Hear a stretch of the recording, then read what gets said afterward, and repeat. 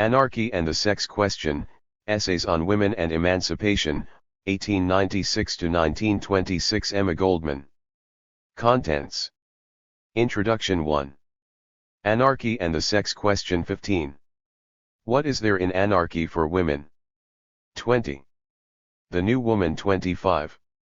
The Tragedy of Woman's Emancipation 27. The White Slave Traffic 36. Woman Suffrage 45. Marriage and Love 58. The Hypocrisy of Puritanism 68. Mary Wollstonecraft, Her Tragic Life and Her 76 Passionate Struggle for Freedom. Jealousy, Causes and a Possible Cure 86. Victims of Morality 94. The Social Aspects of Birth Control 101. Again the Birth Control Agitation 109. The Woman Suffrage Chameleon 113. Louise Michel 117. Emma's Love Views 130. Feminism's Fight Not Vain 133. The Element of Sex in Life 136. Sources 148. 1. Let us not overlook vital things. A few words of introduction. Sean P. Wilbur. Even anarchists have their names to conjure with, and among those the name of Emma Goldman must occupy a special place. It has grown fashionable in some circles to claim, as Margaret C. Anderson once did, that Emma Goldman's genius is not so much that she is a great thinker as that she is a great woman, but if that was true, in some sense at least, it was not because she lacked genius.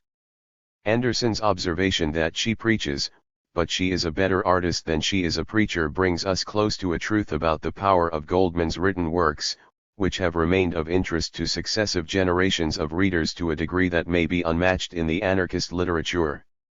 Renowned as a speaker, Goldman also wrote with a remarkable directness and immediacy. Indeed, if Anderson's account is to be believed, perhaps Goldman the artist was even more successful on the printed page than at the podium. Having attended a series of Goldman's lectures in Chicago, Anderson observed that with the exception of 2 or 3 lectures she didn't get away from the obvious sufficiently to make the series distinctive. Let those who are so inclined argue about whether Goldman's essays are profound, according to their own chosen standards, but history seems to attest that they continue to be interesting. They continue to be influential as well, with Anarchism and Other Essays remaining one of the most frequently recommended introductions to anarchism, over 100 years. 2. After its first publication, and no doubt the primacy of art over preaching has contributed to the comparative timelessness of the works. The literary qualities of the essays should come as no surprise to us, given the prominent place of art and literature in Goldman's speeches and writings, and indeed throughout the pages of Mother Earth.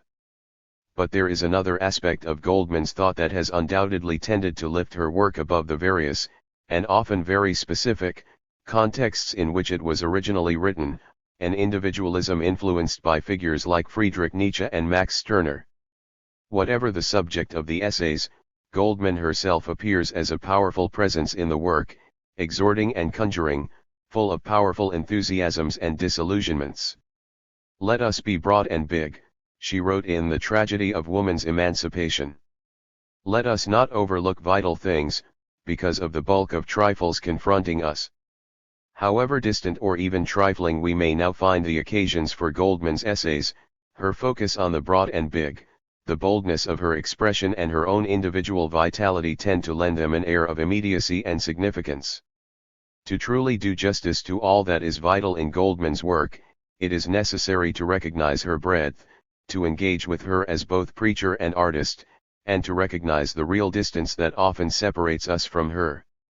We have to take care not let Goldman's great vitality of style distract us from vital facts and distinctions, or from potentially important shifts and even confusions. Immediacy can, after all, be something of a double-edged sword, and polemics aimed at specific historical moments may require closer and closer examination as that moment recedes into the past. Connecting with what was vital for our predecessors often demands a certain broadness and bigness on our part, a willingness to at least temporarily set aside what seems most vital to us. Given these cautions, one might reasonably ask, Why yet another Emma Goldman collection? Why these texts? Why now? Why, particularly, if it appears they present us with an illusion of immediacy, seeming to speak about things that are 3. Important to us? The answers to those questions take us back to the realm of conjuration, both conjuring up and conjuring away, and the specific circumstances under which this collection was conceived. Underscore. I was reminded of that phrase, a name to conjure with, a couple of years ago, while making the rounds of the summer book fairs. I had become very interested in the women active in the early French socialist movement and had begun to translate some previously untranslated texts into English. I assembled 2 issues of a pamphlet with the descriptive if not exactly elegant title Black and Red Feminism from 19th Century France. They included essays, poems, and bits of short fiction by and about writers like Jean Dirouin, Jenny P. D. Harricourt, Victoire Léodile Barra, André Leo, Flora Tristan, and Paul Mink. The reception was, unsurprisingly, a bit tepid. Those are not exactly household names. Tristan is remembered for her proto-syndicalist proposal for a workers' union. Barra and Mink figure as minor characters in the story of the Paris Commune. Dirouin and D. Harricourt are sometimes recalled as women with whom Proudhon debated. But all had the misfortune to have been most active in the period before the First International, to have been most closely associated with socialist currents we now tend to consider utopian, and to have written works that were as literary as they were political. While their radicalism hardly fits the familiar narrative of first-wave feminism, its form has not been easy to situate in other sorts of radical history. That said, while I had anticipated quite a range of reasons why these writings might face resistance from modern readers, the implied disapproval of Emma Goldman was one response I had not expected. But on several different occasions browsers looked up from the Black and Red Feminism pamphlets to declare, with no other prompting, that Emma Goldman was not a feminist. 4. There are statements that are true but still raise more questions than they answer.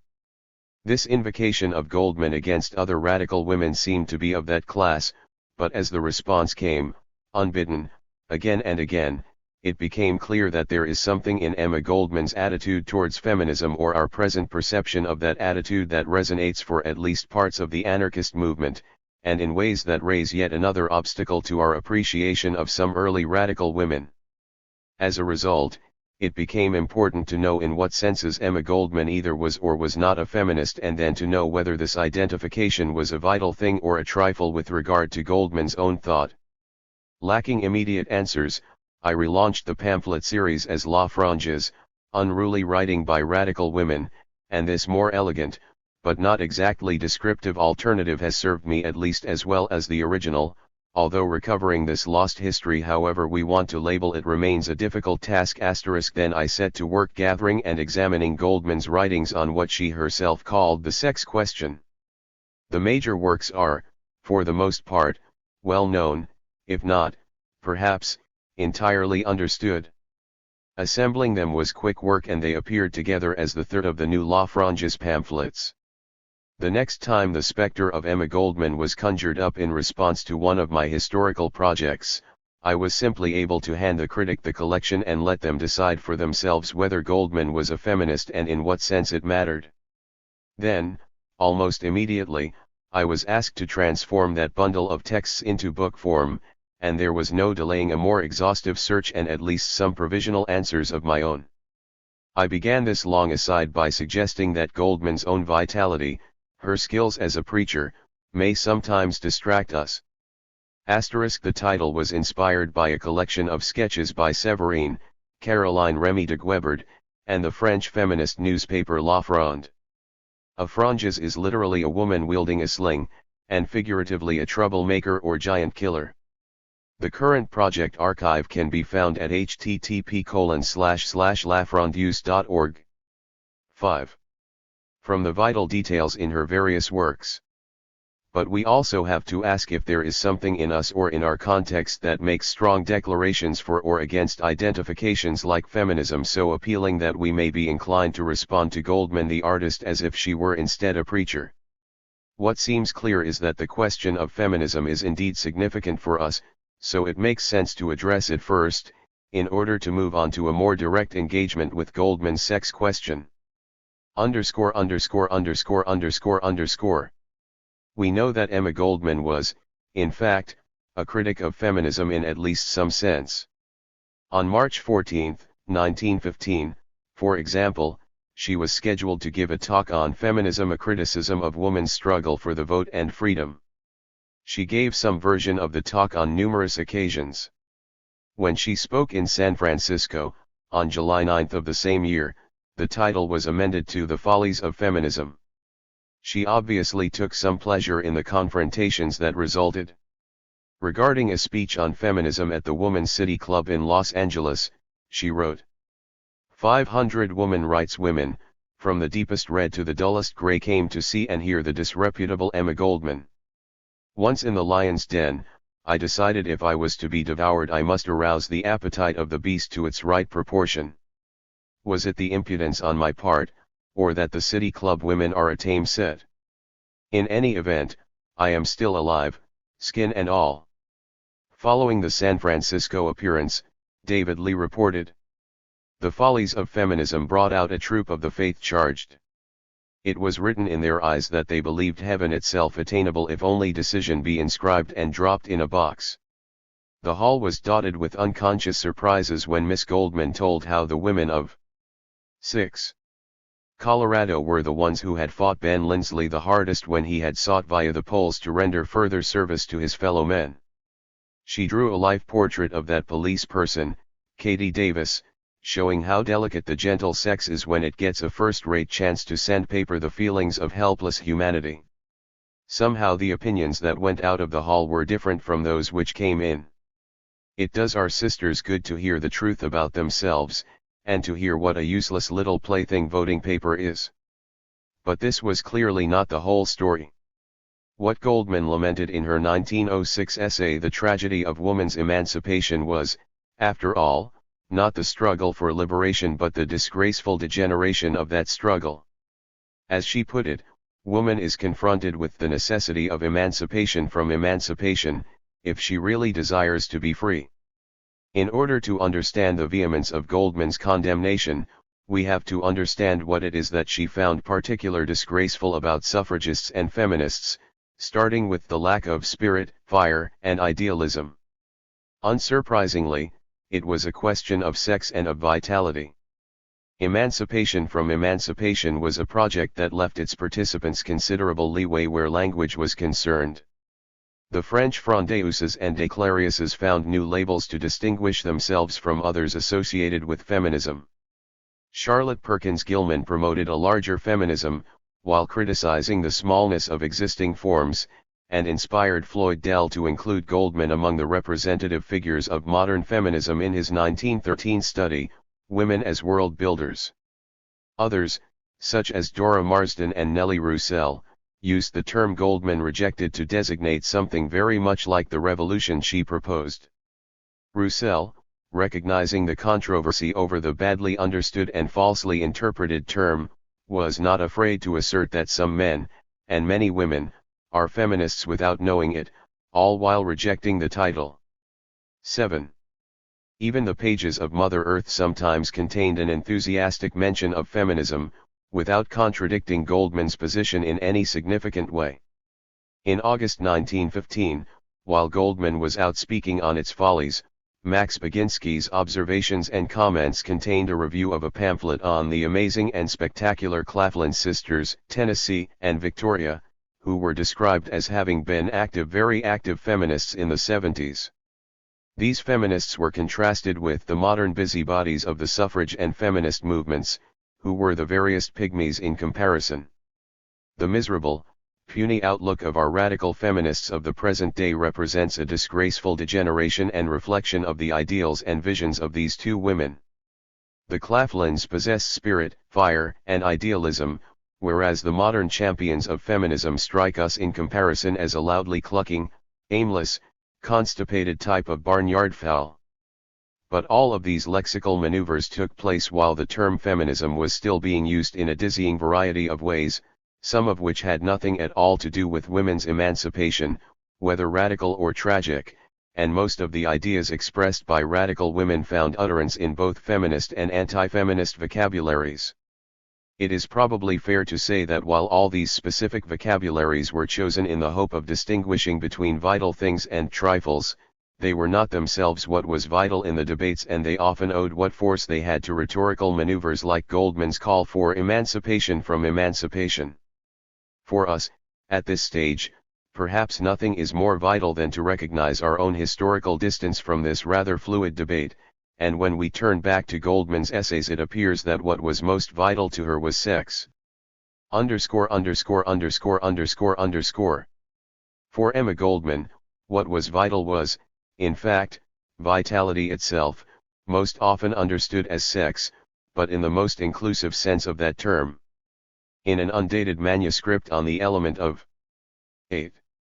Sex in life, she described sex as the most element force in human life. In her discussion, it becomes hard to distinguish sex from life itself, and her interest in sexual science from a commitment to a sort of sexual vitalism. Love and art, procreation and play, and the impetus behind both individual and social development all come back to sex, and not just for human beings. To sex we owe more than poetry, we owe the song of birds, all vocal music and the voice itself, the plumage that comes to supreme glory in the bird of paradise, the mane of the lion, the blush of the maiden, the beard of man, and all higher forms of life in plant and animal worlds. It is woven into every fabric of human life and lays its fingers on every custom. To the debit side of the sex account we must charge many silly stupidities and some of the foulest injustices which go to make the thing we call human culture the amazing and variegated mosaic that it is. Indeed, summing up her position, she claims in a slight misquotation of Walt Whitman that where sex is missing everything is missing. Sex, in these most abstract moments, is Whitman's procreant urge of the world, and we might usefully continue the quotation to glimpse the vision that Goldman seems to be affirming. Sex contains all, bodies, souls. Meanings, proofs, purities, delicacies, results, promulgations, songs, commands, health, pride, the maternal mystery, the seminal milk, all hopes, benefactions, bestowals, all the passions, loves, beauties, delights of the earth. 9. All the governments, judges, gods, followed persons of the earth, these are contained in sex as parts of itself and justifications of itself. This vision, however, was clearly not one that had been embraced by most of humanity. Instead, various powerful institutions in the realms of religion, politics, economics, and social norms had attempted to control the element of sex and limit its expression. As a result, Goldman said, it is not surprising that the most elemental force in human life, sex, should still be degraded and denied. Understood in this way, sex is closely allied with anarchism, which Goldman described as a living force in the affairs of our life, constantly creating new conditions, sharing as enemies the same group of repressive institutions. In much the same way that Proudhon had connected anarchy with the restless progress, Goldman invites us to link anarchy with sex, and both with life, understood as a transforming force.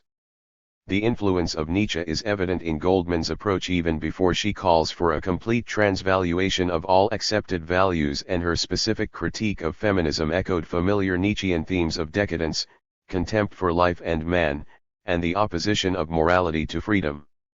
Goldman's references to Nietzsche and Whitman, both exuberant writers, excessive in their expressions, and perhaps prone to take things just a little too far, can perhaps serve us when it appears that Goldman has herself been carried away by her passion for life and freedom.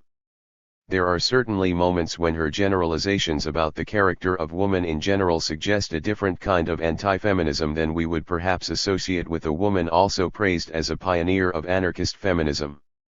But a tendency to mix art and preacherly invective, to move unexpectedly from social science to Jeremiads, and at times to take it all too far, is certainly not unusual in the literature of anarchism. It is perhaps an occupational hazard for those whose 10. Subject matter and values all run towards the unchained and excessive. Some of Goldman's most vehement expressions were almost certainly intended to provoke scandal, but many of us should also be prepared to be scandalized at odd moments when her work seems to echo views of sex that certainly would not have been controversial to much of her audience. As an elemental force, but one expressed through very material bodies, sex was, for Goldman, at once innate and socially conditioned, and its conventional expressions manifested some mix of an ideal and the forces committed to its expression. As a result, Goldman was not simply a critic of traditional gender roles. Motherhood, for example, is presented as a natural manifestation of sex, and Goldman shows a continuing interest in the ideal relation between man and woman. But this is all consistent with the project of transvaluing values or, as Nietzsche also put it, spiritualizing passions. In the manuscript on the element of sex, Goldman quoted from Morality as anti-naturalness, "All passions have a time when they are fatal only, when, with the weight of their folly, they drag their victim down, and they have a later, very much later period, when they wed with spirit, when they are spiritualized." It is clear that Goldman was looking towards a time when all passions will be rid of that weight of folly, and that this conception of the sexual ideal contributed to her defense of sexual passions and practices that might have been considered unnatural by many of her contemporaries. It is, however, equally clear that this approach committed her to some defenses of traditional womanhood, when compared to the new woman of her era. The formula of liberation from liberation asks us to consider what must be rejected, as well as what must be embraced, in both traditional roles and existing rebellions. And perhaps nothing more needs to be said, in general, about Emma Goldman's various engagements with the sex question. If we accept that sex is fundamental, and that it is at once innate and transformative, then we should be prepared. 11. To find a similar dynamic in the writings on the subject. If we expect dynamism in the work, then we should be prepared for all the shifts and potential shocks that it contains. Thus prepared, we can apply ourselves to the task of making our way through Goldman's essays. Given the central place of the element of sex in Goldman's understanding of life, we might have expected her to produce some more extended treatment of the subject, perhaps a treatise like The Social Significance of the Modern Drama. There is no question that such a work would have been of interest to many readers, both within and outside of the anarchist movement. What we have, however, is a considerably more fragmented treatment, with the central concern addressed from various directions under a variety of circumstances. We cannot, for the reasons already touched on, simply treat that piecemeal treatment as if it was a unified work, but perhaps we can glimpse the form of that unwritten treatise in the writings available to us. In fact, taken together, the works at our disposal, if handled with care, provide at least a wonderfully suggestive outline of that treatise. The writings from the 1890s serve as a sort of introduction. Anarchy and the Sex Question, 1896, and What is There in Anarchy for Women? 1897, place Goldman's concerns regarding the sex question explicitly in the context of the agitation for anarchy, even if these works develop the connection more by juxtaposition than exposition. For example, in the 1897 interview, Goldman spoke of the relation that would replace marriage under conditions of real freedom. The alliance should be formed, not as it is now, to give the woman a support and home, but because the love is there, and that state of affairs can only be brought about by an internal revolution, in short, anarchy. It is perhaps not entirely clear which of the previous terms is summarized by anarchy, but perhaps the most promising reading simply joins love, internal revolution, and anarchy as aspects of 12. The transformation that Goldman anticipated. In these early works, Goldman linked a mass of social ills, poverty, marital unhappiness, prostitution, etc. to a system of inequality hardly distinguishable from society itself and manifesting itself equally through church, state, and capitalism. The anarchist dream presented in the first poses an alternative system of perfect equity as a means of cleansing social relations of these various ills, but by the second the dream had become considerably more ambitious. Talk of an equitable marriage state had been abandoned for a vision of free unions, communal child-rearing, and the possibility of plural love affairs, all described as part of a vision of anarchy. Of Goldman's writings, these are among the most compatible with the notion of women's emancipation, understood as an aspect of the larger anarchist project of human emancipation. But in the short speech The New Woman, 1898, we find a compact introduction to Goldman's emerging concerns with that movement. The Mother Earth era and the body of the study then opens with The Tragedy of Woman's Emancipation, 1906, in which Goldman introduced the notion of a movement for women's liberation gone so far wrong that women needed to be emancipated from it. Having achieved merely external emancipation, and that imperfectly, that movement has ironically only strengthened the grip of the internal tyrannies and made of the modern woman an artificial being who reminds one of the products of French arboriculture with its arabesque trees and shrubs, pyramids, wheels, and wreaths, anything except the forms which would be reached by the expression of their own inner qualities. In The White Slave Traffic, 1910, Goldman demonstrated how even the representatives of the most oppressive institutions can claim a part in the struggle for the emancipation of women, provided that evils like prostitution are treated as exceptional, rather than simply one application of a social rule governing all women. No partial solution being possible, the only alternative was a complete transvaluation of all accepted values, including the abolition of industrial slavery, widespread public 13. Education, and an end to the puritanic spirit of the Scarlet Letter days.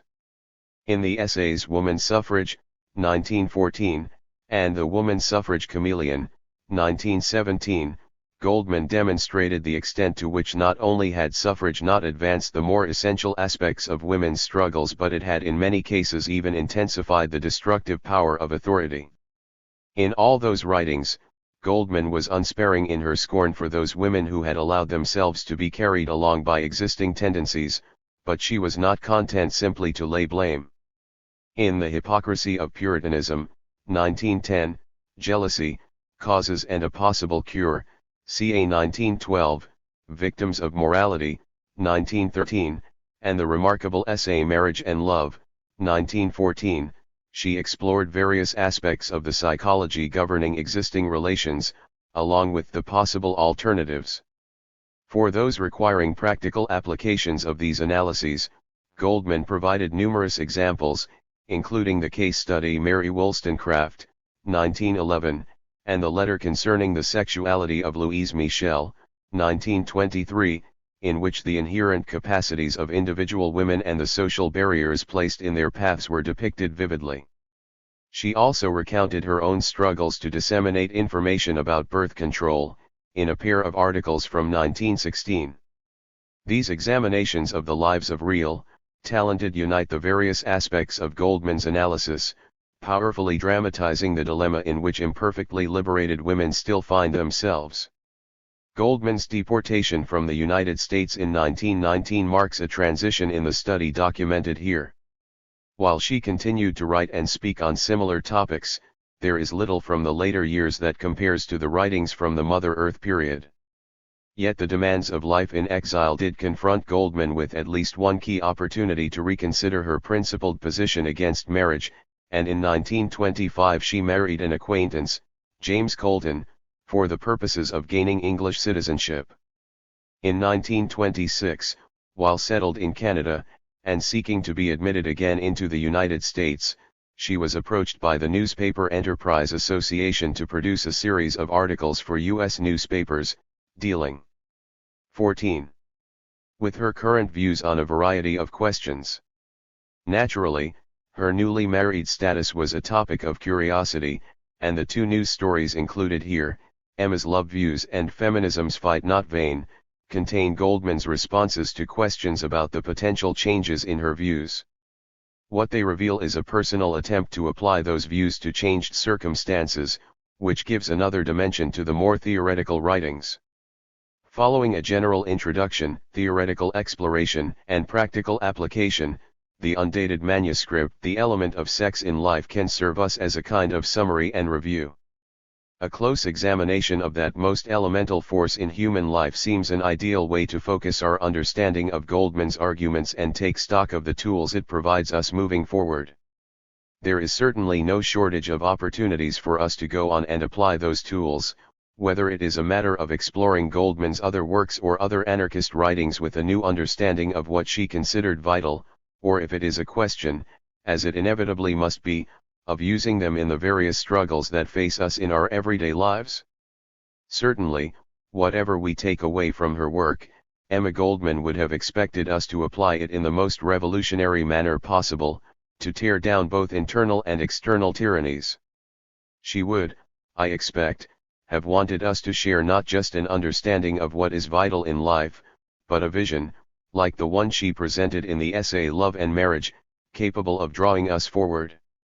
Someday men and women will rise, they will reach the mountain peak, they will meet big and strong and free, ready to receive, to partake, and to bask in the golden rays of love.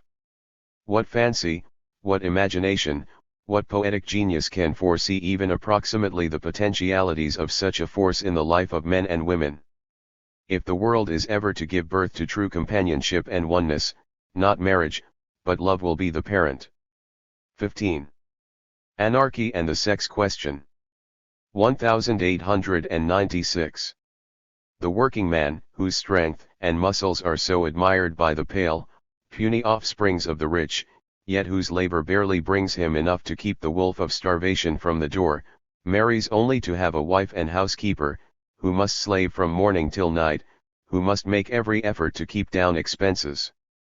Her nerves are so tired by the continual effort to make the pitiful wages of her husband support both of them that she grows irritable and no longer is successful in concealing her want of affection for her lord and master, who, alas, soon comes to the conclusion that his hopes and plans have gone astray, and so practically begins to think that marriage is a failure. The chain grows heavier and heavier. As the expenses grow larger instead of smaller, the wife, who has lost all of the little strength she had at marriage, likewise feels herself betrayed, and the constant fretting and dread of starvation consumes her beauty in a short time after marriage. She grows despondent, neglects her household duties, and as there are no ties of love and sympathy between herself and her husband to give them strength to face the misery and poverty of their lives, instead of clinging to each other, they become more and more estranged, more and more impatient with each other's faults. The man cannot, like the millionaire, go to his club, but he goes to a saloon and tries to drown his misery in a glass of 16. Beer or whiskey. The unfortunate partner of his misery, who is too honest to seek forgetfulness in the arms of a lover, and who is too poor to allow herself any legitimate recreation or amusement, remains amid the squalid, half-kept surroundings she calls home, and bitterly bemoans the folly that made her a poor man's wife. Yet there is no way for them to part from each other. But they must wear it. However galling the chain which has been put around their necks by the law and church may be, it may not be broken unless those two persons decide to permit it to be severed.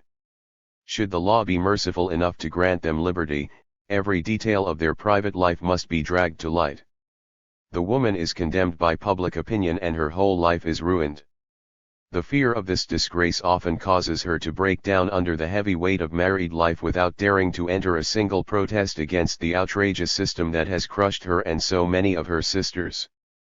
The rich endure it to avoid scandal, the poor for the sake of their children and the fear of public opinion. Their lives are one long continuation of hypocrisy and deceit. The woman who sells her favors is at liberty to leave the man who purchases them at any time, while the respectable wife cannot free herself from a union which is galling to her.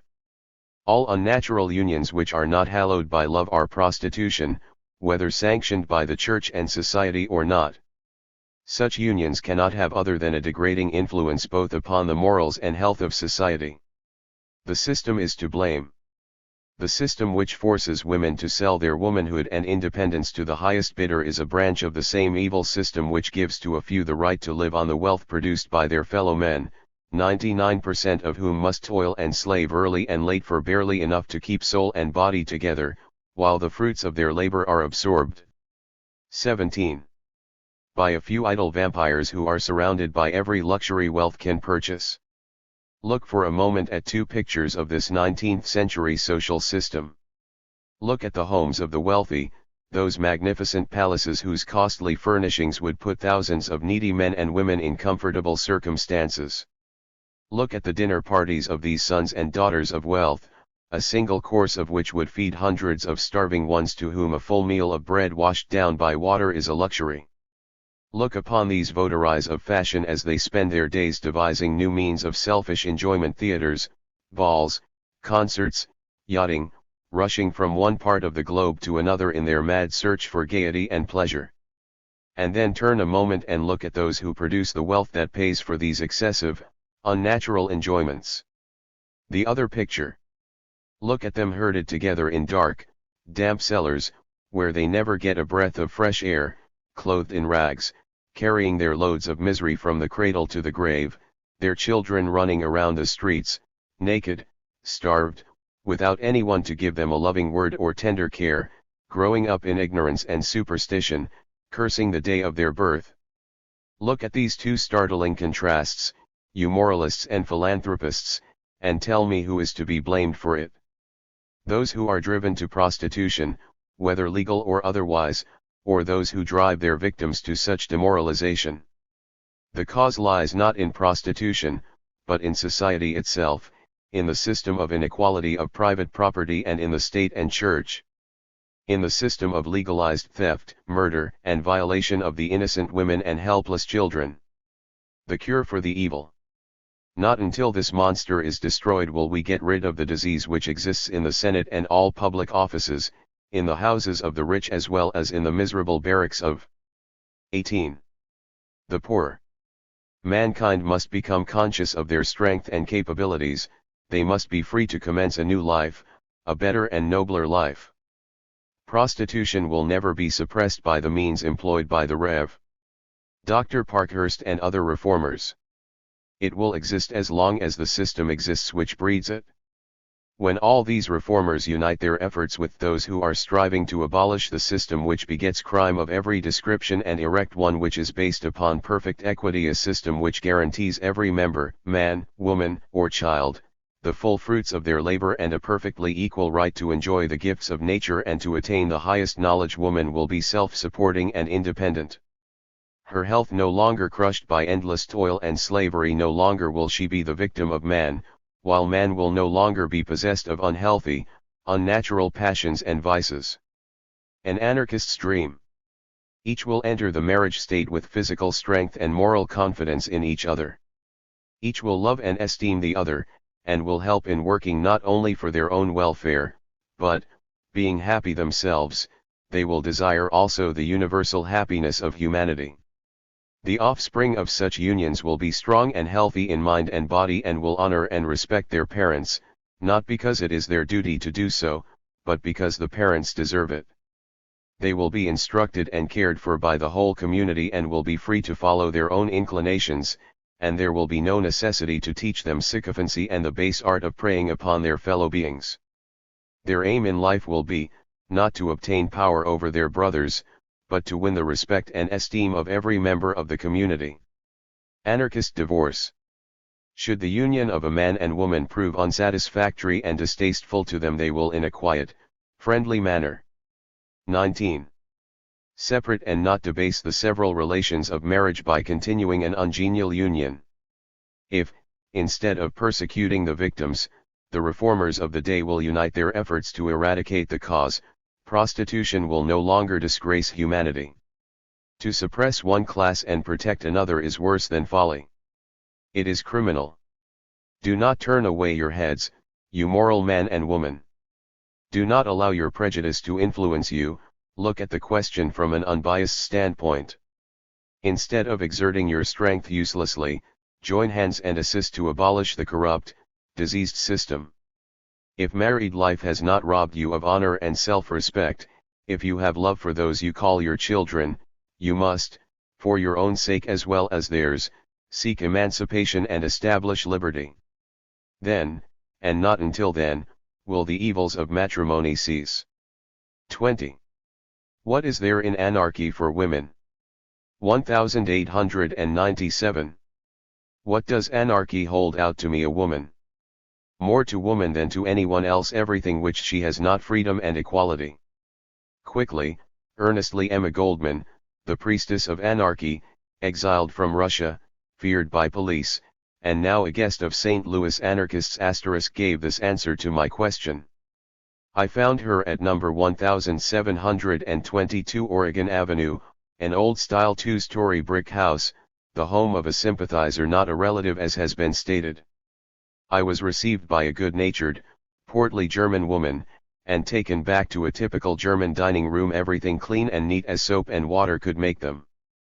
After carefully dusting a chair for me with her apron, she took my name back to the bold little freethinker. I was welcome. I found Emma Goldman sipping her coffee and partaking of bread and jelly, as her morning's repast. She was neatly clad in a percale shirt-waist and skirt, with white collar and cuffs, her feet encased in a loose pair of cloth slippers.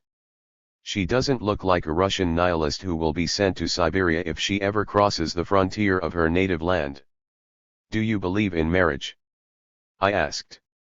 I do not, answered the fair little anarchist, as promptly as before. I believe that when two people love each other, that no judge, minister, or court, or body of people, have anything to do with it. They themselves are the ones to determine the relations which they shall hold with one another. When that relation becomes irksome to either party, or one of the parties, then it can be as quietly terminated as it was formed. Miss Goldman gave a little nod of her head to emphasize her words, and quite a pretty head it was, crowned with soft brown hair, combed with a bang and brushed to one side. Her eyes are the honest blue, her complexion clear and white. Her nose, though rather broad and of a Teutonic type, was well formed. She is short of stature, with a well-rounded figure. Her whole type is more German than Russian. The only serious physical failing that she has is in her eyes. She is so extremely nearsighted that with glasses she can scarcely distinguish print. The alliance should be formed, she continued, not as it is now, to give the woman a support and home, but because the love is there, and that state of affairs can only be brought about by an internal revolution, in short, anarchy. She said this as calmly as though she had just expressed an ordinary everyday fact, but the glitter in her eyes showed the internal revolutions already at work in her busy brain. What does anarchy promise woman? It holds everything for woman: freedom, equality, everything that woman has not now. Isn't woman free? 22. Free. She is the slave of her husband and her children. She should take her part in the business world the same as the man, she should be his equal before the world, as she is in the reality. She is as capable as he, but when she labors she gets less wages. Why? Because she wears skirts instead of trousers. But what is to become of the ideal home life, and all that now surrounds the mother, according to a man's idea? Ideal home life, indeed. The woman, instead of being the household queen, told about in story books, is the servant, the mistress, and the slave of both husband and children. She loses her own individuality entirely, even her name she is not allowed to keep. She is the mistress of John Brown or the mistress of Tom Jones, she is that and nothing else. That is the way I think of her. Miss Goldman has a pleasant accent. She rolls her R's and changes her R's into V's and vice versa, with a truly Russian pronunciation. She gesticulates a great deal. When she becomes excited, her hands and feet and shoulders all help to illustrate her meanings. What would you do with the children of the anarchistic era? The children would be provided with common homes, big boarding schools, where they will be properly cared for and educated and in every way as good, and in most cases, better care than they would receive in their own homes. Very few mothers know how to take proper care of their children, anyway. It is a science only a very few have learned. But the women that desire a home life and the care of their own children, the domestic woman, What of her? Oh, of course, the women that desire could keep their children home and confine themselves as strictly as domestic duties as they desired. But it would give those women who desire something broader, a chance to attain any height they desired. With no poor, and no capitalists, and one common purse, this earth will afford the heaven that the Christians are looking for in another world. What is there in anarchy for women? 23. She gazed contemplatively in the bottom of the empty coffee cup, as though she saw in imagination the ideal state, already an actuality. Who will take care of the children? I asked, breaking in upon her reverie. Everyone, she answered, has tastes and qualifications suiting them to some occupation. I am a trained nurse. I like to care of the sick. So it will be with some women. They will want to care for and teach the children. Won't the children lose their love for their parents and feel the lack of their companionship? A thought of the affectionate little darlings being relegated to a sort of orphan asylum crossed my mind. The parents will have the same opportunities of gaining their confidences and affections as they have now. They can spend just as much time there as they please or have them with them just as often as desired. They will be the children of love, healthy, strong-minded, and not as now, in most cases, born of hate and domestic dissensions. What do you call love? When a man or a woman finds some quality or qualities in another that they admire and has an overweening desire to please that person, even to the sacrificing of personal feeling, when there is that subtle something drawing them together, that those who love recognize, and feel it in the inmost fiber of their being, then I call that love. She finished speaking and her face was suffused with a rosy blush. Can a person love more than one at a time? I don't see why not if they find the same lovable qualities in several persons. What should prevent one loving the same things in all of them? If we cease to love the man or woman and find someone else, as I said before, we talk it over and quietly change the mode of living. The private affairs of the family need not then be talked over in the courts and become public property. No one can control the affections, therefore there should be no jealousies. 24. Heartaches? Oh, yes, she said, sadly, but not hatred because he or she has tired of the relations. The human race will always have heartaches as long as the heart beats in the breast. My religion, she laughingly repeated. I was of the Hebrew faith when a girl, you know I am a Jewess, but now I am an atheist. No one has been able to prove either the inspiration of the Bible or the existence of a God to my satisfaction. I believe in no hereafter except the hereafter that is found by the physical matter existing in the human body. I think that lives again in some other form, and I don't think that anything once created over is lost. It goes on and on in first one shape, then another. There is no such thing as a soul, it is all the physical matter. Pretty Miss Goldman finished speaking, and a delicate flush mounted to her cheek as I asked her if she intended to marry. No, I don't believe in marriage for others, and I certainly should not preach one thing and practice another. She sat in an easy attitude with one leg crossed over the other. She is in every sense a womanly-looking woman, with masculine mind and courage. She laughed as she said there were 50 police at her lecture on Wednesday night, and she added, if there had been a bomb thrown I surely would have been blamed for it. 25. The New Woman. An address by Emma Goldman before the Liberal Progressive Society, of Providence, R.I. 1898. The Bible story of woman's inequality and inferiority is based on the declaration of her being created from the rib of man. Woman cannot without equal opportunity ever rise to equality with him, and hence women are slaves to society as a consequence, and intensified under the marriage code. Despotic rule causes people to revolt, and they will do so as a necessity. Woman is bred to be seen and for outside show, and hence the sham in society. Her only mission is to marry and to be a wife and mother, and to cater to a husband who for this will support her.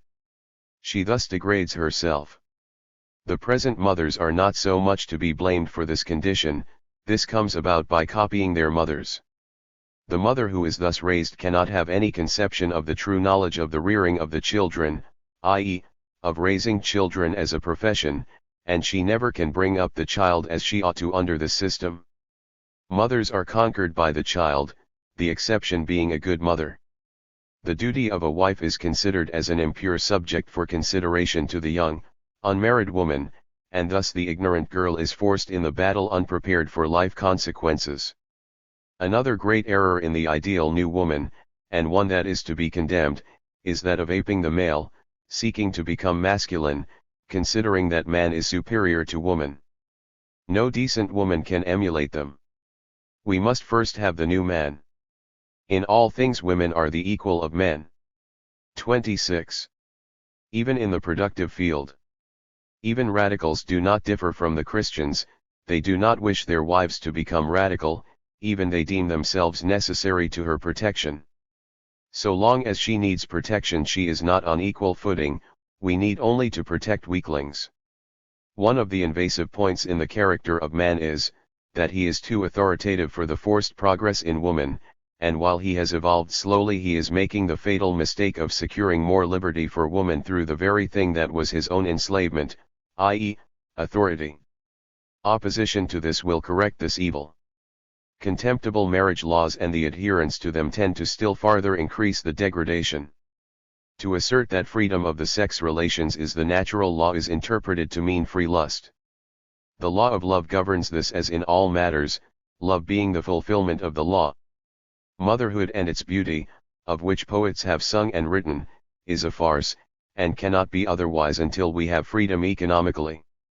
Men are all heroes at home, but cowards abroad. Women, too, would be as unjust at the ballot box as are the men. They are tyrants as well as are the men.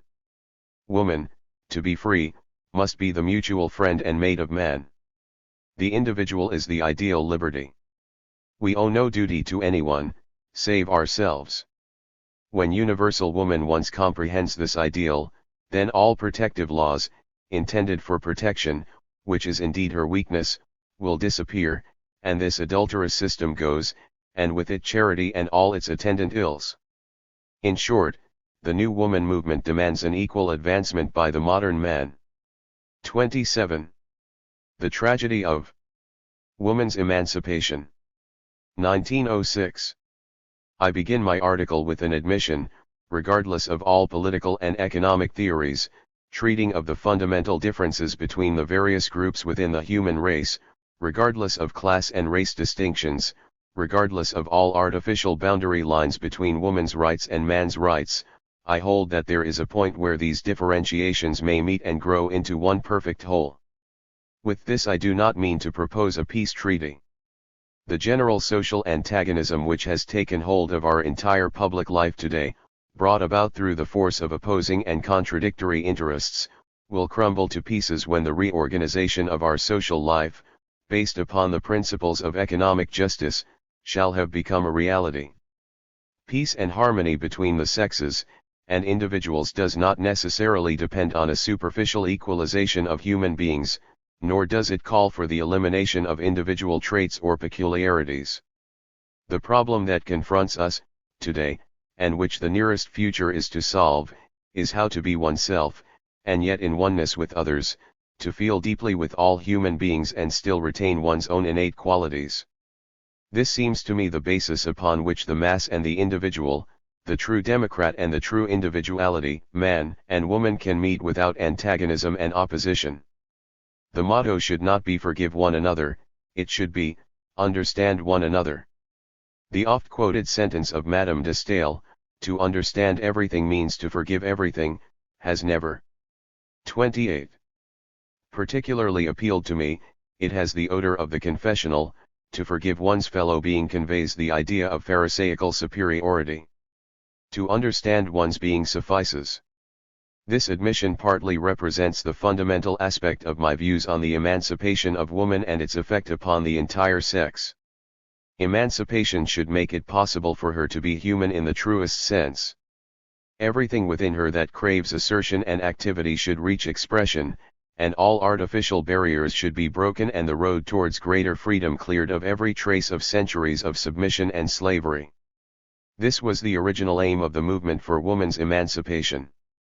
but the results so far achieved have isolated woman and have robbed her of the fountain springs of that happiness which is so essential to her. Merely external emancipation has made of the modern woman an artificial being who reminds one of the products of French arboriculture with its arabesque trees and shrubs, pyramids, wheels and wreaths, anything except the forms which would be reached by the expression of their own inner qualities. Such artificially grown plants of the female sex are to be found in large numbers, especially in the so-called intellectual sphere of our life. Liberty and equality for woman. What hopes and aspirations these words awakened when they first uttered by some of the noblest and bravest souls of those days. The sun in all its light and glory was to rise upon a new world. In this world woman was to be free to direct her own destiny, an aim certainly worthy of the great enthusiasm, courage, perseverance, and ceaseless effort of the tremendous host of pioneer men and women, who staked everything against a world of prejudice and ignorance. My hopes also move towards that goal, but I insist that the emancipation of woman, as interpreted and practically applied today, has failed to reach that great end. Now, woman is confronted with the necessity of emancipation from emancipation, if she really desires to be free.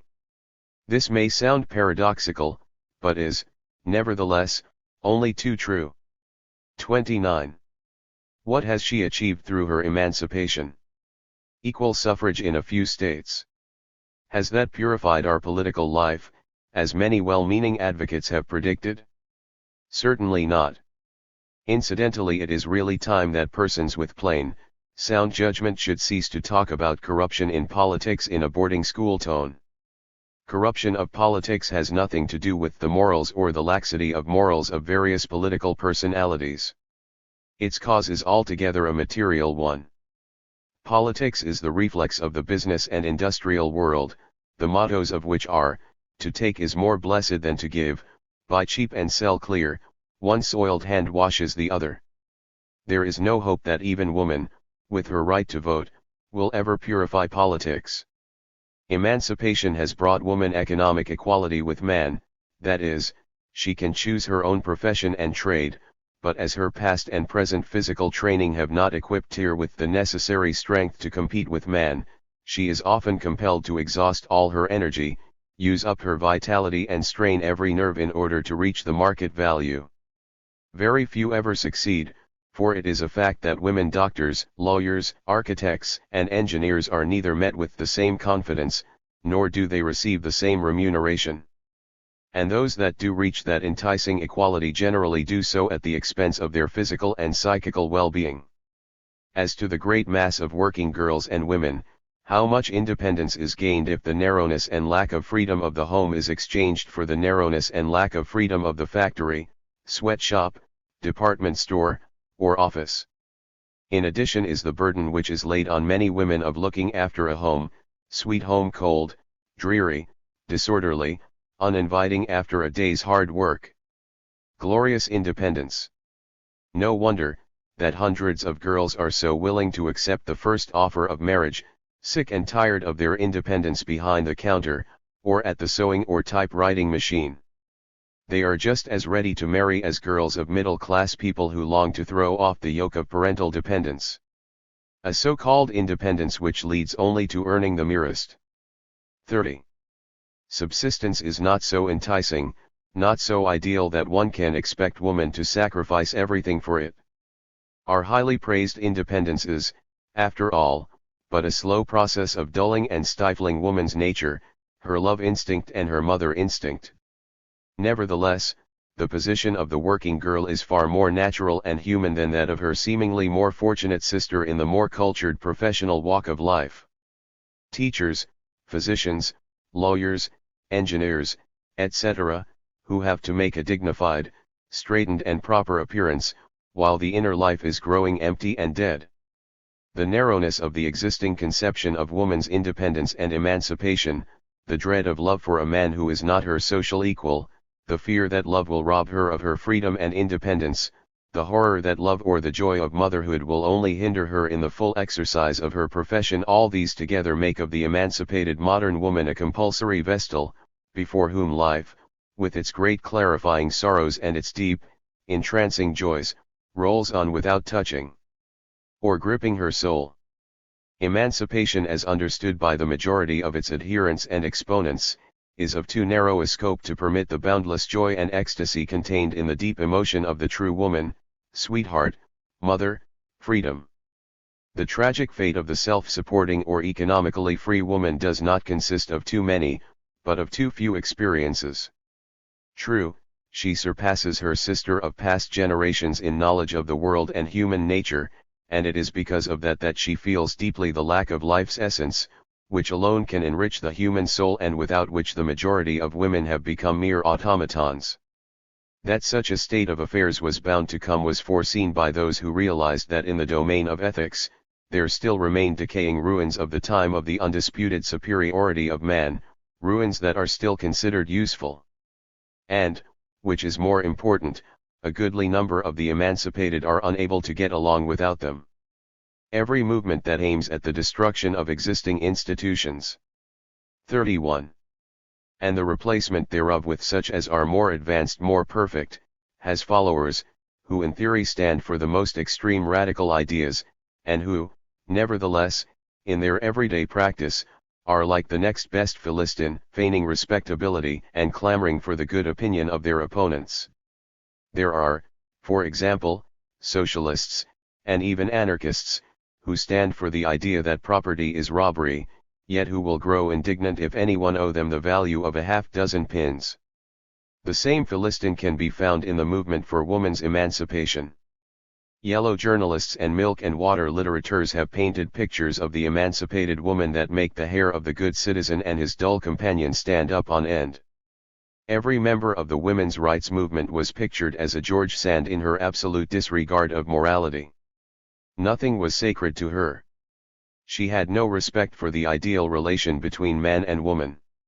In short, emancipation stood only for a reckless life of lust and sin, regardless of society, religion, and morality.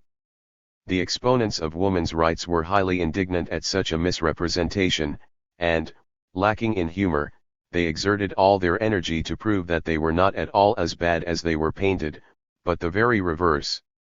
Of course, as long as woman was the slave of man, she could not be good and pure, but now that she was free and independent she would prove how good she could be and how her influence would have a purifying effect on all institutions in society. True, the movement for women's rights has broken many old fetters, but it has also established new ones. The great movement of true emancipation has not met with a great race of women, who could look liberty in the face. Their narrow puritanical vision banished man as a disturber and doubtful character out of their emotional life. Man was not to be tolerated at any price, except perhaps as the father of a child, since a child could not very well come to life without a father. Fortunately, the rigid Puritanism never will be strong enough to kill the innate craving for motherhood. But woman's freedom is closely allied to man's freedom, and many of my so-called emancipated sisters seem to overlook the fact that a child born 32 in freedom needs the love and devotion of each human being about him, man as well as woman. Unfortunately, it is this narrow conception of human relations that has brought about a great tragedy in the lives of the modern man and woman. About 15 years ago appeared a work from the pen of the brilliant Norwegian writer, Laura Marholm, called Woman, a Character Study. She was one of the first to call attention to the emptiness and narrowness of the existing conception of woman's emancipation and its tragic effect upon the inner life of woman. In her work she speaks of the fate of several gifted women of international fame, the genius, Eleonora Duse, the great mathematician and writer, Sanya Kovalevskaya, the artist and poet Nature, Marie Bashkirtsev, who died so young. Through each description of the lives of these women of such extraordinary mentality, runs a marked trail of unsatisfied craving for a full, rounded, complete and beautiful life, and the unrest and loneliness resulting from the lack of it. Through these masterly psychological sketches, one cannot help but see that the higher the mental development of woman, the less possible it is for her to meet a congenial mate, who will see in her, not only sex, but also the human being, the friend, comrade and strong individuality who cannot and ought not lose a single trait of her character. The average man with his self-sufficiency, his ridiculously superior airs of patronage towards the female sex, is an impossibility for woman, as depicted in the character study by Laura Marholm. Equally impossible for her is the man who can see in her nothing more than her mentality and genius, and who fails to awaken her woman nature. A rich intellect and a fine soul are usually considered necessary attributes of a deep and beautiful personality. In the case of the modern woman, these attributes serve as a hindrance to the complete assertion of her being. For over 100 years, the old form of marriage, based on the Bible, "Till death us do part," has been denounced as an institution that stands for the sovereignty of the man over the woman, of complete submission to his whims and commands and the absolute dependence. 33. Upon his name and support.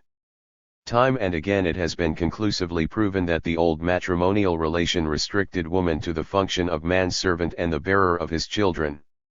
And yet we find many emancipated women prefer marriage with all its deficiencies to the narrowness of an unmarried life, narrow and unendurable because of the chains of moral and social prejudice that cramp and bind her nature. The cause for such inconsistency on the part of many advanced women is to be found in the fact that they never truly understood the meaning of emancipation. They thought that all that was needed was independence from external tyrannies, the internal tyrants, far more harmful to life and growth, such as ethical and social conventions, were left to take care of themselves, and they have taken care of themselves. They seem to get along beautifully in the heads and hearts of the most active exponents of woman's emancipation, as in the heads and hearts of our grandmothers. These internal tyrants, whether they be in the form of public opinion or what will mother say, or brother, father, aunt or relative of any sort, what will Mrs. Grundy, Mr. Comstock, the employer, the Board of Education say? All these busybodies, moral detectives, jailers of the human spirit, what will they say? Until woman has learned to defy them all, to stand firmly on her own ground and to insist upon her own unrestricted freedom, to listen to the voice of her nature, whether it call for life's greatest treasure, love for a man, or her most glorious privilege, the right to give birth to a child, she cannot call herself emancipated. How many emancipated women are brave enough to acknowledge that the voice of love is calling, wildly beating against, their breasts demanding to be satisfied? The French novelist, Jean Ribrac, in one of his novels, New Beauty, attempts to picture the ideal, beautiful, emancipated woman. This ideal is embodied in a young girl, a physician. She talks very clearly and wisely of how to feed infants, she is kind and administers medicines free to poor mothers. She converses with a young man of her acquaintance about the sanitary conditions of the future and how various bacilli and 34. Germs shall be exterminated by the use of stone walls and floors, and the doing away of rugs and hangings. She is, of course, very plainly and practically dressed, mostly in black. The young man who, at their first meeting was overawed by the wisdom of his emancipated friend, gradually learns to understand her, and recognizes one fine day that he loves her. They are young and she is kind and beautiful, and though always in rigid attire, her appearance is softened by her spotlessly clean white collar and cuffs. One would expect that he would tell her of his love, but he is not one to commit romantic absurdities. Poetry and the enthusiasm of love cover their blushing faces before the pure beauty of the lady.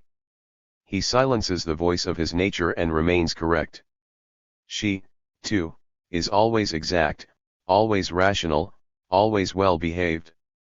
I fear if they had formed a union, the young man would have risked freezing to death.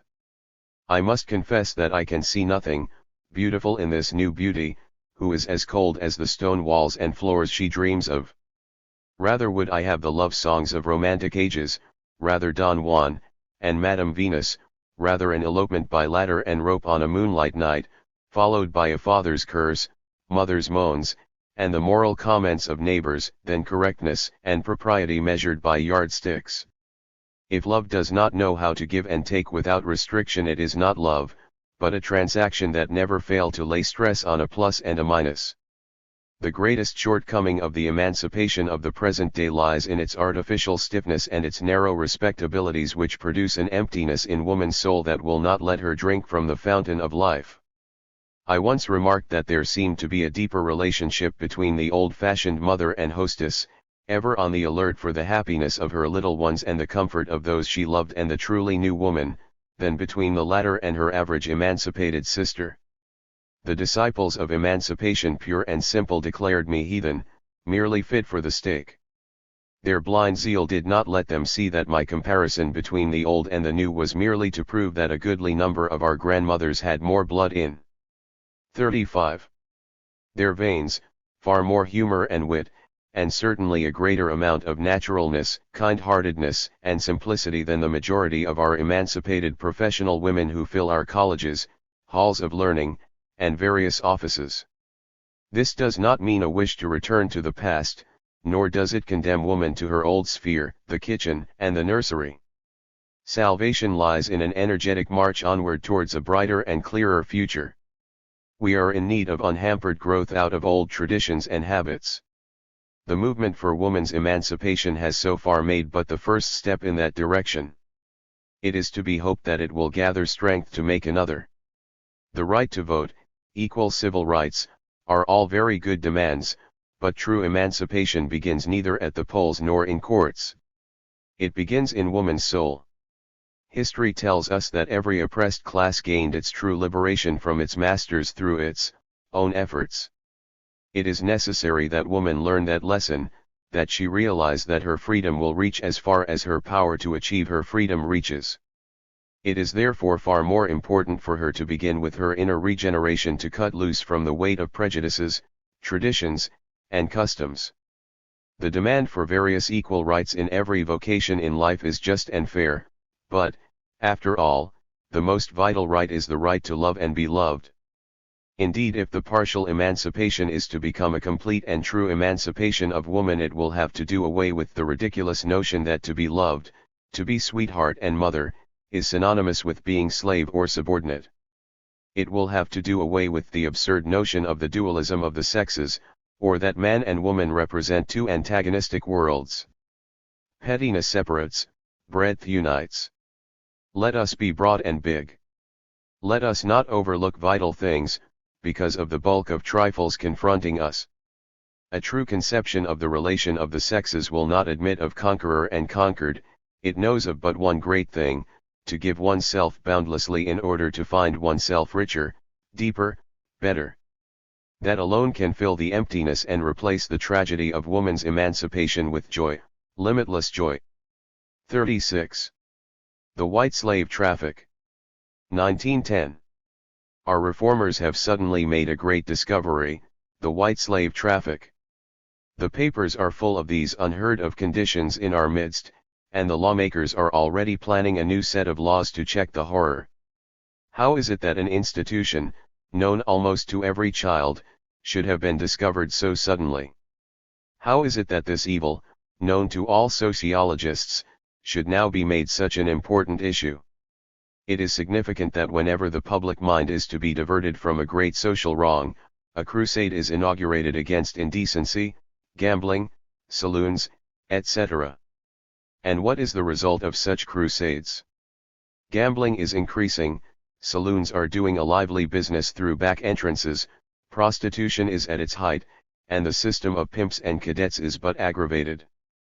To assume that the recent investigation of the white slave traffic by George Kib Turner and others, and by the way, a very superficial investigation, has discovered anything new is, to say the least, very foolish. Prostitution was and is a widespread evil, yet mankind goes on its business, perfectly indifferent to the sufferings and distress of the victims of prostitution. As indifferent, indeed, as mankind has so far remained to our industrial system, or to economic prostitution. Only when human sorrows are turned into a toy with glaring colors will baby people become interested, for a while at least. The people are a very fickle baby that must have new toys every day. The righteous cry against the white slave traffic. 37. Slave traffic is such a toy. It serves to amuse the people for a little while, and it will help to create a few more fat political jobs parasites who stalk about the world as inspectors, investigators, detectives, etc. What really is the cause of the trade in women? Not merely white women, but yellow and black women as well. Exploitation, of course, the merciless Moloch of capitalism that fattens on underpaid labor, thus driving thousands of women and girls into prostitution. With Mrs. Warren these girls feel, why waste your life working for a few shillings a week in a scullery, 18 hours a day? Naturally, our reformers say nothing about this cause. George Kib Turner and all other scribblers know the cause well enough, but it doesn't pay to say anything about it. It is so much more profitable to play the Pharisee, to pretend an outraged morality, than to go to the bottom of things. Yet no less an authority than Dr. Sanger, the author of The History of Prostitution, although not a radical, has this to say. A prolific cause of female depravity can be found in the several tables, showing the description of the employment pursued and the wages received by the women previous to their fall, and it will be a question for the political economist to decide how far mere business consideration should be an apology on the part of employers for a reduction in their rates of remuneration, and whether the savings of a small percentage on wages is not more than counterbalanced by the enormous amount of taxation enforced on the public at large to defray the expenses incurred on account of a system of vice, which is the direct result in many cases of insufficient compensation of honest labor. The economic reason given for prostitution in the above quotation can be found in all works of any consequence dealing with the question. Nor is it necessary to seek information in books, one has but to observe everyday life to realize that there are thousands of girls working for $2 or $3 a week, withering away in factories and shops, while life passes by in all its joy and glory, leaving them behind. What else are they to do? However, our present-day reformers would do well to look into Dr. Sanger's book.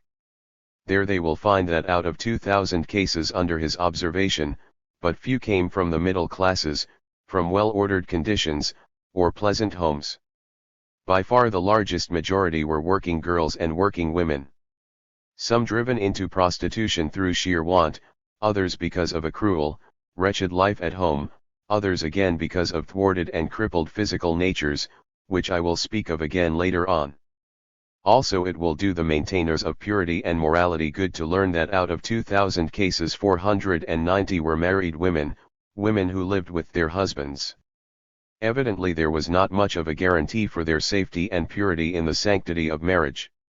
The very last to cry out against prostitution is our respectable class, since it was that class that ushered in prostitution, from Moses to Trinity Church.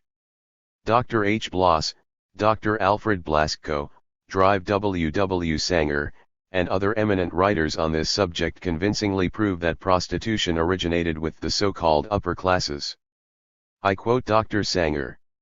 Our most ancient and historical records are believed to be the books of Moses. According to them it must be admitted that prostitutes were common among the Jews, many centuries before Christ. Moses appears to have connived at the intercourse of Jewish young men with foreign prostitutes. He took an Ethiopian woman himself. Assyrian women, Moabites, Midianites, and other neighbors of the Jews established themselves as prostitutes in the land of Israel. Jephthah, the son of a prostitute, became none the less chief of Israel. Moses evidently believed that therein lay the greatest safeguard for the daughters of his own people. We shall see presently that the Christians were not so considerate of their own daughters, since they did not employ foreigners for that purpose. The white slave traffic. 39. The history of the Christian Church will also serve as a history of prostitution, since the two always went hand in hand and furnished thereby great revenues for the Church. Dr. Sanger cites the case of Pope Clement II, who issued a bull that all prostitutes were to pay a certain amount of their earnings, or that those living on prostitution were compelled to give half their income to the Church. Pope Sixtus IV received 20,000 ducats from a single brothel, which, incidentally, he himself had built. Nor is it unknown that a great many cloisters and nunneries were in reality nothing else than brothels. In modern times the Church is a little more careful in that direction. At least, it does not openly demand tribute from prostitutes. It finds it much more profitable to go in for real estate, like Trinity Church, for instance, to rent out death traps at an exorbitant price to those who live off and on prostitution. Much as I should like to, my space will not admit speaking of prostitution in Egypt, Greece, Rome, and during the Middle Ages. The conditions in the latter period are particularly interesting, inasmuch as prostitution was organized into guilds, presided over by a brothel queen. These guilds employed strikes as a medium of improving their condition and keeping a standard price. Certainly that is more practical a method than the one used by the modern wage slave in society. Never, however, did prostitution reach its present depraved and criminal position, because at no time in past ages was prostitution persecuted and hounded as it is today, especially in Anglo-Saxon countries, where Phariseeism is at its height, where each one is busy hiding the skeletons in his own home by pointing to the sore of the other fellow. But I must not lose sight of the present issue, the white slave traffic. I have already spoken of the economic cause, but I think a cause much deeper and by far of greater importance is the complete ignorance on sex matters. It is a conceded fact that woman has been reared as a sex commodity, and yet she 40. Is kept in absolute ignorance of the meaning and importance of sex. Everything dealing with that subject is suppressed, and people who attempt to bring light into this terrible darkness are persecuted and thrown into prison. Yet it is nevertheless true that so long as a girl is not to know how to take care of herself, not to know the function of the most important part of her life, we need not be surprised if she becomes an easy prey to prostitution or any other form of a relationship which degrades her to the position of an object for mere sex gratification. It is due to this ignorance that the entire life and nature of the girl is thwarted and crippled. We have long ago taken it as a self-evident fact that the boy may follow the call of the wild, that is to say that the boy may, as soon as his sex nature asserts itself, satisfy that nature, but our moralists are scandalized at the very thought that the nature of a girl should assert itself. To the moralist, prostitution does not consist so much in the fact that the woman sells her body, but rather that she sells it to many. Having been looked upon as a mere sex commodity, the woman's honor, decency, morality, and usefulness have become a part of her sex life.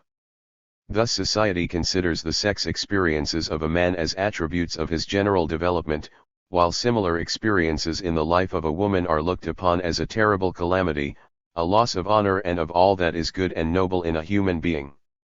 This double standard of morality has played no little part in the creation and perpetuation of prostitution. It involves the keeping of the young in absolute ignorance on sex matters, which alleged innocence, together with an overwrought and stifled sex nature, helps to bring about a state of affairs that our Puritans are so anxious to avoid or prevent. This state of affairs finds a masterly portrayal in Zola's Fecundity. Girls, mere children, work in crowded, overheated rooms 10 to 12 hours daily at a machine, which tends to keep them in a constant overexcited sex state. Many of these girls haven't any home or comforts of any kind, therefore the street. The white slave traffic. 41. Or some place of cheap amusement is the only means of forgetting their daily routine. This naturally brings them into close proximity with the other sex. It is hard to say which of the two factors brings the girl's oversexed condition to a climax, but it certainly is the most natural thing that a climax should follow. That is the first step toward prostitution. Nor is the girl to be held responsible for it. On the contrary, it is altogether the fault of society, the fault of our lack of understanding, of lack of appreciation of life in the making. Especially is it the criminal fault of our moralists, who condemn a girl for all eternity because she has gone from the path of virtue, that is, because her first sex experience has taken place without the sanction of the church or state. The girl finds herself a complete outcast, with the doors of home and society closed in her face. Her entire training and tradition are such that the girl herself feels depraved and fallen, and therefore has no ground to stand upon, or any hold that will lift her up, instead of throwing her down. Thus society creates the victims that it afterwards vainly attempts to get rid of. Much stress is laid on white slaves being imported into America. How would America ever retain her virtue if she didn't have Europe to help her out? I will not deny that this may be the case in some instances, any more than I will deny that there are emissaries of Germany and other countries luring economic slaves into America, but I absolutely deny that prostitution is recruited, to any appreciable extent, from Europe. It may be true that the majority of prostitutes of New York City are foreigners, but that is only because the majority of the population is foreign. The moment we go to any other American city, to Chicago or the Middle West, we shall find that the number of foreign prostitutes is by far a minority. Equally exaggerated is the belief that the majority of street girls in this city were engaged in this business before they came to America. Most of the girls speak excellent English. They are Americanized in habits and appearance, a thing absolutely impossible unless they have lived in this 42 country many years. That is, they were driven into prostitution by American conditions, by the thoroughly American custom for excessive display of finery and clothes, which, of course, necessitates money that cannot be earned in shops or factories. The equanimity of the moralists is not disturbed by the respectable woman gratifying her clothophobia by marrying for money. Why are they so outraged if the poor girl sells herself for the same reason? The only difference lies in the amount received, and of course in the seal society either gives or withholds.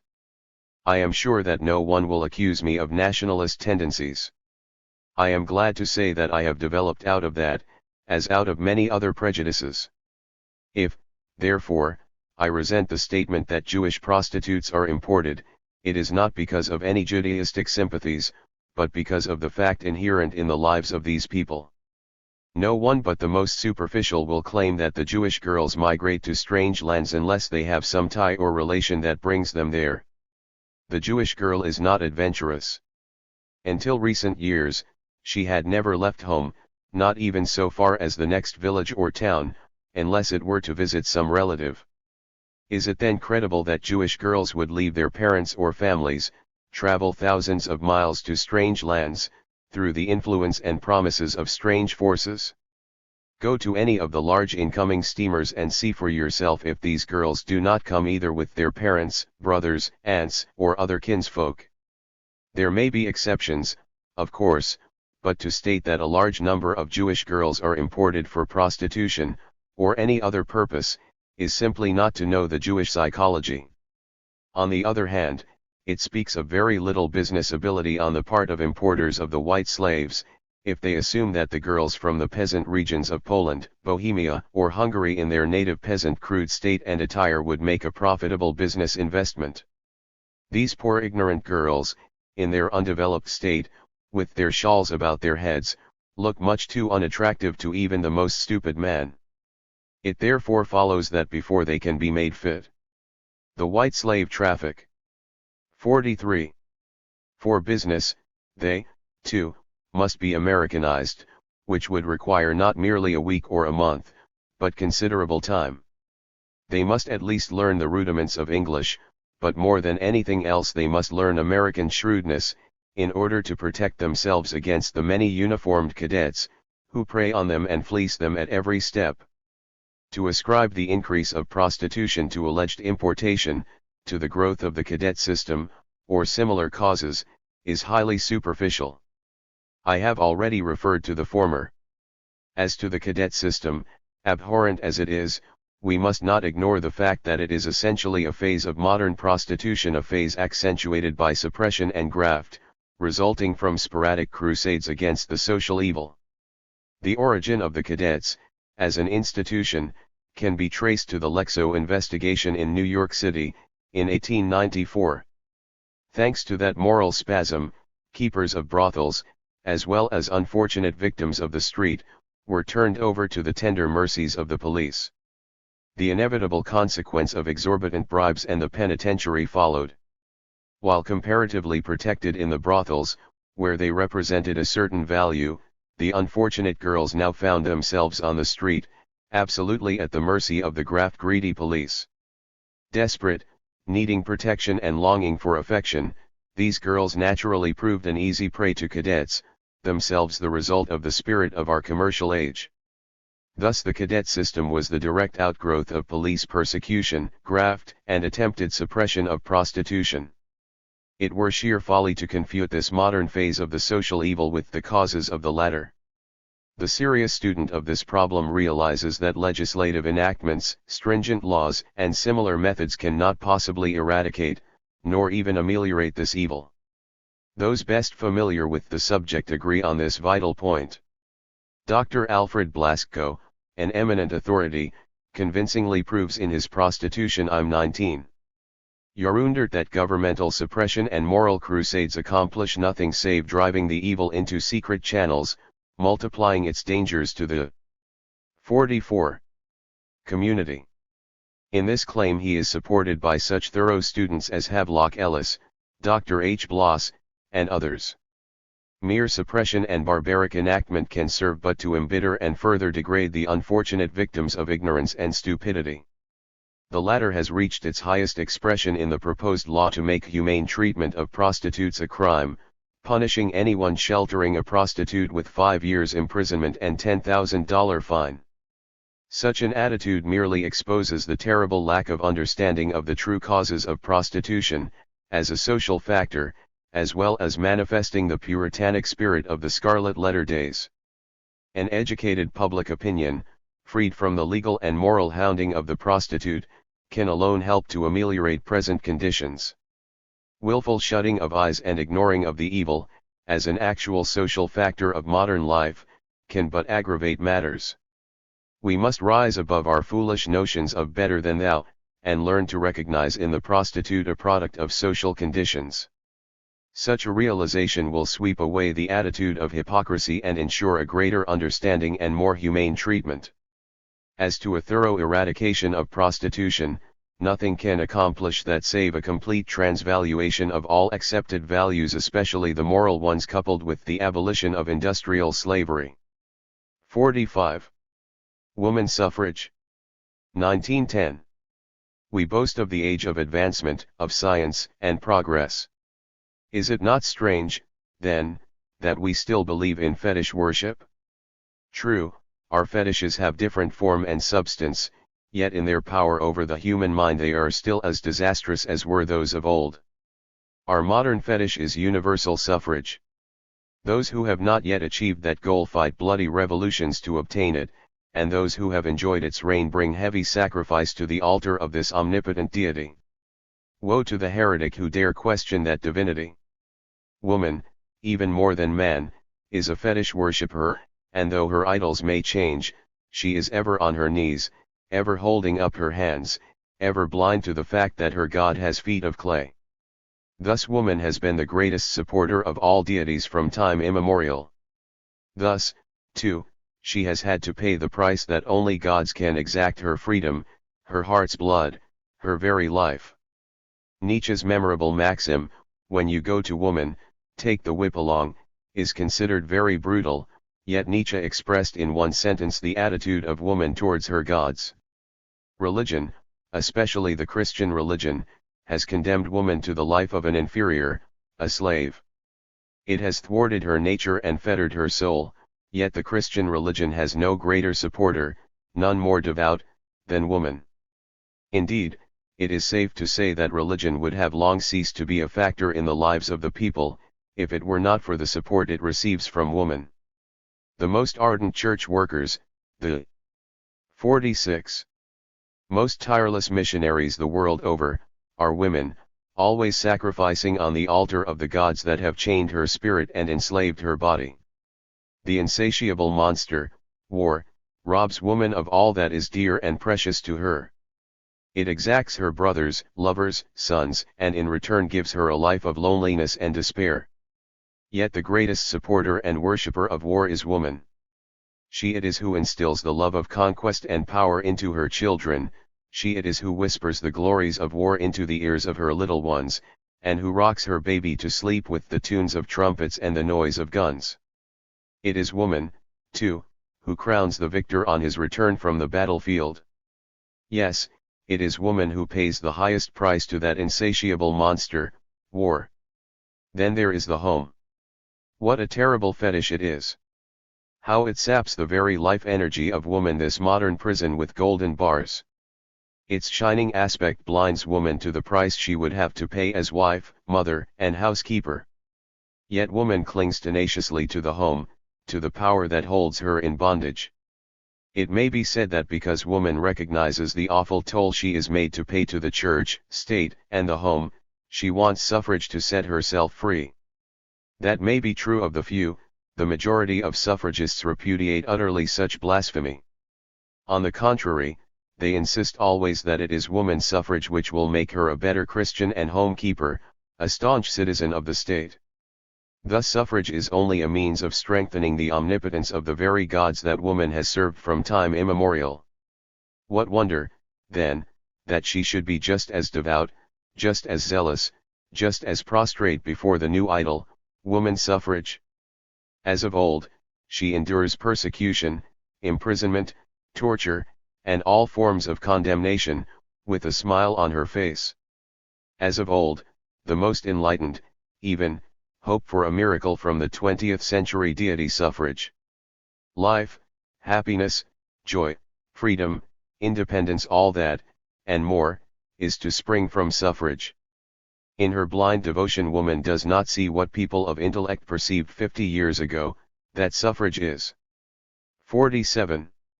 An evil, that it has only helped to enslave people, that it has but closed their eyes that they may not see how craftily they were made to submit. Woman's demand for equal suffrage is based largely on the contention that woman must have the equal right in all affairs of society. No one could, possibly, refute that, if suffrage were a right. Alas, for the ignorance of the human mind, which can see a right in an imposition. Or is it not the most brutal imposition for one set of people to make laws that another set is coerced by force to obey? Yet woman clamors for that golden opportunity that has wrought so much misery in the world, and robbed man of his integrity and self-reliance, an imposition which has thoroughly corrupted the people, and made them absolute prey in the hands of unscrupulous politicians. The poor, stupid, free American citizen. Free to starve, free to tramp the highways of this great country, he enjoys universal suffrage, and, by that right, he has forged chains about his limbs. The reward that he receives is stringent labor laws prohibiting the right of boycott, of picketing, in fact, of everything, except the right to be robbed of the fruits of his labor. Yet all these disastrous results of the 20th century fetish have taught woman nothing. But, then, woman will purify politics, we are assured. Needless to say, I am not opposed to woman's suffrage on the conventional ground that she is not equal to it. I see neither physical, psychological, nor mental reasons why woman should not have the equal right to vote with man. But that cannot possibly blind me to the absurd notion that woman will accomplish that wherein man has failed. If she would not make things worse, she certainly could not make them better.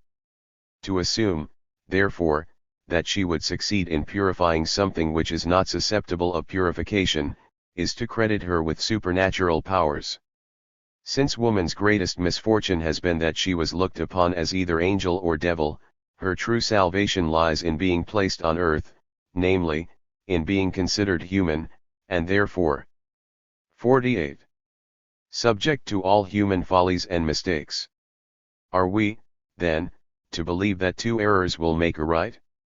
Are we to assume that the poison already inherent in politics will be decreased, if women were to enter the political arena? The most ardent suffragists would hardly maintain such a folly. As a matter of fact, the most advanced students of universal suffrage have come to realize that all existing systems of political power are absurd, and are completely inadequate to meet the pressing issues of life. This view is also borne out by a statement of one who is herself an ardent believer in woman's suffrage, Dr. Helen L. Sumner. In her able work on equal suffrage, she says, in Colorado, we find that equal suffrage serves to show in the most striking way the essential rottenness and degrading character of the existing system. Of course, Dr. Sumner has in mind a particular system of voting, but the same applies with equal force to the entire machinery of the representative system. With such a basis, it is difficult to understand how woman, as a political factor, would benefit either herself or the rest of mankind. But, say our suffrage devotees, look at the countries and states where female suffrage exists. See what woman has accomplished in Australia, New Zealand, Finland, the Scandinavian countries, and in our own 4 states, Idaho, Colorado, Wyoming, and Utah. Distance lends enchantment, or, to quote a Polish formula, it is well where we are not. Thus one would assume that those countries and states are unlike other countries or states, that they have greater freedom, greater social and economic equality, a finer appreciation of human life, deeper understanding of the great social struggle, with all the vital questions it involves for the human race. The women of Australia and New Zealand can vote, and help make the laws. Are the labor conditions better there than they are in England, where the suffragettes are making such a heroic struggle? Does there exist a greater motherhood, happier and freer children than in England? Is woman there no longer considered a mere sex commodity? Has she 49. Emancipated herself from the puritanical double standard of morality for men and women? Certainly none but the ordinary female stump politician will dare answer these questions in the affirmative. If that be so, it seems ridiculous to point to Australia and New Zealand as the mecca of equal suffrage accomplishments. On the other hand, it is a fact to those who know the real political conditions in Australia, that politics have gagged labor by enacting the most stringent labor laws, making strikes without the sanction of an arbitration committee a crime equal to treason. Not for a moment do I mean to imply that woman's suffrage is responsible for the state of affairs. I do mean, however, that there is no reason to point to Australia as a wonder worker of woman's accomplishment, since her influence has been unable to free labor from the thraldom of political bossism. Finland has given woman equal suffrage, nay, even the right to sit in parliament. Has that helped to develop a greater heroism, an intenser zeal than that of the women of Russia? Finland, like Russia, smarts under the terrible whip of the bloody Tsar. Where are the Finnish Paravskayas, Spiridonovas, Figners, Breshkovskayas? Where are the countless numbers of Finnish young girls who cheerfully go to Siberia for their cause? Finland is sadly in need of heroic liberators. Why has the ballot not created them? The only Finnish avenger of his people was a man, not a woman, and he used a more effective weapon than the ballot. As to our own states where women vote, and which are constantly being pointed out as examples of marvels, what has been accomplished there through the ballot that women do not to a large extent enjoy in other states, or that they could not achieve through energetic efforts without the ballot? True, in the suffrage states women are guaranteed equal rights to property, but of what avail is that right to the mass of women without property, the thousands of wage workers, who live from hand to mouth? That equal suffrage did not 50. And cannot affect their condition is admitted even by Dr. Sumner, who certainly is in a position to know. As an ardent suffragist, and having been sent to Colorado by the Collegiate Equal Suffrage League of New York State to collect material in favor of suffrage, she would be the last to say anything derogatory, yet we are informed that equal suffrage has but slightly affected the economic conditions of women. That women do not receive equal pay for equal work, and that, though woman in Colorado has enjoyed school suffrage since 1876, women teachers are paid less than in California. On the other hand, Ms. Sumner fails to account for the fact that although women have had school suffrage for 34 years, and equal suffrage since 1894, the census in Denver alone a few months ago disclosed the fact of 15,000 defective school children. And that, too, with mostly women in the educational department, and also notwithstanding that women in Colorado have passed the most stringent laws for child and animal protection. The women of Colorado have taken great interest in the state institutions for the care of dependent, defective, and delinquent children. What a horrible indictment against woman's care and interest, if one city has 15,000 defective children. What about the glory of, since it has failed utterly in the most important social issue, the child? And where is the superior sense of justice that woman was to bring into the political field? Where was it in 1903, when the mine owners waged a guerrilla war against the Western Miners' Union, when General Bell established a reign of terror, pulling men out of bed at night, kidnapping them across the border line, throwing them into bullpens, declaring to hell with the Constitution, the club is the Constitution? Where were the women politicians then, and why did they not exercise the power of their vote? But they did. They helped to defeat the most fair-minded and liberal man, Governor Waite. The latter had to make way for the tool of the mine kings, Governor Peabody, the enemy of labor, the Tsar of Colorado.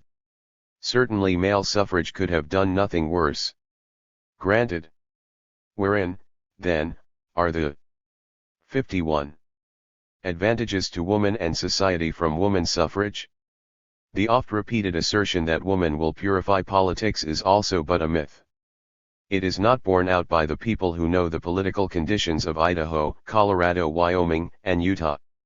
Woman, essentially a purist, is naturally bigoted and relentless in her effort to make others as good as she thinks they ought to be. Thus, in Idaho, she has disfranchised her sister of the street, and declared all women of lewd character unfit to vote. Lewd not being interpreted, of course, as prostitution in marriage. It goes without saying that illegal prostitution and gambling have been prohibited. In this regard the law must needs be of feminine gender, it always prohibits. Therein all laws are wonderful. They go no further, but their very tendencies open all the floodgates of hell. Prostitution and gambling have never done a more flourishing business than since the law has been set against them. In Colorado, the Puritanism of woman has expressed itself in a more drastic form. Men of notoriously unclean lives, and men connected with saloons, have been dropped from politics since women have the vote. Could Brother Comstock do more? Could all the Puritan fathers have done more? I wonder how many women realize the gravity of this would-be feat. I wonder if they understand that it is the very thing which, instead of elevating woman, has made her a political spy, a contemptible pry into the private affairs of people, not so much for the good of the cause, but because, as a Colorado woman said, they like to get into houses they have never been in, and find out all they can, politically and otherwise. Yes, and into the human soul and its minutest nooks and corners. For nothing satisfies the craving of most women so much as scandal. And when did she ever enjoy such opportunities as are hers, the politicians? Notoriously unclean lives, and men connected with the saloons. Certainly, the lady vote-gatherers cannot be. 52. Accused of much sense of proportion.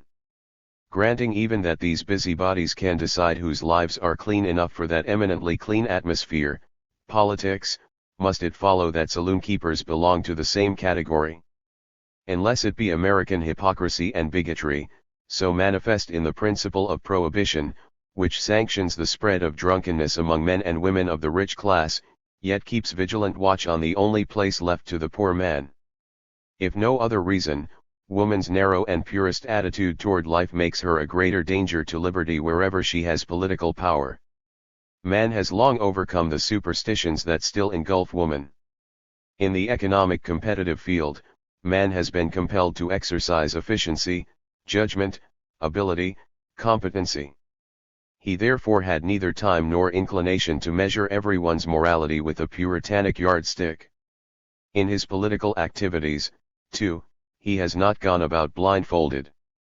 He knows that quantity and not quality is the material for the political grinding mill, and, unless he is a sentimental reformer or an old fossil, he knows that politics can never be anything but a swamp. Women who are at all conversant with the process of politics, know the nature of the beast, but in their self-sufficiency and egotism they make themselves believe that they have but to pet the beast, and he will become as gentle as a lamb, sweet and pure. As if women have not sold their votes, as if women politicians cannot be bought. If her body can be bought in return for material consideration, why not her vote? That it is being done in Colorado and in other states, is not denied even by those in favor of woman suffrage. As I have said before, Woman's narrow view of human affairs is not the only argument against her as a politician superior to man. There are others. Her lifelong economic parasitism has utterly blurred her conception of the meaning of equality. She clamors for equal rights with man, yet we learn that few women care to canvass in undesirable districts. 53. How little equality means to them compared with the Russian women, who face hell itself for their ideal. Woman demands the same rights as man, yet she is indignant that her presence does not strike him dead. He smokes, keeps his hat on, and does not jump from his seat like a flunky. These may be trivial things, but they are nevertheless the key to the nature of American suffragists. To be sure, their English sisters have outgrown these silly notions. They have shown themselves equal to the greatest demands on their character and power of endurance. All honor to the heroism and sturdiness of the English suffragettes. Thanks to their energetic, aggressive methods, they have proved an inspiration to some of our own lifeless and spineless ladies. But after all, the suffragettes, too, are still lacking in appreciation of real equality. Else how is one to account for the tremendous, truly gigantic effort set in motion by those valiant fighters for a wretched little bill which will benefit a handful of propertied ladies, with absolutely no provision for the vast mass of working women? True, as politicians they must be opportunists, must take half measures if they can not get all. But as intelligent and liberal women they ought to realize that if the ballot is a weapon, the disinherited need it more than the economically superior class, and that the latter already enjoy too much power by virtue of their economic superiority. The brilliant leader of the English suffragettes, Mrs. Emmeline Pankhurst, herself admitted, when on her American lecture tour, that there can be no equality between political superiors and inferiors. If so, how will the working women of England, already inferior economically to the ladies who are benefited by the Shackleton Bill, be able to work with their political superiors, should the bill pass? Is it not probable that the class of Annie Keeney, so full of zeal, devotion, and martyrdom, will be compelled to carry on their backs their female political bosses, even as they are carrying their economic masters? They would still have to do it, were universal suffrage for men and women established in England. No matter what the workers do, they are made to pay, always. Still, those who believe in the power of the vote show little sense of justice when they concern themselves not at all with those whom, as they claim, it might serve most. The American suffrage movement has been, until very recently, altogether a parlor affair, absolutely detached from the economic needs of the people. Thus Susan B. Anthony, no doubt an exceptional type of woman, was not only indifferent but antagonistic to labor, nor did she hesitate to manifest her antagonism when, in 1869, she advised women to take the places of striking printers in New York. I do not know whether her attitude had changed before her death. There are, of course, some suffragists who are affiliated with working women, the Women's Trade Union League, for instance, but they are a small minority, and their activities are essentially economic. The rest look upon toil as a just provision of Providence. What would become of the rich, if not for the poor? What would become of these idle, parasitic ladies, who squander more in a week than their victims earn in a year, if not for the 80 million wage workers? Equality, who ever heard of such a thing? Few countries have produced such arrogance and snobbishness as America. Particularly is this true of the American woman of the middle class. She not only considers herself the equal of man, but his superior, especially in her purity, goodness, and morality. Small wonder that the American suffragist claims for her vote the most miraculous powers. In her exalted conceit she does not see how truly enslaved she is, not so much by man, as by her own silly notions and traditions. Suffrage cannot ameliorate that sad fact, it can only accentuate it, as indeed it does. Equal suffrage. 55. One of the great American women leaders claims that woman is entitled not only to equal pay, but that she ought to be legally entitled even to the pay of her husband. Failing to support her, he should be put in convict stripes, and his earnings in prison be collected by his equal wife. Does not another brilliant exponent of the cause claim for woman that her vote will abolish the social evil, which has been fought in vain by the collective efforts of the most illustrious minds the world over? It is indeed to be regretted that the alleged creator of the universe has already presented us with his wonderful scheme of things, else woman's suffrage would surely enable woman to outdo him completely. Nothing is so dangerous as the dissection of a fetish. If we have outlived the time when such heresy was punishable by the stake, we have not outlived the narrow spirit of condemnation of those who dare differ with accepted notions. Therefore I shall probably be put down as an opponent of woman. But that cannot deter me from looking the question squarely in the face. I repeat what I have said in the beginning, I do not believe that woman will make politics worse, nor can I believe that she could make it better. If, then, she cannot improve on man's mistakes, why perpetrate the latter? History may be a compilation of lies, nevertheless, it contains a few truths, and they are the only guide we have for the future. The history of the political activities of men proves that they have given him absolutely nothing that he could not have achieved in a more direct, less costly, and more lasting manner. As a matter of fact, every inch of ground he has gained has been through a constant fight, a ceaseless struggle for self-assertion, and not through suffrage. There is no reason whatever to assume that woman, in her climb to emancipation, has been, or will be, helped by the ballot. In the darkest of all countries, Russia, with her absolute despotism, woman has become man's equal, not through the ballot, but by her will to be and to do. Not only has she conquered for herself every avenue of learning and vocation, but she has won man's esteem, his respect, his comradeship. 56. Even more than that, she has gained the admiration, the respect of the whole world. That, too, not through suffrage, but by her wonderful heroism, her fortitude, her ability, willpower, and her endurance in her struggle for liberty. Where are the women in any suffrage country or state that can lay claim to such a victory? When we consider the accomplishments of woman in America, we find also that something deeper and more powerful than suffrage has helped her in the march to emancipation. It is just 62 years ago since a handful of women at the Seneca Falls Convention set forth a few demands for their right to equal education with men, and access to the various professions, trades, etc. What wonderful accomplishments, what wonderful triumphs!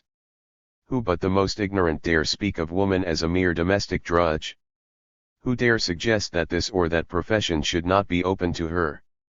For over 60 years she has molded a new atmosphere and a new life for herself. She has become a world power in every domain of human thought and activity. And all that without suffrage, without the right to make laws, without the privilege of becoming a judge, a jailer, or an executioner. Yes, I may be considered an enemy of woman, but if I can help her see the light, I shall not complain. The misfortune of woman is not that she is unable to do the work of a man, but that she is wasting her life force to outdo him, with a tradition of centuries which has left her physically incapable of keeping pace with him. Oh, I know some have succeeded, but at what cost, at what terrific cost? The import is not the kind of work woman does, but rather the quality of the work she furnishes.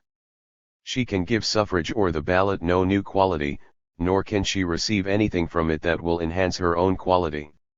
Her development, her freedom, her independence, must come from and through herself.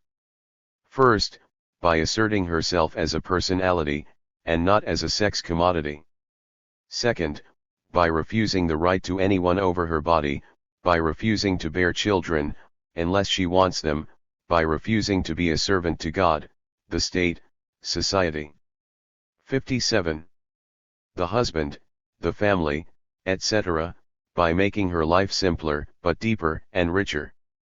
That is, by trying to learn the meaning and substance of life in all its complexities, by freeing herself from the fear of public opinion and public condemnation.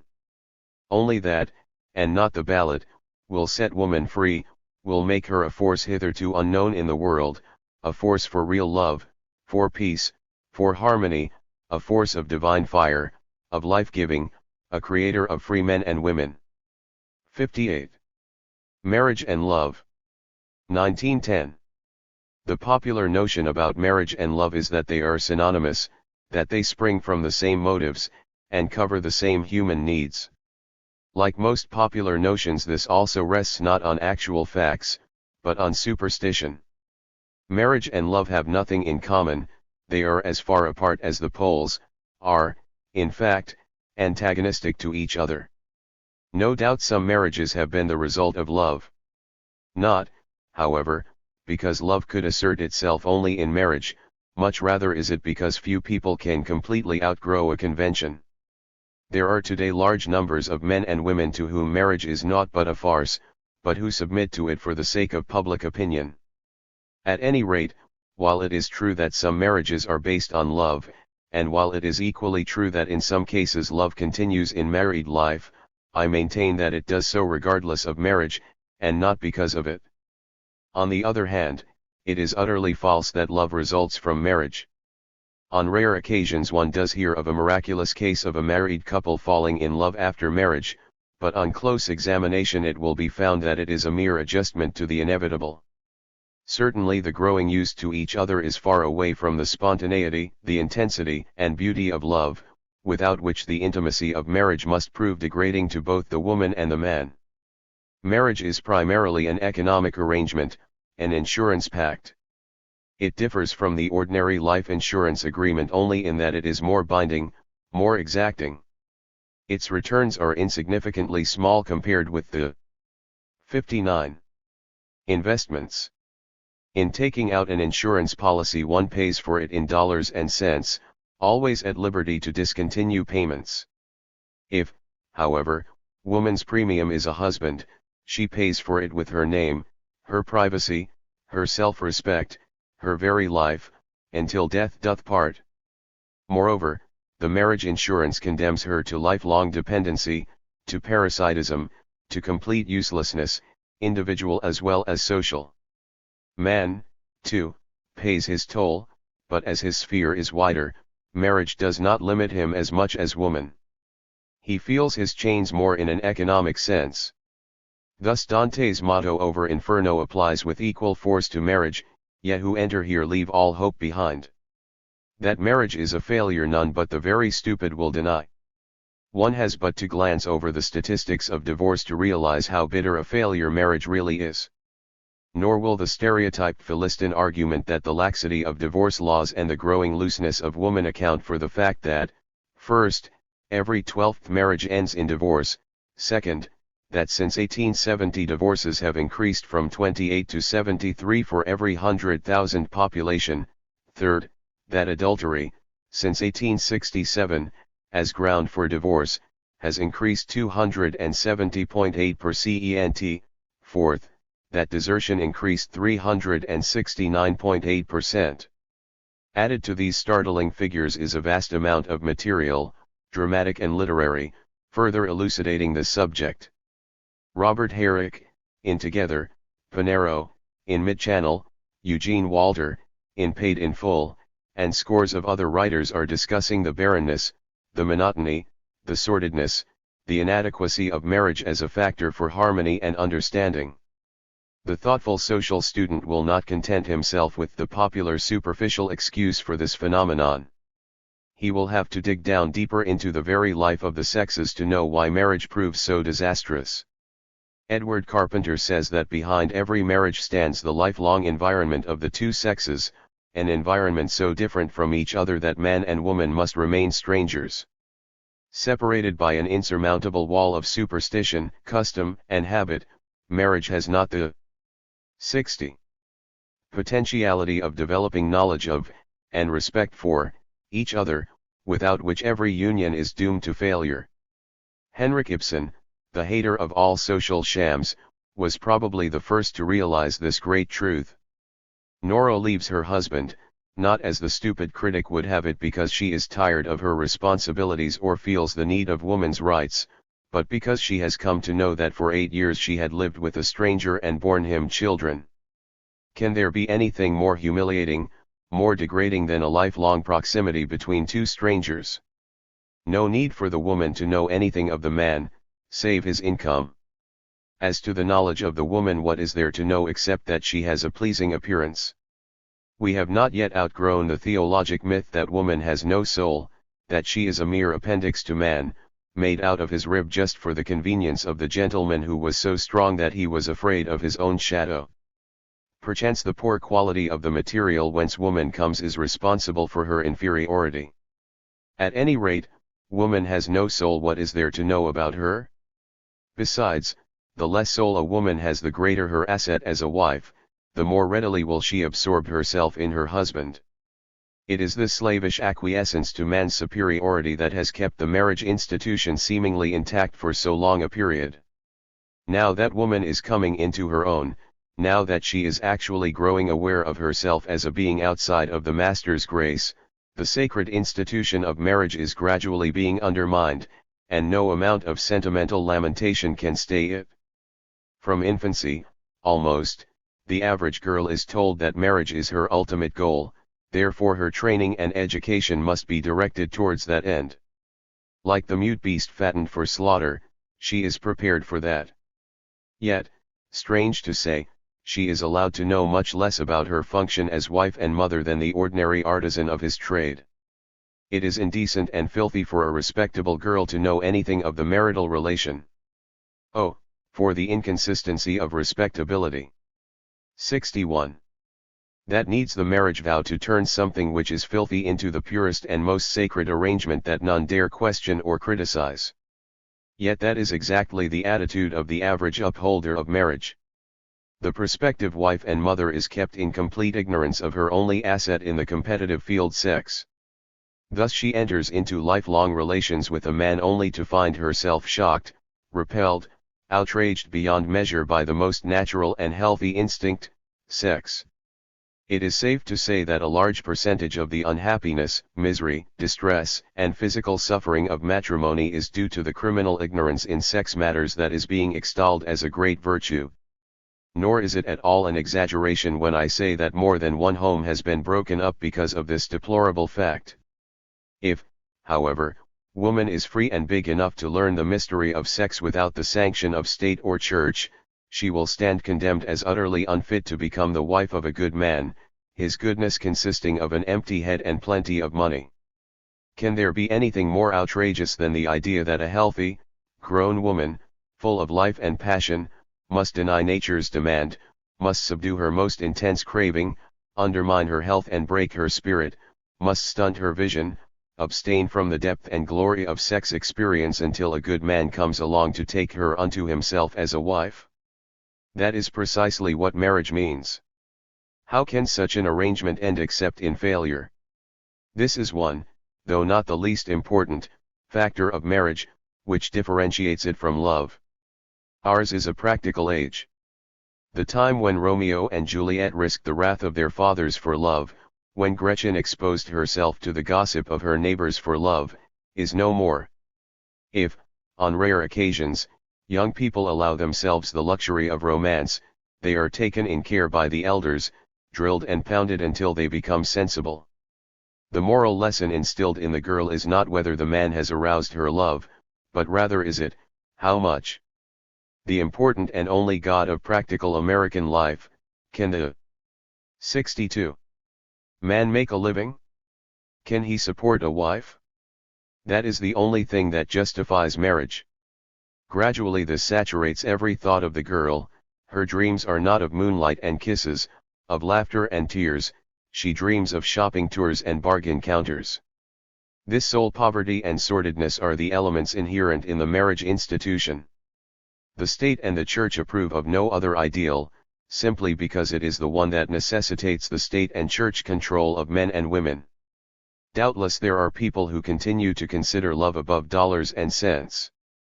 Particularly is this true of that class whom economic necessity has forced to become self-supporting.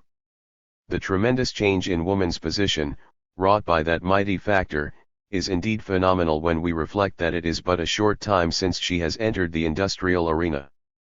6 million women wage earners, 6 million women, who have the equal right with men to be exploited, to be robbed, to go on strike, to starve even.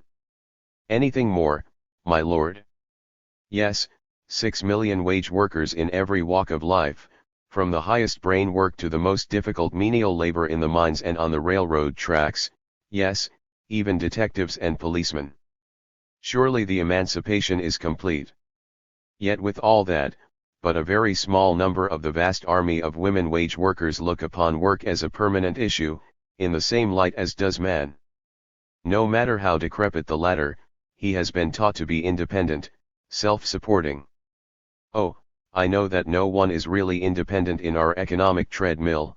Still, the poorest specimen of a man hates to be a parasite, to be known as such, at any rate.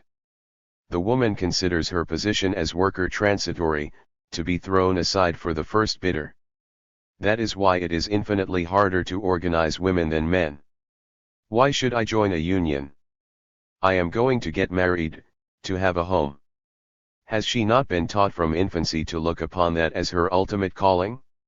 She learns soon enough that the home, though not so large a prison as the factory, has more solid doors and bars.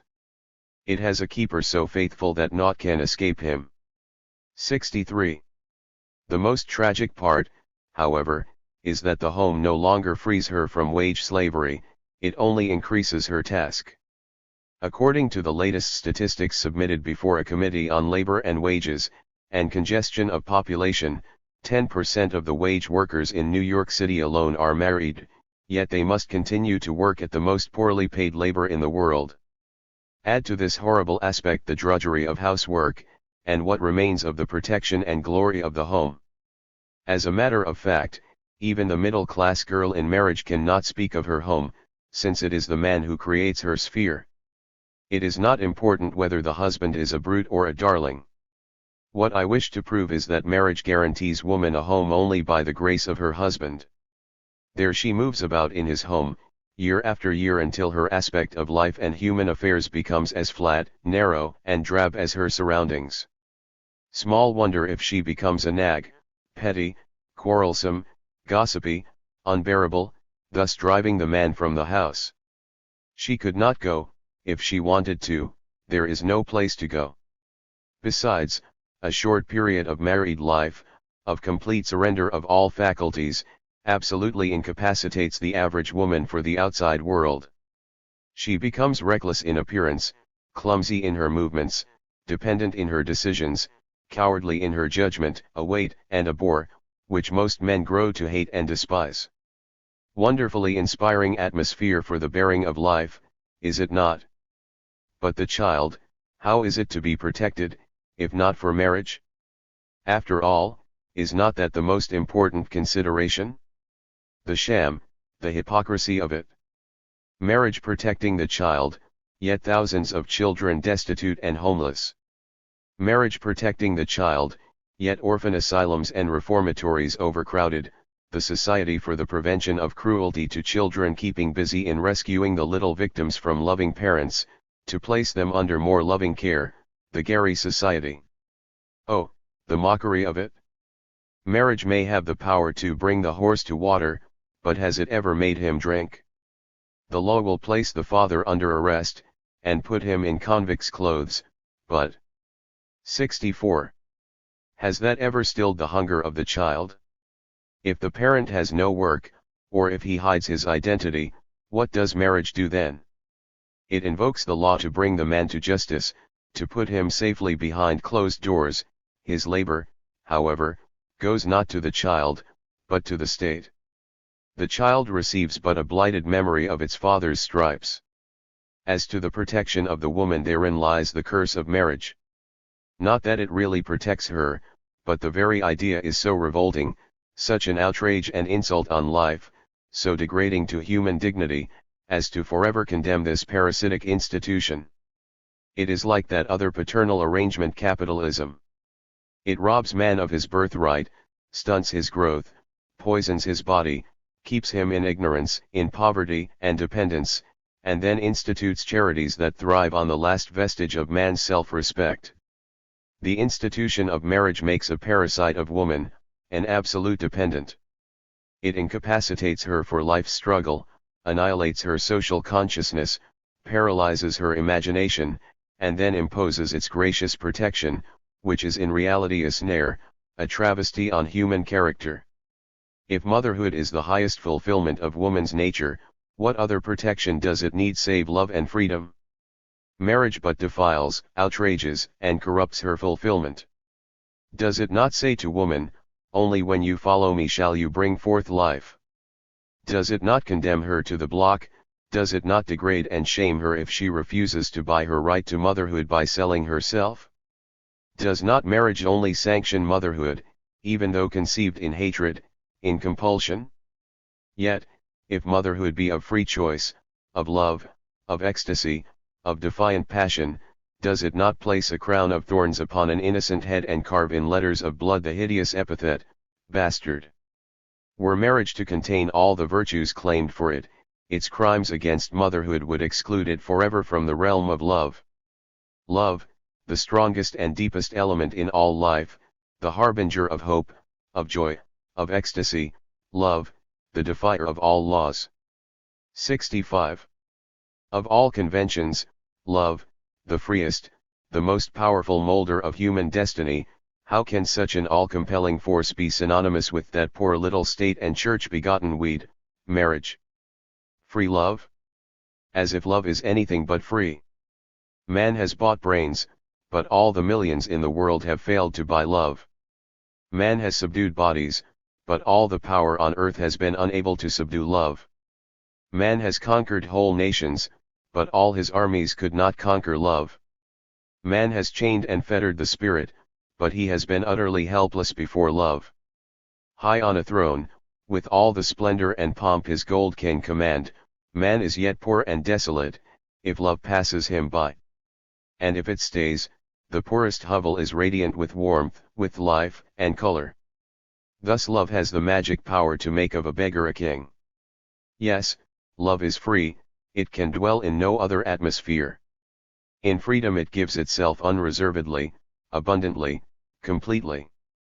All the laws on the statutes, all the courts in the universe, cannot tear it from the soil, once love has taken root. If, however, the soil is sterile, how can marriage make it bear fruit? It is like the last desperate struggle of fleeting life against death. Love needs no protection, it is its own protection. So long as love begets life, no child is deserted, or hungry, or famished for the want of affection. I know this to be true. I know women who became mothers in freedom by the men they loved. Few children in wedlock enjoy the care, the protection, the devotion free motherhood is capable of bestowing.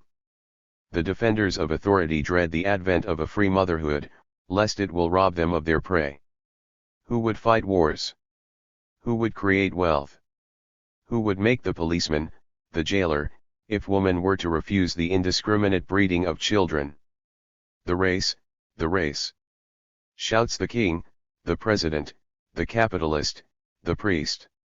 The race must be preserved, though woman be degraded to a mere machine, and the marriage institution is our only safety valve against the pernicious sex awakening of woman. But in 66. Vain these frantic efforts to maintain a state of bondage. In vain, too, the edicts of the church, the mad attacks of rulers, in vain even the arm of the law.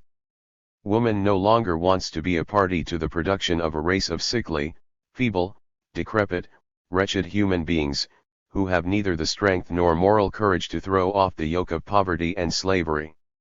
Instead she desires fewer and better children, begotten and reared in love and through free choice, not by compulsion, as marriage imposes.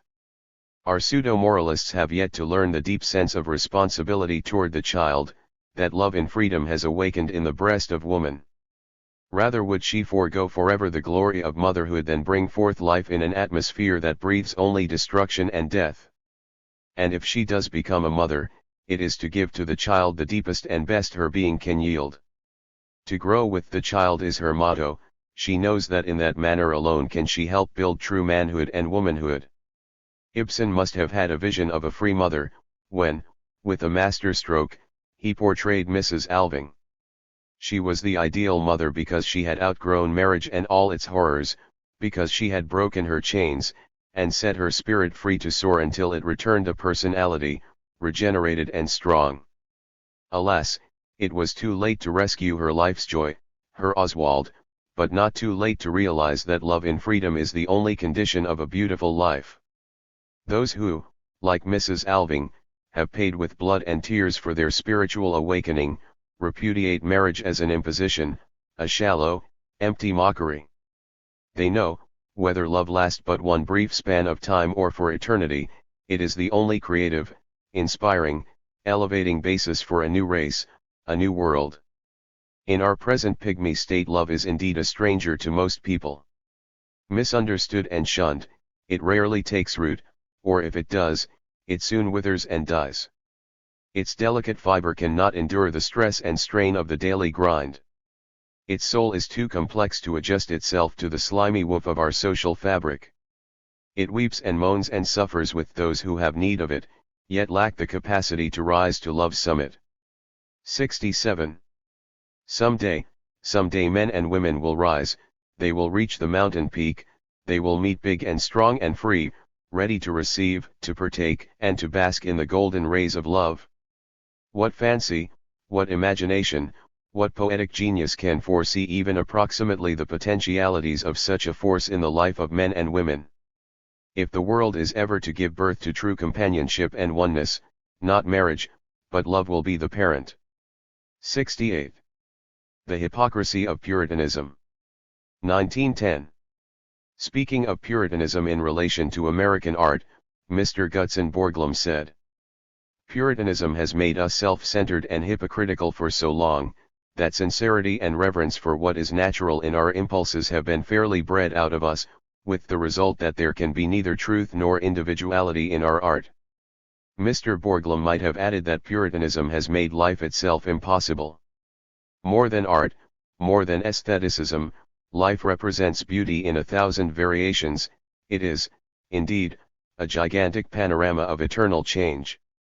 Puritanism, on the other hand, rests on a fixed and immovable conception of life. It is based on the Calvinistic idea that life is a curse, imposed upon man by the wrath of God. In order to redeem himself, man must do constant penance, must repudiate every natural and healthy impulse, and turn his back on joy and beauty. Puritanism celebrated its reign of terror in England during the 16th and 17th centuries, destroying and crushing every manifestation of art and culture. It was the spirit of Puritanism which robbed Shelley of his children, because he would not bow to the dicta of religion. It was the same narrow spirit which alienated Byron from his native land, because that great genius rebelled against the monotony, dullness, and pettiness of his country. It was Puritanism, too, that forced some of England's freest women into the conventional lie of marriage, Mary Wollstonecraft and, later, George Eliot. And recently Puritanism has demanded another toll the life. The hypocrisy of Puritanism. 69. Of Oscar Wilde. In fact, Puritanism has never ceased to be the most pernicious factor in the domain of John Bull, acting as censor of the artistic expression of his people, and stamping its approval only on the dullness of middle-class respectability. It is therefore sheer British jingoism which points to America as the country of puritanic provincialism.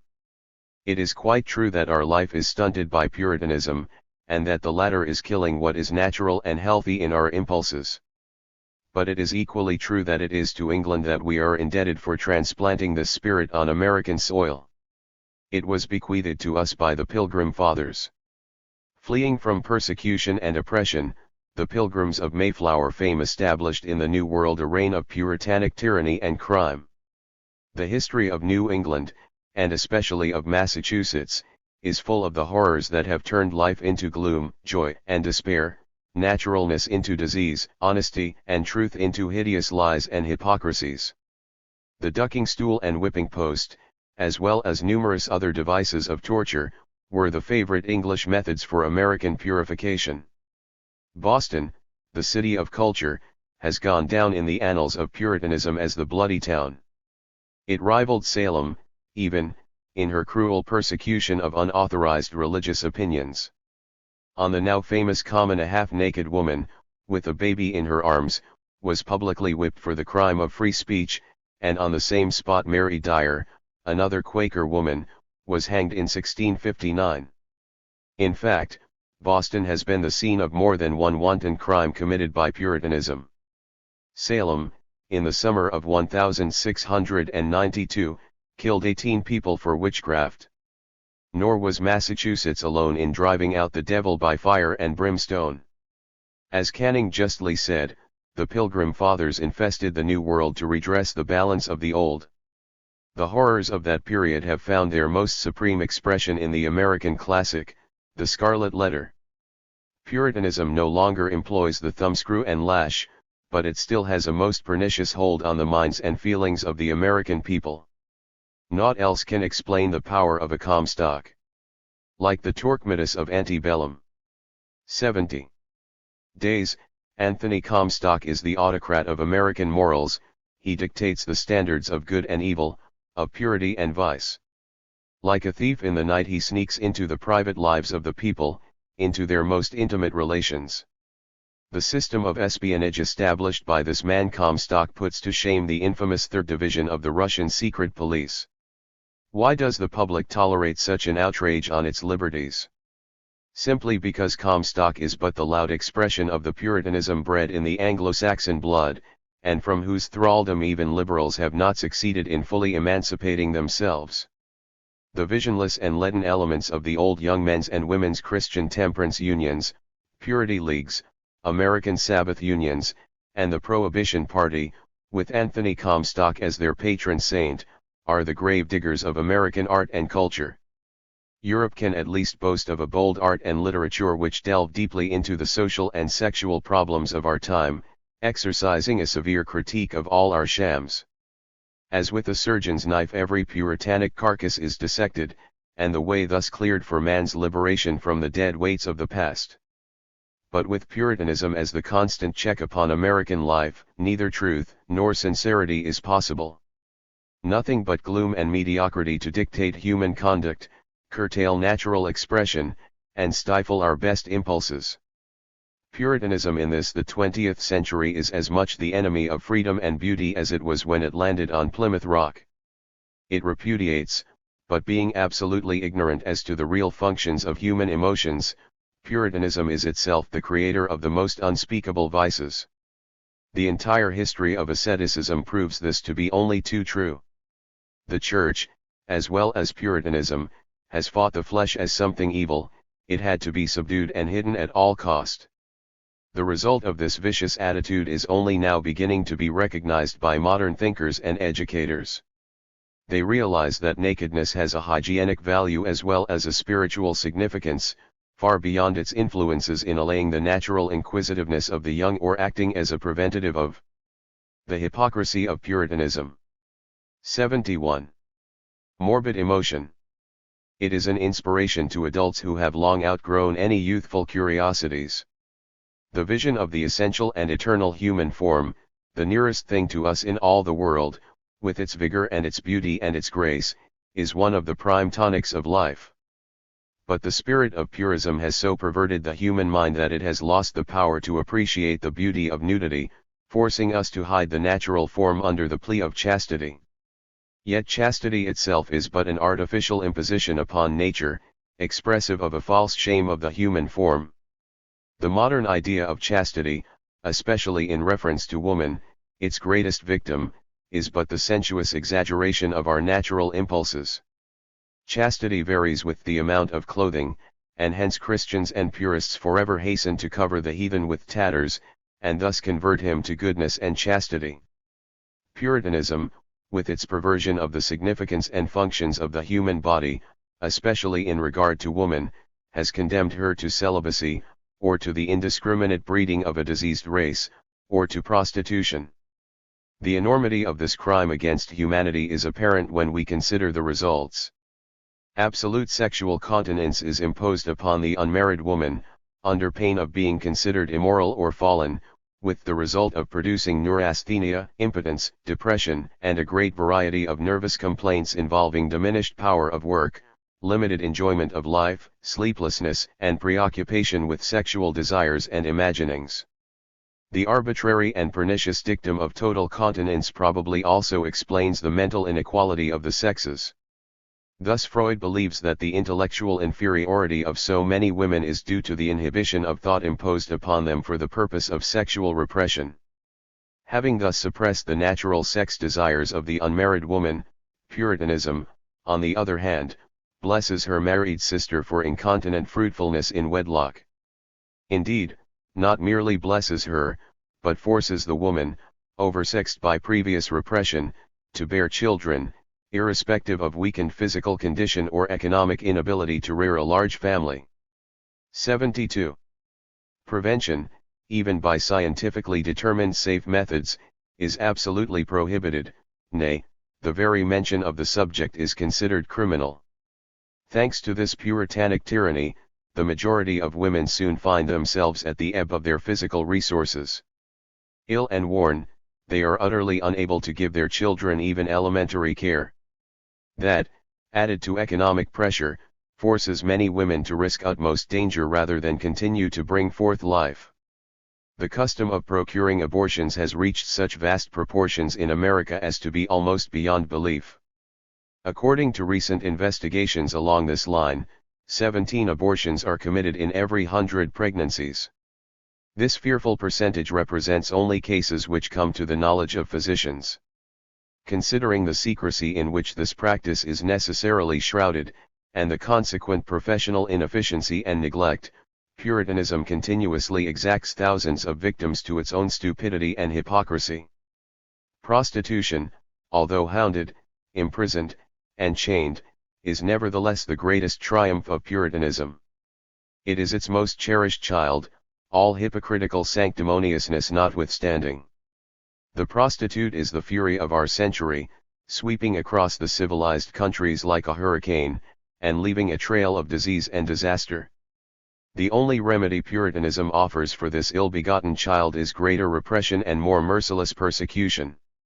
The latest outrage is represented by the Page Law, which imposes upon the state of New York the terrible failure and crime of Europe, namely, registration and identification of the unfortunate victims of Puritanism.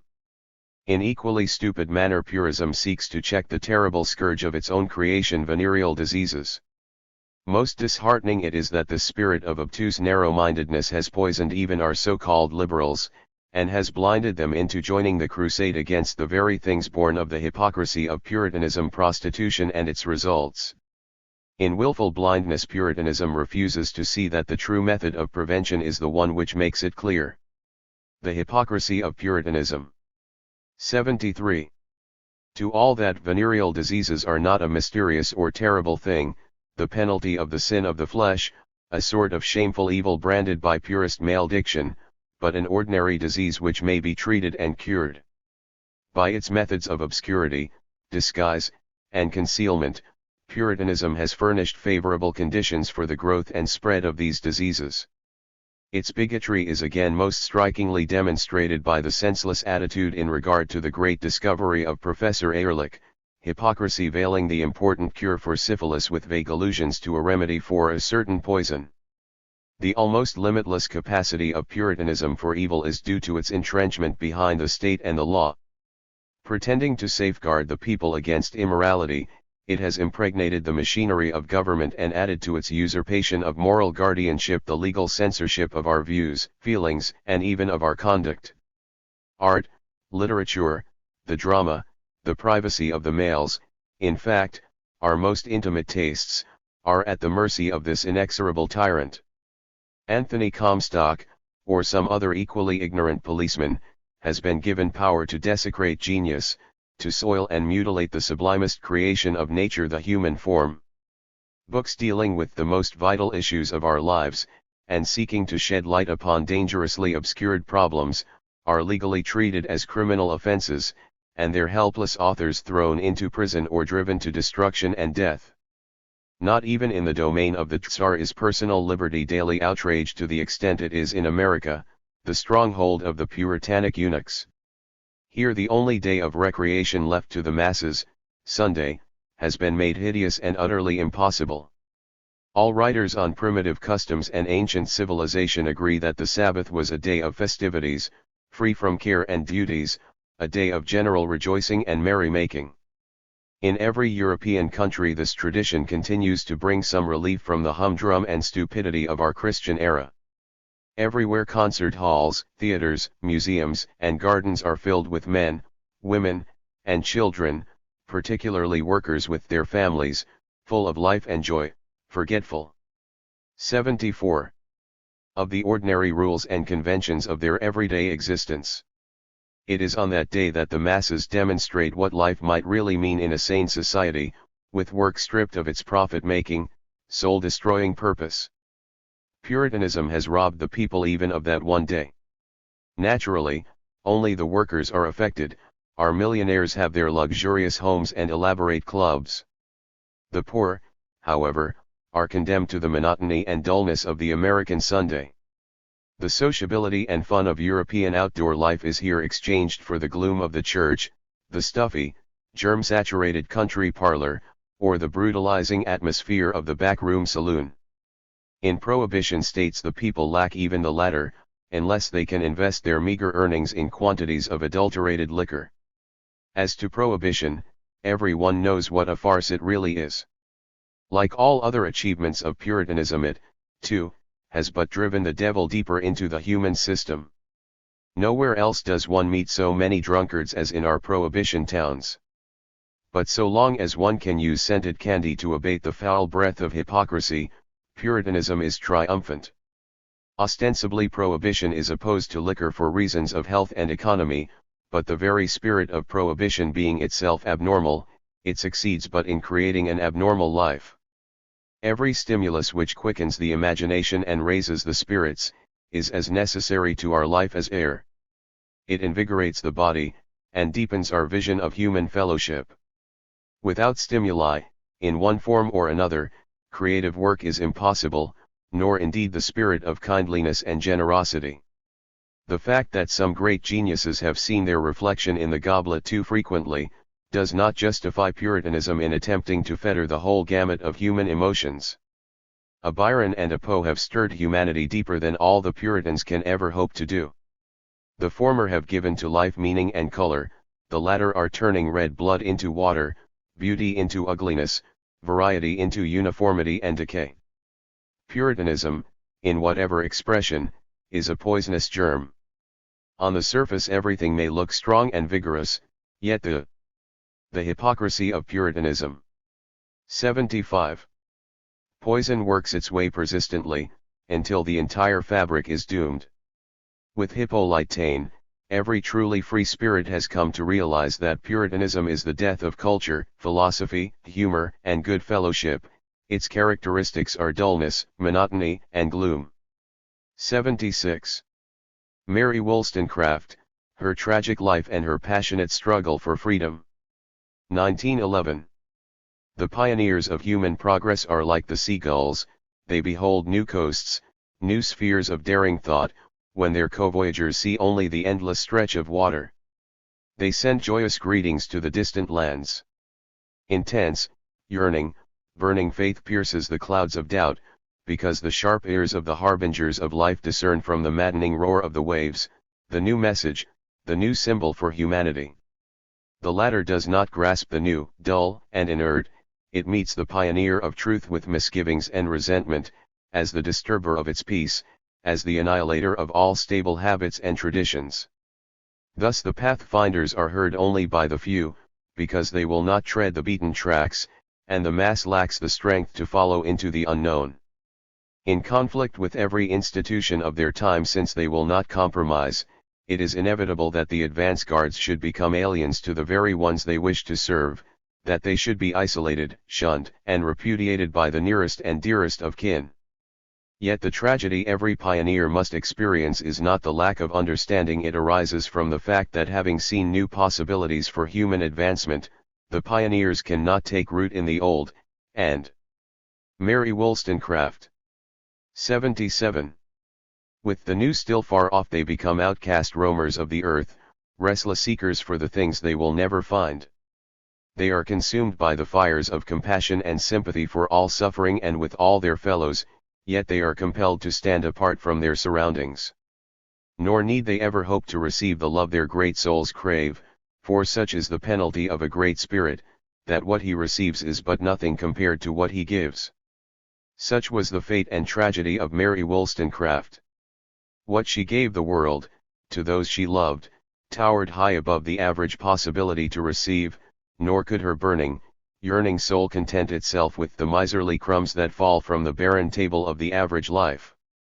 Mary Wollstonecraft came into the world at a time when her sex was in chattel slavery, owned by the father while at home and passed on as a commodity to her husband when married. It was indeed a strange world that Mary entered into on the 27th of April 1759, yet not very much stranger than our own. For while the human race has no doubt progressed since that memorable moment, Mary Wollstonecraft is still very much the pioneer, far ahead of our own time. She was one of many children of a middle-class family, the head of which lived up to his rights as master by tyrannizing his wife and children and squandering his capital in idle living and feasting. Who could stay him, the creator of the universe? As in many other things, so have his rights changed little, since Mary's father's time. The family soon found itself in dire want, but how were middle-class girls to earn their own living with every avenue closed to them? They had but one calling, that was marriage. Mary's sister probably realized that. She married a man she did not love in order to escape the misery of the parents' home. But Mary was made of different material, a material so finely woven it could not fit into coarse surroundings. Her intellect saw the degradation of her sex, and her soul always at white heat against every wrong rebelled against the slavery of half of the human race. She determined to stand on her own feet. In that determination, 78. She was strengthened by her friendship with Fanny Blood, who herself had made the first step towards emancipation by working for her own support. But even without Fanny Blood as a great spiritual force in Mary's life, nor yet even without the economic factor, she was destined by her very nature to become the iconoclast of the false gods whose standards the world demanded her to obey. Mary was a born rebel, one who would have created rather than submit to any form set up for her. It has been said that nature uses a vast amount of human material to create one genius. The same holds good of the true rebel, the true pioneer. Mary was born and not made through this or that individual incident in her surroundings. The treasure of her soul, the wisdom of her life's philosophy, the depth of her world of thought, the intensity of her battle for human emancipation and especially her indomitable struggle for the liberation of her own sex, are even today so far ahead of the average grasp that we may indeed claim for her the rare exception which nature has created but once in a century. Like the falcon who soared through space in order to behold the sun and then paid for it with his life, Mary drained the cup of tragedy, for such is the price of wisdom. Much has been written and said about this wonderful champion of the 18th century, but the subject is too vast and still very far from being exhausted. The woman's movement of today and especially the suffrage movement will find in the life and struggle of Mary Wollstonecraft much that would show them the inadequacy of mere external gain as a means of freeing their sex. No doubt much has been accomplished since Mary thundered against women's economic and political enslavement, but has that made her free? Has it added to the depth of her being? Has it brought joy and cheer in her life?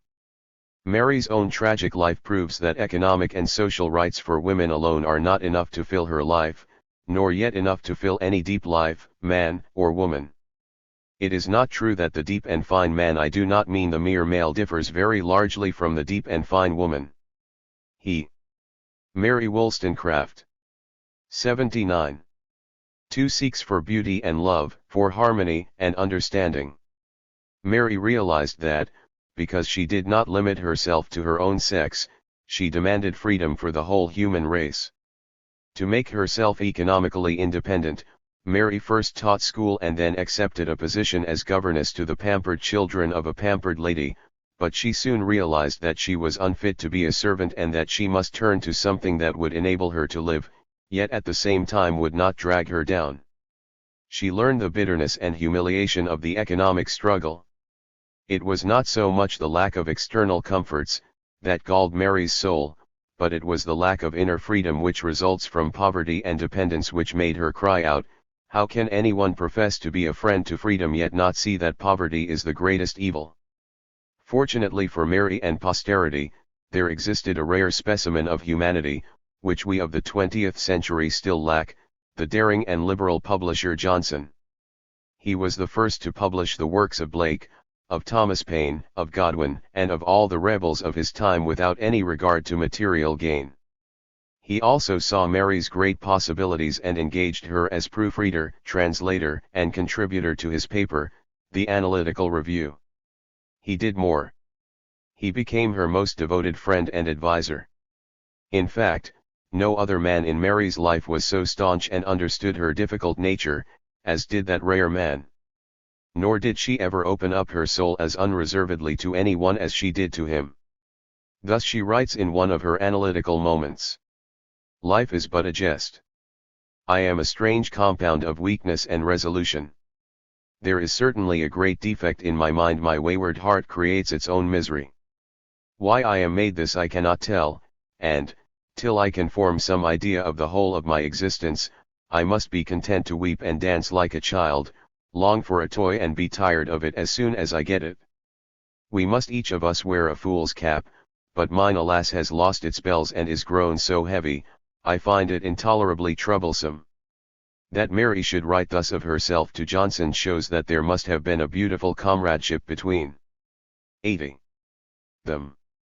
At any rate, thanks to her friend she found relief from the terrible struggle. She found also intellectual food. Johnson's rooms were the rendezvous of the intellectual elite of London. Thomas Paine, Godwin, Dr. Fordyce, the painter Fuseli, and many others gathered there to discuss all the great subjects of their time. Mary came into their sphere and became the very center of that intellectual bustle. Godwin relates how he came to hear Tom Paine at an evening arranged for him, but instead he had to listen to Mary Wollstonecraft. Her conversational powers, like everything else about her, inevitably stood in the center of the stage. Thus Mary could soar through space, her spirit reaching out to great heights. The opportunity soon offered itself. The erstwhile champion of English liberalism, the great Edmund Burke, delivered himself of a sentimental sermon against the French Revolution. He had met the fair Marie Antoinette and bewailed her lot at the hands of the infuriated people of Paris. His middle-class sentimentality saw in the greatest of all uprisings only the surface and not the terrible wrongs the French people endured before they were driven to their acts. But Mary Wollstonecraft saw, and her reply to the mighty Burke, the vindication of the rights of man, is one of the most powerful pleas for the oppressed and disinherited ever made. It was written at white heat, for Mary had followed the revolution intently. Her force, her enthusiasm, and, above all, her logic and clarity of vision proved this erstwhile schoolmistress to be possessed of a tremendous brain and of a deep and passionately throbbing heart. That such should emanate from a woman was like a bomb explosion, unheard of before. It shocked the world at large, but gained for Mary the respect and affection of her male contemporaries. They felt no doubt, that she was not only their equal, but in many respects, superior to most of them. When you call yourself a friend of liberty, ask your own heart whether it would not be more consistent to style Mary Wollstonecraft. 81. Yourself the champion of property, the adorer of the golden image which power has set up. Security of property, behold in a few words the definition of English liberty. But softly, it is only the property of the rich that is secure, the man who lives by the sweat of his brow has no asylum from oppression. Think of the wonderful penetration in a woman more than 100 years ago. Even today there are few among our so-called reformers, certainly very few among the women reformers, who see as clearly as this giant of the 18th century. She understood only too well that mere political changes are not enough and do not strike deep into the evils of society. Mary Wollstonecraft on passion. The regulating of passion is not always wise. On the contrary, it should seem that one reason why men have a superior judgment and more fortitude than women is undoubtedly this, that they give a freer scope to the grand passion and by more frequently going astray enlarge their minds. Drunkenness is due to lack of better amusement rather than to innate viciousness, crime is often the outcome of a superabundant life. The same energy which renders a man a daring villain would have rendered him useful to society had that society been well organized. Mary was not only an intellectual, she was, as she says herself, possessed of a wayward heart. That is, she craved love and affection. It was therefore but natural for her to be carried away by the beauty and passion of the painter Fuseli, but whether he did not reciprocate her love, or because he lacked courage at the critical moment, Mary was forced to go through her first experience of love and pain. She certainly was not the kind of a woman to throw herself on any man's neck. Fuseli was an easy-go-lucky sort and easily carried away by Mary's beauty. But he had a wife, and the pressure of public opinion was too much for him. Be it as it may, Mary suffered keenly and fled to France to escape the charms of the artist. 82. Biographers are the last to understand their subject, or else they would not have made so much ado of the Fuseli episode, for it was nothing else. Had the loud-mouthed Fuseli been as free as Mary to gratify their sex attraction, Mary would probably have settled down to her normal life. But he lacked courage, and Mary, having been sexually starved, could not easily quench the aroused senses. However, it required but a strong intellectual interest to bring her back to herself. And that interest she found in the stirring events of the French Revolution. However, it was before the Fuseli incident that Mary added to her vindication of the rights of man the vindication of the rights of woman, a plea for the emancipation of her sex. It is not that she held man responsible for the enslavement of woman. Mary was too big and too universal to place the blame on one sex. She emphasized the fact that woman herself is a hindrance to human progress because she persists in being a sex object rather than a personality, a creative force in life. Naturally, she maintained that man has been the tyrant so long that he resents any encroachment upon his domain, but she pleaded that it was as much for his as for woman's sake that she demanded economic, political, and sexual freedom for women as the only solution to the problem of human emancipation. The laws respecting women made an absurd unit of a man and his wife, and then by the easy transition of only considering him as responsible, she is reduced to a mere cipher. Nature has certainly been very lavish when she fashioned Mary Wollstonecraft. Not only has she endowed her with a tremendous brain, but she gave her great beauty and charm. She also gave her a deep soul, deep both in joy and sorrow. Mary was therefore doomed to become the prey of more than one infatuation. Her love for Fuseli soon made way for a more terrible, more intense love, the greatest force in her life, one that tossed her about as a will-less, helpless toy in the hands of fate. Life without love for a character like Mary is inconceivable, and it was her search and yearning for love which hurled her against the rock of inconsistency and despair. Mary Wollstonecraft. 83. While in Paris, Mary met in the house of Thomas Paine, where she had been welcomed as a friend, the vivacious, handsome, and elemental American, Gilbert Imlay. If not for Mary's love for him, the world might never have known of this gentleman. Not that he was ordinary, Mary could not have loved him with that mad passion which nearly wrecked her life. He had distinguished himself in the American War and had written a thing or two, but on the whole he would never have set the world on fire. But he set Mary on fire and held her in a trance for a considerable time. The very force of her infatuation for him excluded harmony, but is it a matter of blame as far as Imlay is concerned?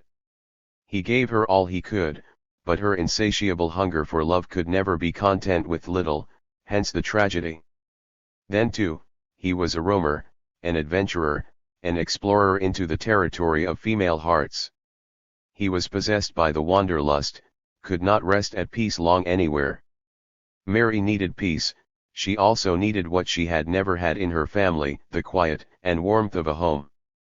But more than anything else she needed love, unreserved, passionate love. Imlay could give her nothing, and the struggle began shortly after the mad dream had passed. Imlay was much away from Mary at first under the pretext of business. He would not be an American to neglect his love for business. His travels brought him, as the Germans say, to other cities and other loves. As a man that was his right, equally so was it his right to deceive Mary. What she must have endured only those can appreciate who have themselves known the tempest.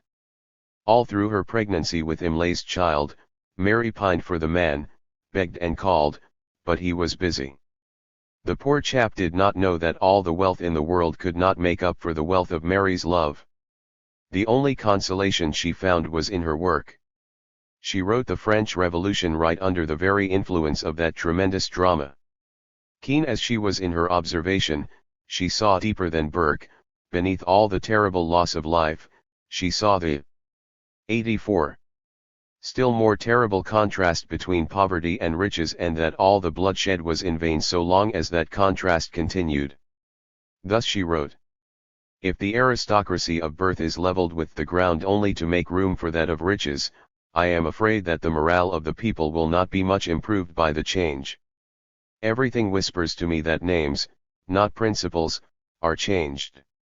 She realized while in Paris what she had predicted in her attack on Burke, that the demon of property has ever been at hand to encroach on the sacred rights of man. With all her work Mary could not forget her love.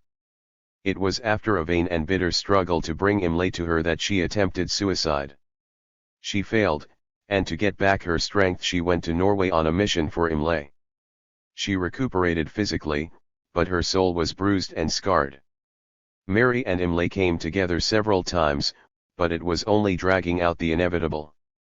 Then came the final blow. Mary learned that Imlay had other affairs and that he had been deceiving her, not so much out of mischief as out of cowardice. She then took the most terrible and desperate step. She threw herself into the Thames after walking for hours to get her clothing wet so that she may surely drown. Oh, the inconsistencies, cry the superficial critics. But was it?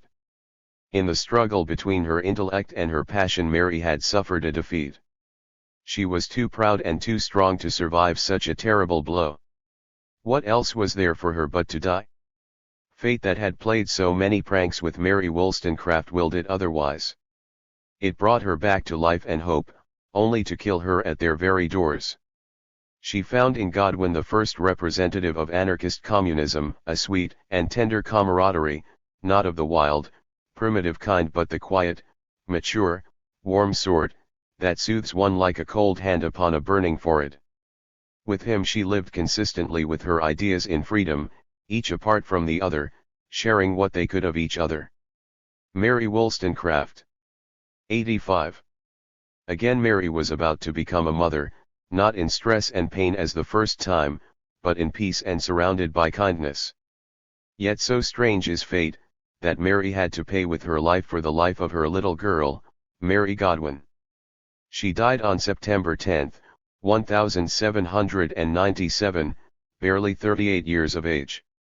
Her confinement with the first child, though under the most trying of circumstances, was mere play, or as she wrote to her sister, an excuse for staying in bed. Yet that tragic time demanded its victim. Fanny Imlay died of the death her mother failed to find.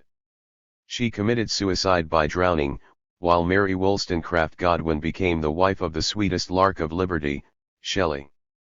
Mary Wollstonecraft, the intellectual genius, the daring fighter of the 18th, 19th, and 20th centuries, Mary Wollstonecraft, the woman and lover, was doomed to pain because of the very wealth of her being. With all her affairs she yet was pretty much alone, as every great soul must be alone no doubt, that is the penalty for greatness. Her indomitable courage in behalf of the disinherited of the earth has alienated her from her own time and created the discord in her being which alone accounts for her terrible tragedy with Imlay. Mary Wollstonecraft aimed for the highest summit of human possibilities. She was too wise and too worldly not to see the discrepancy between her world of ideals and her world of love that caused the break of the string of her delicate, complicated soul. Perhaps it was best for her to die at that particular moment. For he who has ever tasted the madness of life can never again adjust himself to an even tenor. But we have lost much and can only be reconciled by what she has left, and that is much. Had Mary Wollstonecraft not written a line, her life would have furnished food for thought. But she has given both, she therefore stands among the world's greatest, a life so deep, so rich, so exquisitely beautiful in her complete humanity. 86. Jealousy, causes and a possible cure. Ca 1912. No one at all capable of an intense conscious inner life need ever hope to escape mental anguish and suffering. Sorrow and often despair over the so-called eternal fitness of things are the most persistent companions of our life. But they do not come upon us from the outside, through the evil deeds of particularly evil people. They are conditioned in our very being, indeed, they are interwoven through 1,000 tender and coarse threads with our existence. It is absolutely necessary that we realize this fact, because people who never get away from the notion that their misfortune is due to the wickedness of their fellows never can outgrow the petty hatred and malice which constantly blames, condemns, and hounds others for something that is inevitable as part of themselves. Such people will not rise to the lofty heights of the true humanitarian, to whom good and evil, moral and immoral, are but limited terms for the interplay of human emotions upon the human sea of life. The beyond good and evil philosopher, Nietzsche, is at present denounced as the perpetrator of national hatred and machine gun destruction, but only bad readers and bad pupils interpret him so. Beyond good and evil means beyond prosecution, beyond judging, beyond killing, etc. Beyond good and evil opens before our eyes a vista the background of which is individual assertion combined with the understanding of all others who are unlike ourselves, who are different.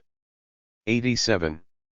By that I do not mean the clumsy attempt of democracy to regulate the complexities of human character by means of external equality.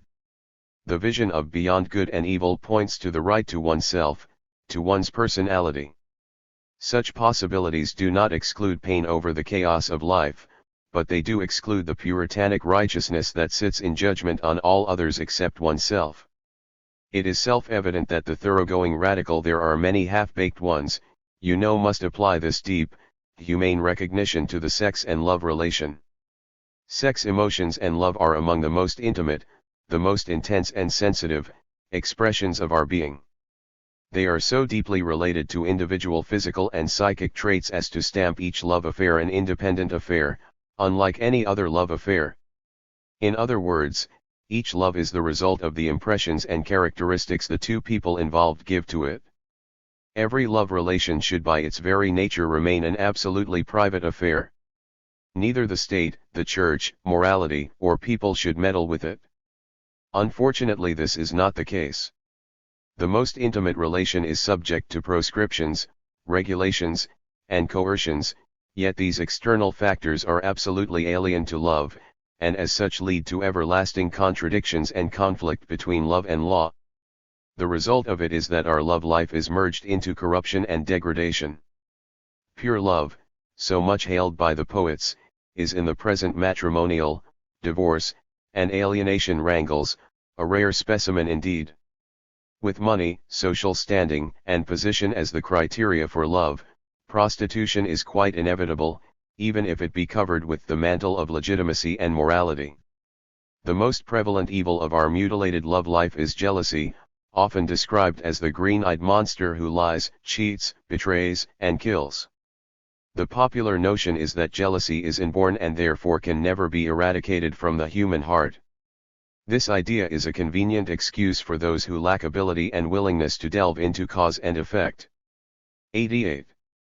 Anguish over a lost love, over the broken thread of love's continuity, is indeed inherent in our very beings. Emotional sorrow has inspired many sublime lyrics, much profound insight and poetic exaltation of a Byron, Shelley, Heine, and their kind. But will anyone compare this grief with what commonly passes as jealousy? They are as unlike as wisdom and stupidity, as refinement and coarseness, as dignity and brutal coercion. Jealousy is the very reverse of understanding, of sympathy, and of generous feeling. Never has jealousy added to character, never does it make the individual big and fine. What it really does is to make him blind with fury, petty with suspicion, and harsh with envy. Jealousy, the contortions of which we see in the matrimonial tragedies and comedies, is invariably a one-sided, bigoted accuser, convinced of his own righteousness and the meanness, cruelty, and guilt of his victim. Jealousy does not even attempt to understand. Its one desire is to punish, and to punish as severely as possible. This notion is embodied in the code of honor, as represented in dueling or the unwritten law. A code which will have it that the seduction of a woman must be atoned with the death of the seducer. Even where seduction has not taken place, where both have voluntarily yielded to the innermost urge, honor is restored only when blood has been shed, either that of the man or the woman. Jealousy is obsessed by the sense of possession and vengeance. It is quite in accord with all other punitive laws upon the statutes which still adhere to the barbarous notion that an offense, often merely the result of social wrongs, must be adequately punished or revenged. A very strong argument against jealousy is to be found in the data of historians like Morgan, Reclus, and others, as to the sex relations among primitive people. Anyone at all conversant with their works knows that monogamy is a much later sex from which came into being as a result of the domestication and ownership of women, and which created sex monopoly and the inevitable feeling of jealousy. 89. In the past, when men and women intermingled freely without interference of law and morality, there could be no jealousy, because the latter rests upon the assumption that a certain man has an exclusive sex monopoly over a certain woman and vice versa. The moment anyone dates to trespass this sacred precept, jealousy is up in arms. Under such circumstances it is ridiculous to say that jealousy is perfectly natural. As a matter of fact, it is the artificial result of an artificial cause, nothing else.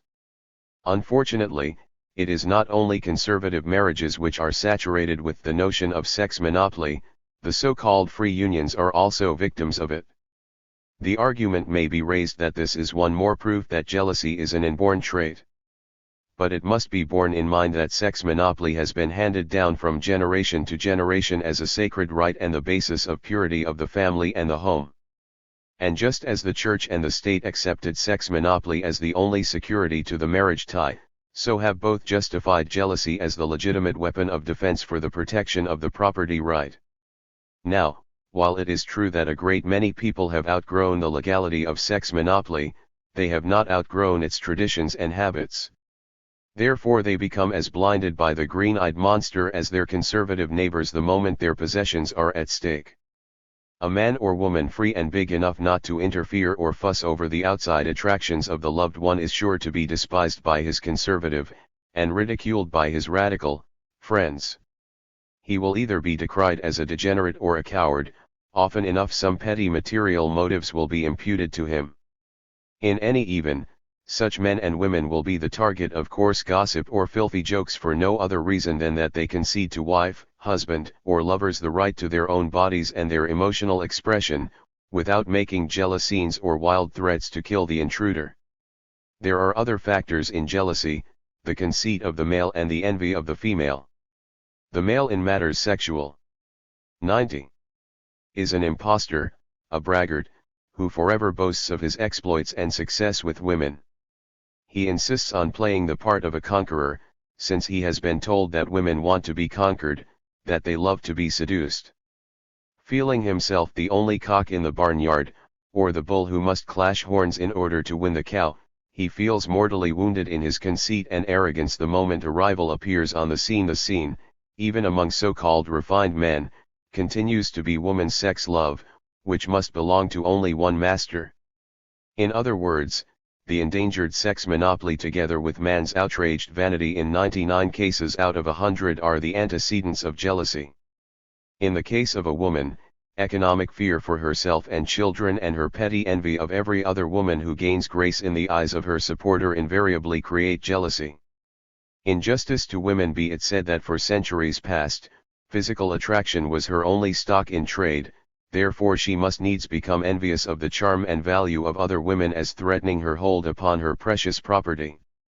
The grotesque aspect of the whole matter is that men and women often grow violently jealous of those they really do not care much about. It is therefore not their outraged love, but their outraged conceit and envy which cry out against this terrible wrong. Likely as not the woman never loved the man whom she now suspects and spies upon.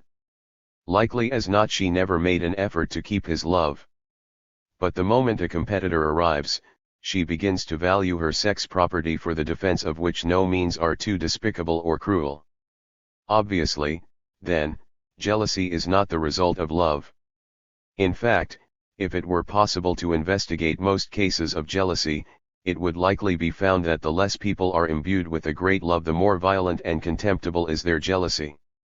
Two people bound by inner harmony and oneness are not afraid to impair their mutual confidence and security if one or the other has outside attractions, nor will their relations end in vile enmity, as is too often the case with many people. They may not be able, nor ought they to be expected, to receive the 91. Choice of the loved one into the intimacy of their lives, but that does not give either one the right to deny the necessity of the attraction. As I shall discuss variety and monogamy 2 weeks from tonight, I will not dwell upon either here, except to say that to look upon people who can love more than one person as perverse or abnormal is to be very ignorant indeed. I have already discussed a number of causes for jealousy, to which I must add the institution of marriage, which the state and church proclaim as the bond until death doth part. This is accepted as the ethical mode of right living and right doing. With love, in all its variability and changeability, fettered and cramped, it is small wonder if jealousy arises out of it. What else but pettiness, meanness, suspicion, and rancor can come when a man and wife are officially held together with the formula, "From now on you are one in body and spirit"? Just take any couple tied together in such a manner, dependent upon each other for every thought and feeling, without an outside interest or desire, and ask yourself whether such a relation must not become hateful and unbearable in time. In some form or other the fetters are broken, and as the circumstances which bring this about are usually low and degrading, it is hardly surprising that they bring into play the shabbiest and meanest human traits and motives. In other words, legal, religious, and moral interference are the parents of our present unnatural love and sex life, and out of it jealousy has grown. It is the lash which whips and tortures poor mortals because of their stupidity, ignorance, and prejudice. But no one need attempt to justify himself on the ground of being a victim of these conditions. It is only too true that we all smart under the burdens of iniquitous social arrangements, under coercion and moral blindness. But are we not conscious individuals, whose aim it is to bring truth and justice into human affairs?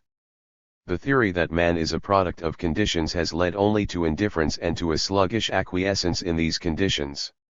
Yet everyone knows that 92.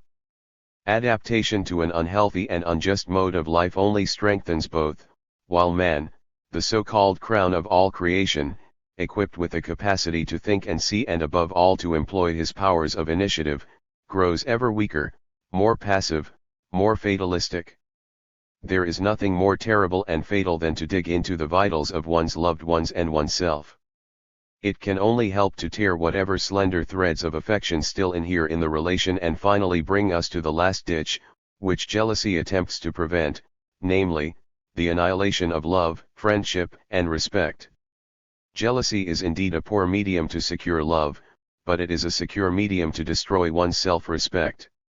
For jealous people, like dope fiends, stoop to the lowest level and in the end inspire only disgust and loathing.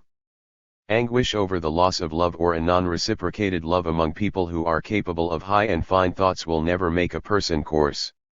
Those who are sensitive and fine have only to ask themselves whether they can tolerate any obligatory relation, and an emphatic no would be the reply. But most people continue to live near each other although they have long ceased to live with each other, a life fertile enough for the operation of jealousy, whose methods go all the way from opening private correspondence to murder. Compared with such horrors, open adultery seems an act of courage and liberation. A strong shield against the vulgarity of jealousy is that man and wife are not of one body and one spirit. They are two human beings, of different temperament, feelings, and emotions. Each is a small cosmos in himself, engrossed in his own thoughts and ideas. It is glorious and poetic if these two worlds meet in freedom and equality. Even if this lasts but a short time, it is already worthwhile. But, the moment the two worlds are forced together, all the beauty and fragrance ceases and nothing but dead leaves remain. Whoever grasps this truism will consider jealousy beneath him and will not permit it to hang as a sword of Damocles over him. 93. All lovers do well to leave the doors of their love wide open. when love can go and come without fear of meeting a watchdog, jealousy will rarely take root because it will soon learn that where there are no locks and keys there is no place for suspicion and distrust, two elements upon which jealousy thrives and prospers. 94. Victims of Morality. 1913. Not so very long ago I attended a meeting addressed by Anthony Comstock, who has for 40 years been the guardian of American morals. A more incoherent, ignorant ramble I have never heard from any platform. The question that presented itself to me, listening to the commonplace, bigoted talk of the man, was, how could anyone so limited and unintelligent wield the power of censor and dictator over a supposedly democratic nation? True, Comstock has the law to back him.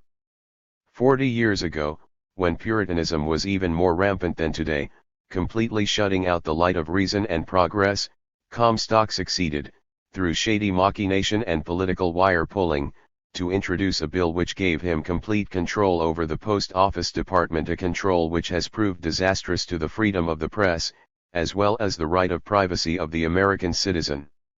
Since then, Comstock has broken into the private chambers of people, has confiscated personal correspondence, as well as works of art, and has established a system of espionage and graft which would put Russia to shame. Yet the law does not explain the power of Anthony Comstock. There is something else, more terrible than the law. It is the narrow Puritanic spirit, as represented in the sterile minds of the Young Men and Old Maids Christian Union, Temperance Union, Sabbath Union, Purity League, etc. A spirit which is absolutely blind to the simplest manifestations of life, hence stands for stagnation and decay. As in antebellum days, these old fossils lament the terrible immorality of our time.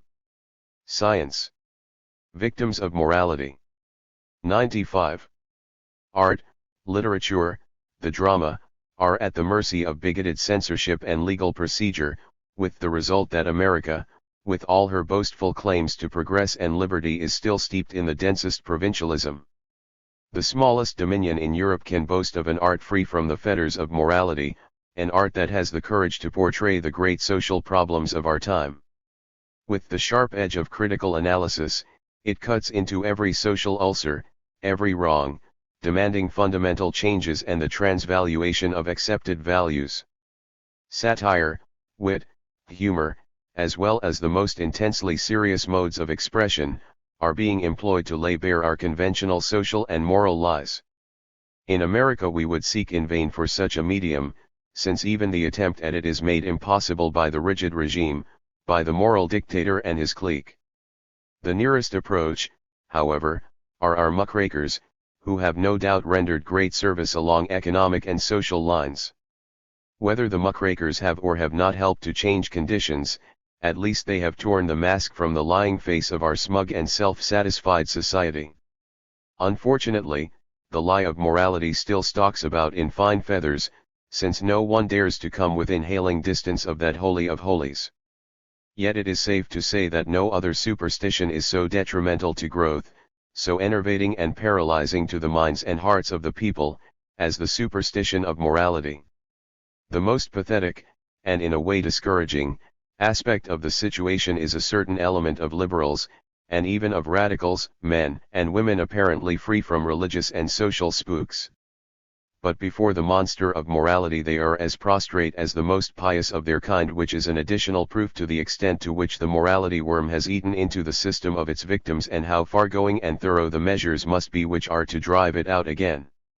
Needless to say, society is obsessed by more than one morality. Indeed, every institution of today has its own. 96. Moral standard. Nor could they ever have maintained themselves, were it not for religion, which acts as a shield, and for morality, which acts as the mask. This explains the interest of the exploiting rich in religion and morality. The rich preach, foster, and finance both, as an investment that pays good returns. Through the medium of religion they have paralyzed the mind of the people, just as morality has enslaved the spirit. In other words, religion and morality are a much better whip to keep people in submission, than even the club and the gun. To illustrate, the property morality declares that that institution is sacred. Woe to anyone that dares to question the sanctity of property, or sins against it. Yet everyone knows that property is robbery, that it represents the accumulated efforts of millions, who themselves are propertyless. And what is more terrible, the more poverty-stricken the victim of property morality is, the greater his respect and awe for that master. Thus we hear advanced people, even so-called class-conscious workingmen, decry as immoral such methods as sabotage and direct action, because they aim at property. Verily, if the victims themselves are so blinded by the property morality, what need one expect from the masters? It therefore seems high time to bring home the fact that until the workers will lose respect for the instrument of their material enslavement, they need hope for no relief. However, it is with the effect of morality upon women that I am here mostly concerned. So disastrous, so paralyzing has this effect been, that some even of the most advanced among my sisters never thoroughly outgrow it. It is morality which condemns woman to the position of a celibate, a prostitute, or a reckless, incessant breeder of hapless children. First, as to the celibate, the famished and withered human plant. When still a young, beautiful flower, she falls. Victims of morality. 97. In love with a respectable young man. But morality decrees that unless he can marry the girl, she must never know the raptures of love, the ecstasy of passion, which reaches its culminating expression in the sex embrace. The respectable young man is willing to marry, but the property morality, the family and social moralities decree that he must first make his pile, must save up enough to establish a home and be able to provide for a family. The young people must wait, often many long, weary years. Meanwhile the respectable young man, excited through the daily association and contact with his sweetheart, seeks an outlet for his nature in return for money. In 99 cases out of 100, he will be infected, and when he is materially able to marry, he will infect his wife and possible offspring. And the young flower, with every fiber aglow with the fire of life, with all her being crying out for love and passion? She has no outlet. She develops headaches, insomnia, hysteria, grows embittered, quarrelsome, and soon becomes a faded, withered, joyless being, a nuisance to herself and everyone else. No wonder Stirner preferred the grisette to the maiden grown grey with virtue. There is nothing more pathetic, nothing more terrible, than this grey-grown victim of a grey-grown morality. This applies even with greater force to the masses of professional middle-class girls, than to those of the people. Through economic necessity the latter are thrust into life's jungle at an early age, they grow up with their male companions in the factory and shop, or at play and dance. The result is a more normal expression of their physical instincts. Then too, the young men and women of the people are not so hidebound by externalities, and often follow the call of love and passion regardless of ceremony and tradition. But the overwrought and oversexed middle-class girl, hedged in her narrow confines with family and social traditions, guarded by 1,000 eyes, afraid of her own shadow, the yearning of her inmost being for the man or the child, must turn to cats, dogs, canary birds, or the Bible class. Such 98 is the cruel dictum of morality, which is daily shutting out love, light, and joy from the lives of innumerable victims. Now, as to the prostitute. In spite of laws, ordinances, persecution, and prisons, in spite of segregation, registration, vice crusades, and other similar devices, the prostitute is the real specter of our age. She sweeps across the plains like a fire burning into every nook of life, devastating, destroying. After all, she is paying back, in a very small measure, the curse and horrors society has strewn in her path. She, weary with the tramp of ages, harassed and driven from pillar to post, at the mercy of all, is yet the nemesis of modern times, the avenging angel, ruthlessly wielding the sword of fire. For has she not the man in her power? And, through him, the home, the child, the race. Thus she slays, and is herself the most brutally slain. What has made her? Whence does she come? Morality, the morality which is merciless in its attitude to women.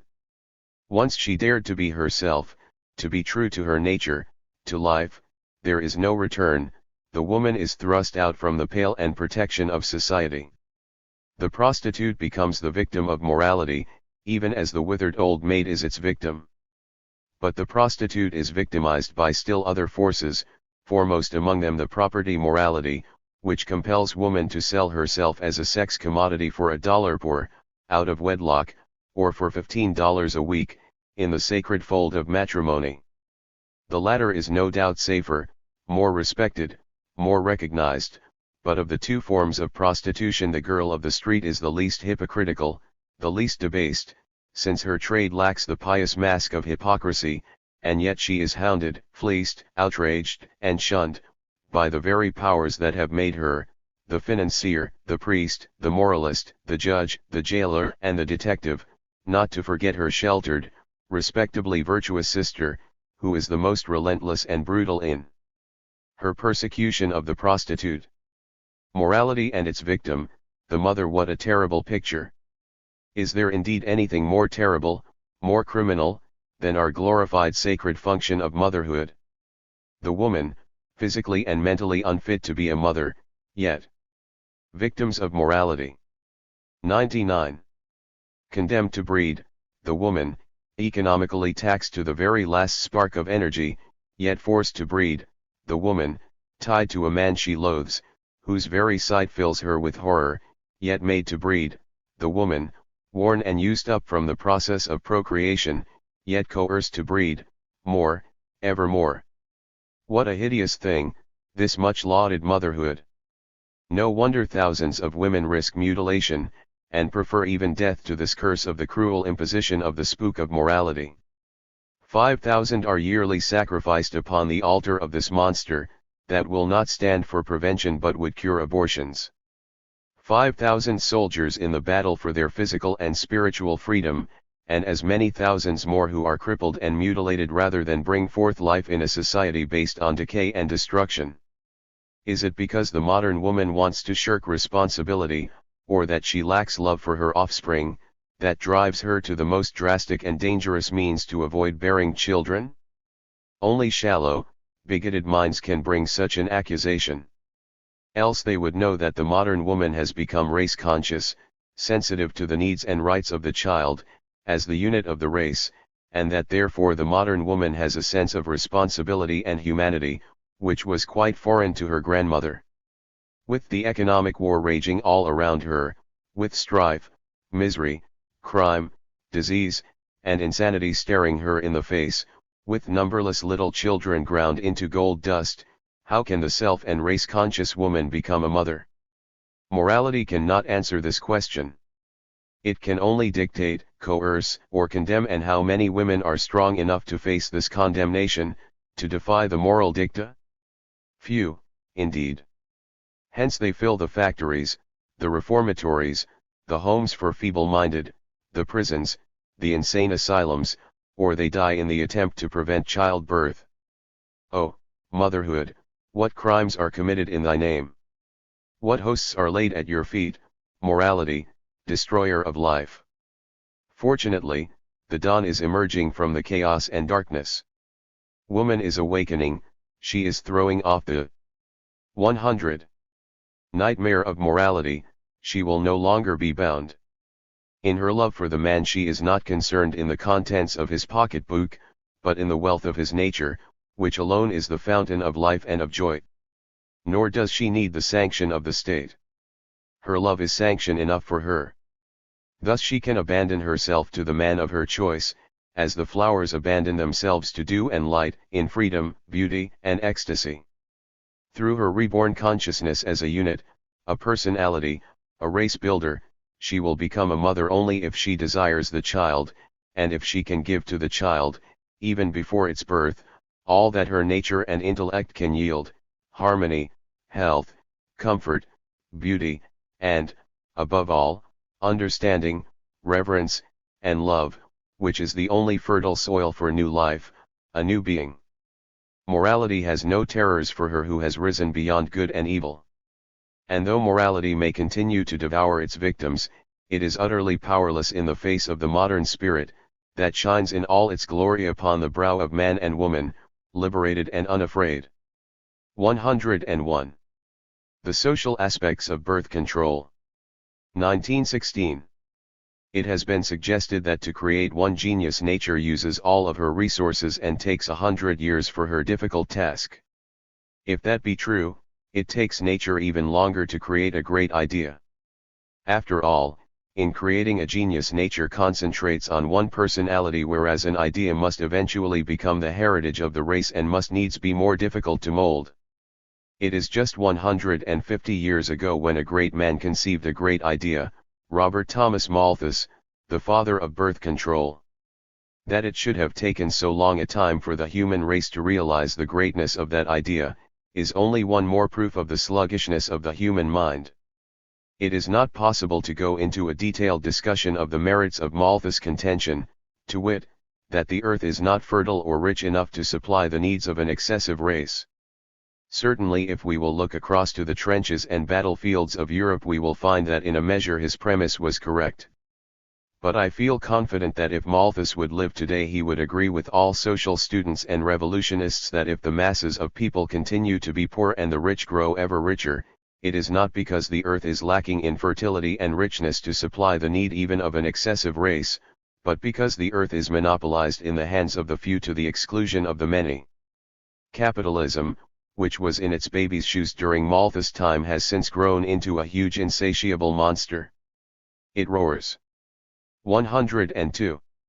Through its whistle and machine, send your children unto me, I will twist their bones, I will sap their blood, I will rob them of their bloom, for capitalism has an insatiable appetite.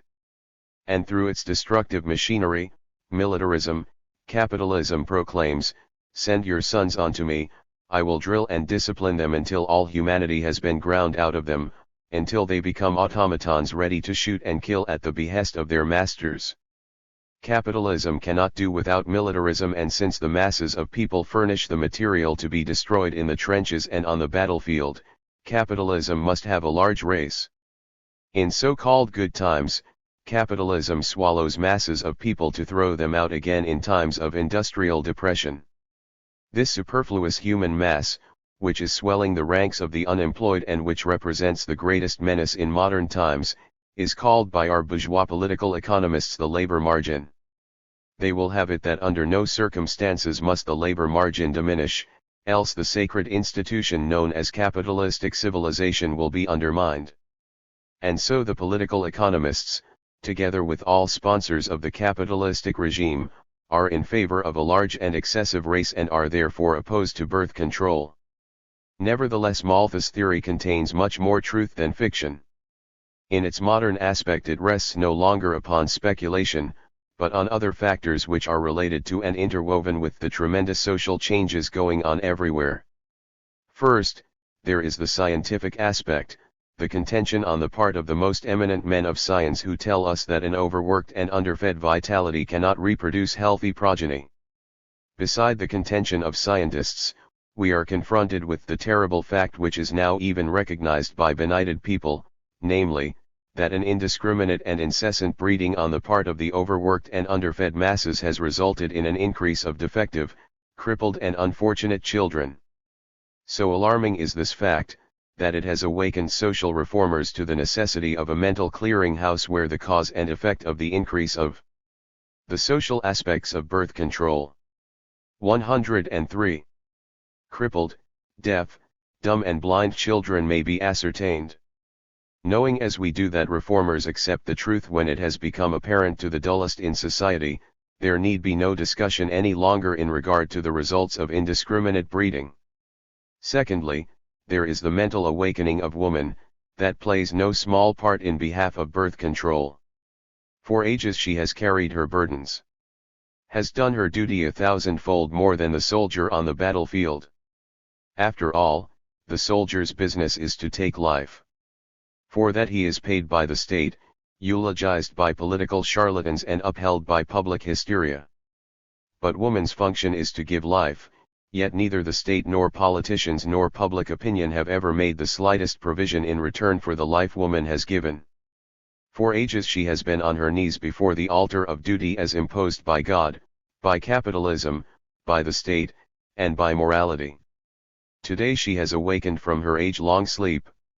She has shaken herself free from the nightmare of the past, she has turned her face towards the light, and it's proclaiming in a clarion voice that she will no longer be a party to the crime of bringing hapless children into the world only to be ground into dust by the will of capitalism and to be torn into shreds in trenches and battlefields. And who is to say her nay? After all, it is woman who is risking her health and sacrificing her youth in the reproduction of the race. Surely she ought to be in a position to decide how many children she should bring into the world, whether they should be brought into the world by the man she loves and because she wants the child, or should be born in hatred and loathing.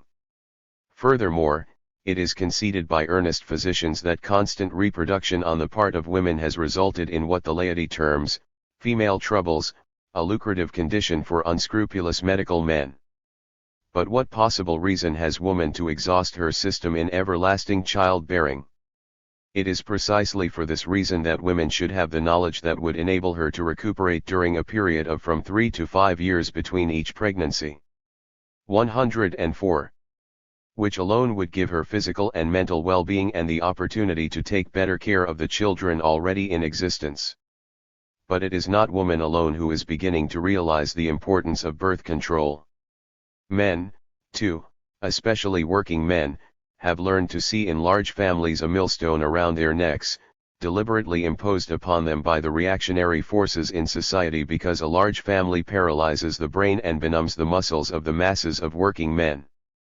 Nothing so binds the workers to the block as a brood of children, and that is exactly what the opponents of birth control want. Wretched as the earnings of a man with a large family are, he cannot risk even that little, so he continues in the rut, compromises and cringes before his master, just to earn barely enough to feed the many little mouths. He dare not join a revolutionary organization, he dare not go on strike, he dare not express an opinion. Masses of workers have awakened to the necessity of birth control as a means of freeing themselves from the terrible yoke, and still more as a means of being able to do something for those already in existence by preventing more children from coming into the world. Last, but not least, a change in the relation of the sexes, though not embracing very large numbers of people, is still making itself felt among a very considerable minority. In the past, and to a large extent with the average man today, woman continues to be a mere object, a means to an end, largely a physical means and end. But there are men who want more than that from woman, who have come to realize that if every male were emancipated from the superstitions of the past, nothing would yet be changed in the social structure so long as woman had not taken her place with him in the great social struggle. Slowly but surely these men have learned that if a woman wastes her substance in eternal pregnancies, confinements, and diaper washing, she has little time left for anything else. Least of all has she time for the questions which absorb and stir the father of her children. Out of physical exhaustion and nervous stress she becomes the obstacle in the man's way. The social aspects of birth control. 105. And often his bitterest enemy. It is then for his own protection and also for his need of the companion and friend in the woman he loves that a great many men want her to be relieved from the terrible imposition of constant reproduction of life, that therefore they are in favor of birth control. From whatever angle, then, the question of birth control may be considered, it is the most dominant issue of modern times, and as such it cannot be driven back by persecution, imprisonment, or a conspiracy of silence. Those who oppose the birth control movement claim to do so in behalf of motherhood. All the political charlatans prate about this wonderful motherhood, yet on closer examination we find that this motherhood has gone on for centuries past, blindly and stupidly dedicating its offspring to Moloch. Besides, so long as mothers are compelled to work many hard hours in order to help support the creatures which they unwillingly brought into the world, the talk of motherhood is nothing else but cant. 10% of married women in the city of New York have to help make a living. Most of them earn the very lucrative salary of $280 a year. How dare anyone speak of the beauties of motherhood in the face of such a crime? But even the better paid mothers, what of them? Not so long ago our old and hoary Board of Education declared that mother teachers may not continue to teach. Though these antiquated gentlemen were compelled by public opinion to reconsider their decision, it is absolutely certain that if the average teacher were to become a mother every year, she would soon lose her position. This is the lot of the married mother. What about the unmarried mother? Or is anyone in doubt that there are thousands of unmarried mothers? They crowd our shops and factories and industries everywhere, not by choice but by economic necessity. In their drab and monotonous existence the only color left is probably a sexual attraction which without methods of prevention invariably leads to abortions. Thousands of women are sacrificed as a result of abortions because they are undertaken by quack. 106. Doctors, ignorant midwives in secrecy and in haste. Yet the poets and the politicians sing of motherhood. A greater crime was never perpetrated upon woman. Our moralists know about it, yet they persist in behalf of an indiscriminate breeding of children. They tell us that to limit offspring is entirely a modern tendency because the modern woman is loose in her morals and wishes to shirk responsibility. In reply to this, it is necessary to point out that the tendency to limit offspring is as old as the race. We have as the authority for this contention an eminent German physician, Dr. Thielhaber, who has compiled historic data to prove that the tendency was prevalent among the Hebrews, the Egyptians, the Persians, and many tribes of American Indians. The fear of the child was so great that the women used the most hideous methods rather than to bring an unwanted child into the world. Dr. Thielhaber enumerates 57 methods. This data is of great importance in as much as it dispels the superstition that woman wants to become a mother of a large family. No, it is not because woman is lacking in responsibility, but because she has too much of the latter that she demands to know how to prevent conception. Never in the history of the world has woman been so race-conscious as she is today. Never before has she been able to see in the child, not only in her child, but every child, the unit of society, the channel through which man and woman must pass, the strongest factor in the building of a new world. It is for this reason that birth control rests upon such solid ground. We are told that so long as the law on the statute books makes the discussion of preventives a crime, these preventives must not be discussed. In reply, I wish to say that it is not the birth control movement, but the law, which will have to go. After all, that is what laws are for, to be made and unmade. How dare they demand that life shall submit to them? Just because some ignorant bigot in his own limitation of mind and heart succeeded in passing a law at the time when men and women were in the thralls of religious and moral. The social aspects of birth control. 107. Superstition, must we be bound by it for the rest of our lives? I readily understand why judges and jailers shall be bound by it. It means their livelihood, their function in society. But even judges sometimes progress. I call your attention to the decision given in behalf of the issue of birth control by Judge Gatens of Portland, Oregon. It seems to me that the trouble with our people today is, that there is too much prudery. Ignorance and prudery have always been the millstones around the neck of progress. We all know that things are wrong in society, that we are suffering from many evils, but we have not the nerve to get up and admit it, and when some person brings to our attention something we already know, we feign modesty and feel outraged. That certainly is the trouble with most of our lawmakers and with all those who are opposed to birth control. I am to be tried at special sessions April 5th. I do not know what the outcome will be, and furthermore, I do not care. This dread of going to prison for one's ideas, so prevalent among American radicals, is what makes the movement so pale and weak. I have no such dread. My revolutionary tradition is that those who are not willing to go to prison for their ideas have never been considered of much value to their ideas. Besides, there are worse places than prison. But whether I have to pay for my birth control activities or come out free, one thing is certain: the birth control movement cannot be stopped, nor will I be stopped from carrying on birth control agitation. If I refrain from discussing methods, it is not because I am afraid of a second arrest, but because for the first time in the history of America, the issue of birth control through oral information is clear-cut, and as I want it fought out on its merits, I do not wish to give the authorities an opportunity to obscure it by something else. However, I do want to point out the utter stupidity of the law. I have at hand the testimony given by the detectives, which, according to their statement, is an exact transcription of what I spelled for them from the platform. Yet so ignorant are these men that they have not a single contracept spelled correctly now. 108. It is perfectly within the law for the detectives to give testimony, but it is not within the law for me to read the testimony which resulted in my indictment. Can you blame me if I am an anarchist and have no use for laws? Also, I wish to point out the utter stupidity of the American court. Supposedly justice is to be meted out there. Supposedly there are to be no Star Chamber proceedings under democracy, yet the other day when the detectives gave their testimony, it had to be done in a whisper, close to the judge as at the confessional in a Catholic church, and under no circumstances were the ladies present permitted to hear anything that was going on. The farce of it all. And yet we are expected to respect it, to obey it, to submit to it.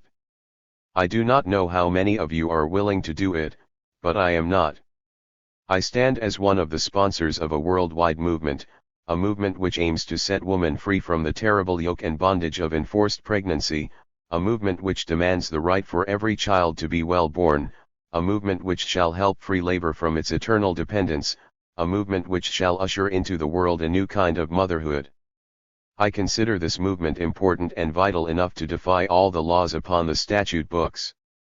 I believe it will clear the way not merely for the free discussion of contracepts but for the freedom of expression in life, art, and labor, for the right of medical science to experiment with contracepts as it has in the treatment of tuberculosis or any other disease. I may be arrested, I may be tried and thrown into jail, but I never will be silent, I never will acquiesce or submit to authority, nor will I make peace with a system which degrades woman to a mere incubator and which fattens on her innocent victims. I now and here declare war upon this system and shall not rest until the path has been cleared for a free motherhood and a healthy, joyous, and happy childhood. 109. Again the birth control agitation. 1916. If anyone is in doubt about the tremendous growth of the birth control movement, two recent happenings in New York City should dispel this doubt. One is the opinion of Judge Wadhams of General Sessions, and the other is the desperate methods employed by the New York Police Department in dealing with the birth control advocates. Not only do the police arrest everyone who openly discusses or distributes birth control information, but they frame up charges against innocent victims. Of course, perjury is nothing new with the police department, so it may not surprise you to learn that the old state method is again being used in the most flagrant manner. First, as to Judge Wadhams. A woman was brought before him for burglary. Mrs. Schnurr declared that she was compelled to steal to obtain bread for her 6 children, the youngest of whom was 10 months old. Up until 5 years ago Samuel Schnurr was able to support his family with his earnings as an operator on children's coats in an East Side shop. The close confinement ultimately had its effect on the man, and he developed tuberculosis. He kept at his work, despite his illness, until discovered by an inspector of the health department, who refused to permit him to remain in the shop as long as he had the disease. Since that time he has been unable to obtain employment. The burden of support fell on Mrs. Schnurr, who has partially earned a living for the family by doing odd jobs. Recently, 110. She was unfortunate in obtaining employment, and quickly used up what little money she had on hand. Last month she entered the home of Morris Moskowitz at 203 East 7th Street and stole a small sum of money and a watch, which resulted in her arrest. In his opinion, Judge Wadhams said that Mrs. Schnurr had been found guilty on a previous occasion of theft, arising out of the same conditions, but sentence was suspended. Although the woman could be sentenced for a long term in prison, the court said that the unusual circumstances were such as to warrant a further extension of clemency. After discussing the condition of the husband and his inability to care for his family, Judge Wadhams made the following statement. Nevertheless, he goes on becoming the father of children who have very little chance under the conditions to be anything else but tubercular, and, themselves growing up, to repeat the process with society. There is no law against that. But we have not only no birth regulation in such cases, but if information is given with respect to birth regulation, people are brought to the bar of justice for it. There is a law they violate. Judge Wadhams pointed out that many nations of Europe had adopted birth regulation with seemingly excellent results. He queried whether Americans had taken as common sense a view of the subject as we might.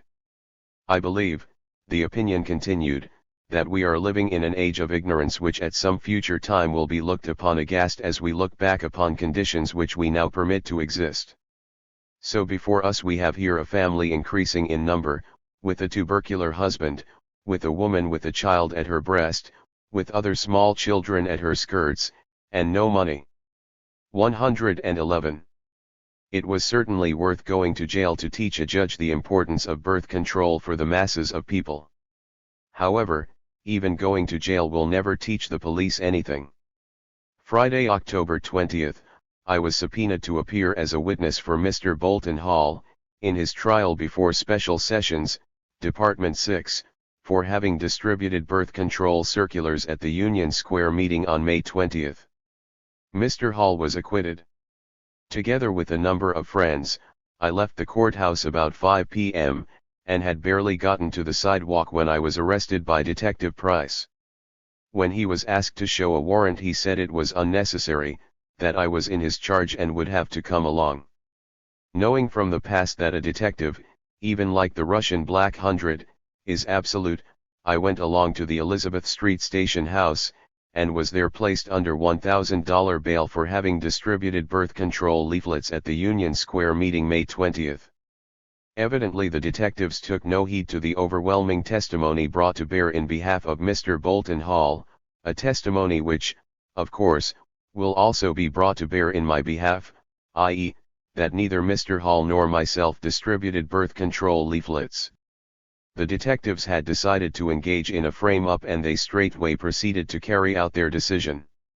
You will recollect that last April, I was arrested for having given out birth control information, that I was tried and found guilty, and that I preferred going to the Queens County Jail rather than pay a fine of $100. With that in view, it is hardly necessary for me to emphasize that I believe in the birth control issue, and that I believe in the necessity of giving people information.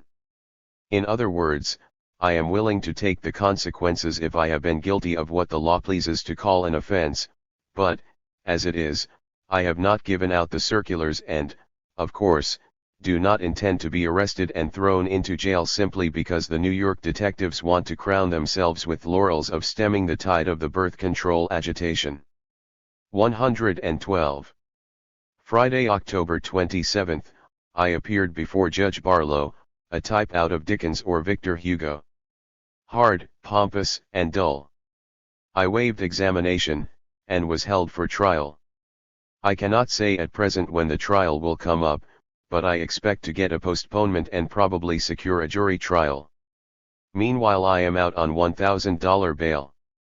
On October 30th, 3 cases were tried in the Court of Special Sessions, Jesse Ashley and 2 IWW boys, Kerr and Marmon. Of course they were all found guilty. Jesse Ashley was sentenced to pay $50 fine or serve 10 days in jail. She would have preferred the jail sentence but was urged to make a test case. Therefore she paid the fine under protest and will appeal. Kerr and Marmon will probably fare worse, inasmuch as the detective testified that while speaking on Madison Square, the boys offered a birth control pamphlet for sale at 10 cents and gave away with it. Oh, horrors, preparedness, the road to universal slaughter, by E.G. Little did we dream, when we published the pamphlet, what an important part it would play in a New York court. The 2 boys insisted that what they did do was to sell the preparedness pamphlet and give the birth control leaflet gratis. But though judges know that detectives never hesitate to perjure themselves, Kerr and Marmon were found guilty. However, it was evident that the judges are being educated. Thus one of them was very emphatic in saying that he means to distinguish between those that give birth control information free, out of conviction, and those that sell it. No such instruction was made in either Bill Sanger's, Ben Reitman's, or my case, although none of us sold information. The opinion of the judge, then, proves that direct action is the only action that counts. But for those of us who have defied the law, birth control would still be a parlor proposition, as it continues to be to this day with nearly all of the birth control leagues in this country. 113. The woman suffrage. Chameleon. 1917. For well nigh half a century the leaders of woman suffrage have been claiming that miraculous results would follow the enfranchisement of woman. All the social and economic evils of past centuries would be abolished once woman will get the vote. All the wrongs and injustices, all the crimes and horrors of the ages would be eliminated from life by the magic decree of a scrap of paper.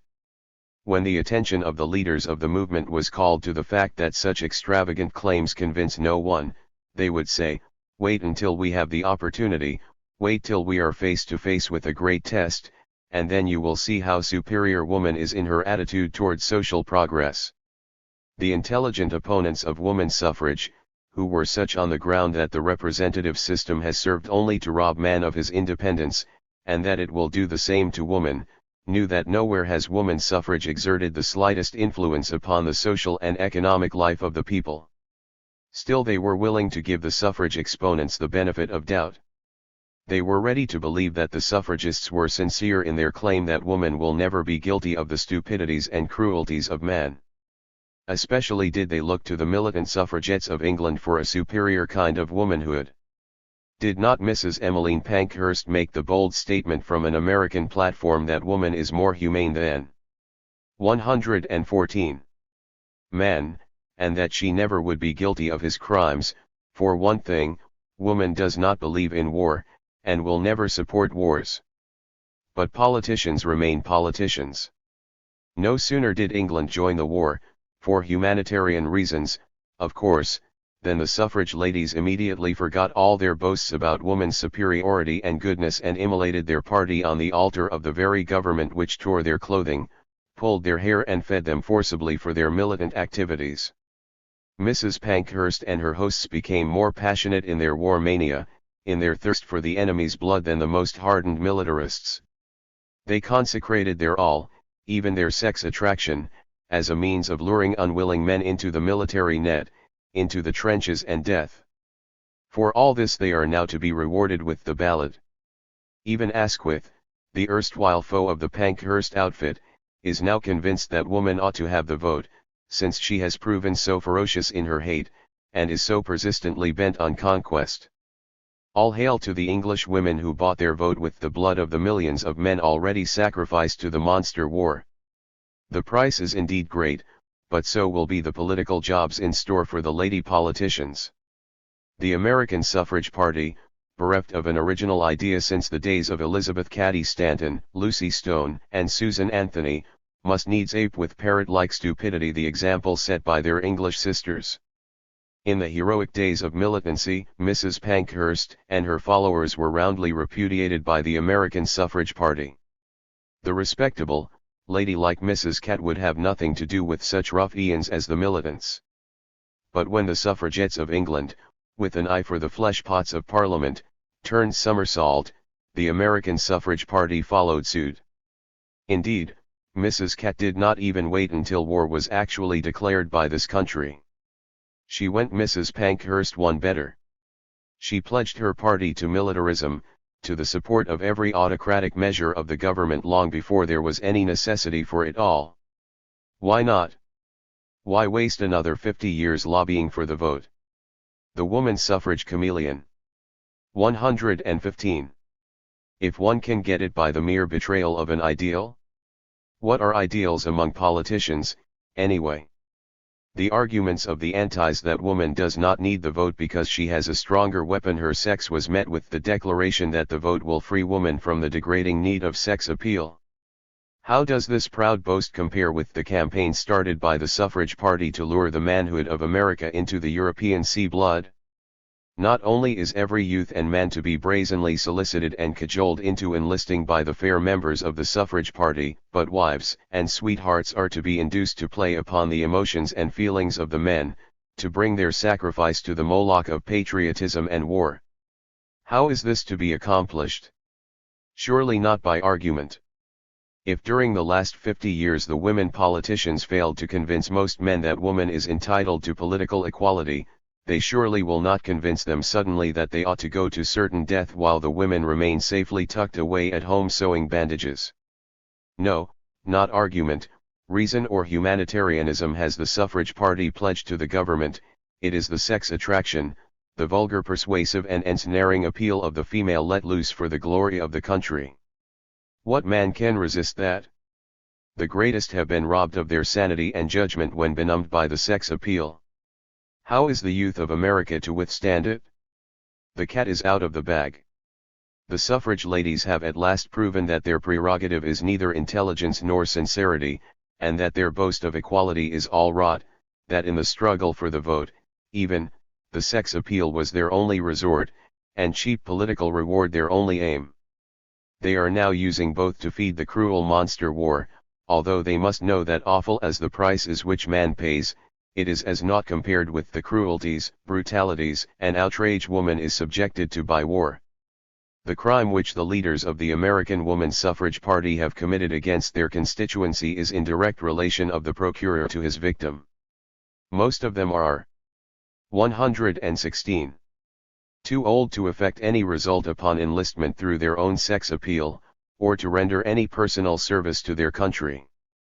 But in pledging the support of the party they are victimizing the younger members. This may sound harsh, but it is true nevertheless. Else how are we to explain the pledge, to make a house-to-house canvass, to work upon the patriotic hysteria of women, who in turn are to use their sex appeal upon the men to enlist? In other words, the very attribute woman was forced to use for her economic and social status in society, and which the suffrage ladies have always repudiated, is now to be exploited in the service of the Lord of War. In justice to the Woman's Political Congressional Union and a few individual members of the suffrage party be it said that they have refused to be cajoled by the suffrage leaders. Unfortunately, the Woman's Political Congressional Union is really between and betwixt in its position. It is neither for war nor for peace. That was all well and good so long as the monster walked over Europe only. Now that it is spreading itself at home, the Congressional Union will find that silence is a sign of consent. Their refusal to come out determinately against war practically makes them a party to it. In all this muddle among the suffrage factions, it is refreshing indeed to find one woman decided and firm. Jeanette Rankin's refusal to support the war will do more to bring woman nearer to emancipation than all political measures put together. For the present she is no doubt considered anathema, a traitor to her country. But that ought not to dismay Miss Rankin. All worthwhile men and women have been decried as such. Yet they and not the loud-mouthed, weak-kneed patriots are of value to posterity. 117. Louise Michel. 1923, ***. Dear Dr. Hirschfeld. I have been familiar with your great work on sex psychology for a number of years. I have admired the brave struggle you have made for the rights of people who, by their very nature, cannot find sex expression in what is commonly called the normal way. And now that I have been fortunate enough to know you and see your efforts at close range, I am more than ever impressed with your personality and the spirit which has sustained you in your difficult task. Your readiness to give my refutation of Fr. von Lewitzau's appraisement of Louise Michel as an Urning proves, if proofs were needed, that you have a fine sense of justice which seeks only to ascertain the truth. I thank you for that and for the able and heroic stand you have taken against ignorance and hypocrisy on behalf of light and humanism. Before I deal with the article, permit me to say this: it is not prejudice against homosexuality or the aversion to homosexuals which prompts me to point out the errors in the claim of the author. If Louise Michel had ever demonstrated homosexual traits to those who knew and loved her, I should be the last person to attempt to clear her from the stigma. I may, indeed, consider it a tragedy for those who are sexually differentiated in a world so bereft of understanding for the homosexual, or so ignorant of the meaning and importance of the whole gamut of sex. But I certainly do not think such people inferior, less moral, or less capable of following feelings and actions. Least of all should I consider it necessary to clear my illustrious teacher and comrade, Louise Michel, of the charge of homosexuality. Her value to humanity, or contribution to the emancipation of the slaves, is so great that nothing could add or detract from her, whatever her sexual gratification may have been. Years ago, when I knew nothing at all about sex psychology, and when my only acquaintance with homosexuals were some of the women I had met in prison where I was incarcerated for my political opinions, I came out in defense of Oscar Wilde. As an anarchist, my place has ever been with the persecuted. I saw in the persecution and prosecution of Oscar Wilde reflected the cruel injustice and hypocrisy of the very society which sent him to his doom. Hence my defense of him. Later, I went to Europe, and there came upon the works of Havelock Ellis, Krafft-Ebing, Carpenter, and many others, which made me see the crime against Oscar Wilde and his kind in a more glaring light. From that time on I used my pen and voice in behalf of those whom nature herself has destined to be different in their sex psychology and needs. Your works, dear doctor, have helped me much in shedding light on the very complex question of sex psychology, and in humanizing the attitude of people who came to hear me. From this, your readers will see that I have no prejudice whatever, or the least antipathy, to homosexuals. Quite to the contrary. I have among my friends men and women either complete earnings or bisexuals. I have found them far above the average in intelligence, ability, sensitiveness, and charm. I feel deeply with them, because I know that their sufferings are greater and more complex than that of most people. There is, however, one predominant tendency among homosexuals which I must oppose. It is their attempt to claim every. Louise Michel. 119. Outstanding personality for their creed, to ascribe to them traits and characteristics inherent in themselves. Now, it may be psychologically conditioned in all persecuted people to cling for support to the exceptional types of every period. Misery ever seeks companionship. Thus, for instance, the Jews will have it that most great men and women in the world have either been of Jewish origin or have Jewish characteristics. The Irish will do the same. The Hindus will tell you that their civilization is the greatest in the world and so on and so forth. It is the same with political outcasts. Socialists claim Walt Whitman and Oscar Wilde for the theories of Marx, while many anarchists will point to Nietzsche, Wagner, Ibsen, and others as to their very own. To be sure, greatness always goes with versatility, but I have always considered it an imposition to lay claim upon any great creative person for my ideas, unless he or she so claims themselves. If one is to accept the contention of many homosexuals for granted, one would have to come to the conclusion that there was or cannot be greatness outside of sexually inverted people. Persecution breeds sectarianism. This, in return, makes people limited in their scope, and very often unfair in their appraisement of others. I rather think that Fr. Karl von Levitzow suffers from an overdose of homosexual sectarianism. Added to this is his antiquated view towards the female.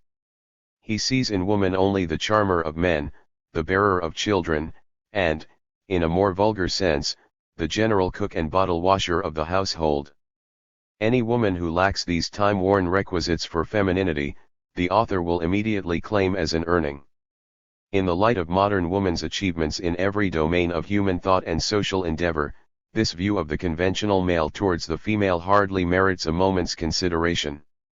Still, I shall have to deal with this hoary attitude of the author of Louise Michel, if only to demonstrate the absurd conclusions one may come to if he starts from an absurd premise. My criticism of von Levitzow does not prevent me from paying him tribute as a great literary artist and a man capable of 120. Sympathetic understanding of a great soul. In fact, I feel somewhat guilty to have to dissect the article. It is as if I attempted to slice up a great, radiant portrait painted by a master hand, for von Lewitzau's pen picture of Louise Michel is a masterpiece. For that, all of us who knew and loved this marvelous woman, are greatly indebted to him. However, the truth demands that I set my own feelings aside and deal with facts. To deal adequately with the points raised in the article, it would necessitate to publish the text in full, together with my reply, or at least to quote at great length, and then take up each point in detail. That, however, would take up too much space of your valuable jar book. I will, therefore, content myself with a mere gist of the salient points raised in proof of Louise Michel's homosexuality. Now, what are these points? First, Louise Michel was an exceptional child, eager for knowledge and scientific problems, and a vociferous reader. Second, her playthings, unlike those of other girls, were not dolls, but frogs, beetles, mice and other living things. Third, Louise Michel played with her cousin. By the way, this would prove that Louise was a perfectly normal girl, otherwise she would have chosen girls for her companions, climbed trees, inaugurated hunting expeditions, romped and was altogether full of boyish pranks and mischief. Fourth, she grew very indifferent to appearance, hated and opposed feminine frills, corsets, high heels, and the rest, was terribly negligent about herself and disorderly in her habits and her surroundings. Fifth, Louise Michel was extraordinarily courageous, lacking in the element of fear, daring to the point of recklessness. Her power of endurance through physical suffering was hardly equaled by men. Sixth, no man had been in her life except as comrades. On the other hand, she was always surrounded with passionately loved women friends. Last, but not least, Louise Michel was a mathematician and a composer, loved sculpture, enthused over Wagner and did ever so many other things which women never have done. The author lays great stress on Louise Michel's angular figure, flatness of chest, and masculine features. In Louise Michel 121. Short, he brings forth every imaginable argument to prove the masculinity of Louise Michel, arguments used from time immemorial by all sorts of men against woman whenever she attempted to rise out of the position of the harem inmate, and tried to achieve an equal place in life with man. Let us see how true all these so-called facts are. First, the early proclivities of Louise Michel for the deep problems of life, her reading of serious books and her mathematical sense, have been part of the make-up of quite a number of great women, to mention only a few: Sofia Kovalovskaya, Marie Bashkirtseff, and, in modern times, Madame Curie. Kovalovskaya solved serious mathematical problems at the age of 8, and became, when she was barely 25, one of the greatest mathematicians of the time. Bashkirtseff had a far deeper psychologic understanding for her surrounding than a great many men. She occupied herself with the study of science, sociology, literature, art, music, when she was 10 years of age, and became one of the most remarkable figures of her time. Madame Curie is too well known, not merely as a helpmate of her husband, but as an independent authority in science. Yet these women, and quite a number outside of them, were not only not homosexual, but were extremely feminine. This femininity was, to a large extent, the great tragedy in their lives, for the men they met were unable to grasp the yearning spirit of these women for the love and the comradeship of the man. Thus, Sofia Kovalovskaya wasted her substance with her husband, and later in a violent passion for a compatriot of hers who never suspected the flame that was consuming this great woman of the 19th century. I have no desire to go into the private life of Madame Curie. She probably would consider it an imposition, but as much as is known of her private life, she seems to be eminently feminine and have no homosexual proclivities whatsoever. I am quite sure that Frhr von Lewitzau has never seen healthy, normal American girls at play. He would find that they can romp, climb trees, play with frogs, beetles and snakes, and do all sorts of so-called boyish things, and yet grow 122 up to be very frivolous, typically feminine, and often useless women. On the other hand, there are any number of great American women, almost in every walk of life, who were very boyish in their childhood, and who yet are great lovers of men, mothers of children, and, at the same time, a great moral force in the different movements for deeper and finer social value in their country. Louise Michel's courage, reckless daring, lack of fear, and power of physical endurance, certainly I will not gainsay her in all that. But it would be unfair to the great host of Russian revolutionary women if I were to emphasize all the wonderful traits of Louise without giving them credit for theirs. It is evident that the author of the article has never come across these women, to mention but a few: Peravskaya, Gelfman, Figner, Breskovskaya, Kovalskaya, Folkenstein, and of the later period, Spiridonova. All these women have been heroic in the great revolutionary struggle of Russia. They committed the most daring deeds and went to their death or to the still greater Calvary, Siberia, and Katorga, with a smile on their face. Yet Peravskaya preferred to die at the gallows with her beloved husband rather than escape to safety, which she could very easily have done. Gelfman and Figner were so eminently feminine that they suffered more from the lack of beauty and delicacy which goes to make up a sensitive woman's life than they did from the physical horrors of the prison. Kovalovskaya continued her rebellious struggle although the years of imprisonment, something like 22 years. Folkenstein and Figner were among the most beautiful women, physically, feminine in their love life and in their associations. As to Spiridonova, she was subjected to the most fiendish tortures, including outrage by drunkard Russian officers.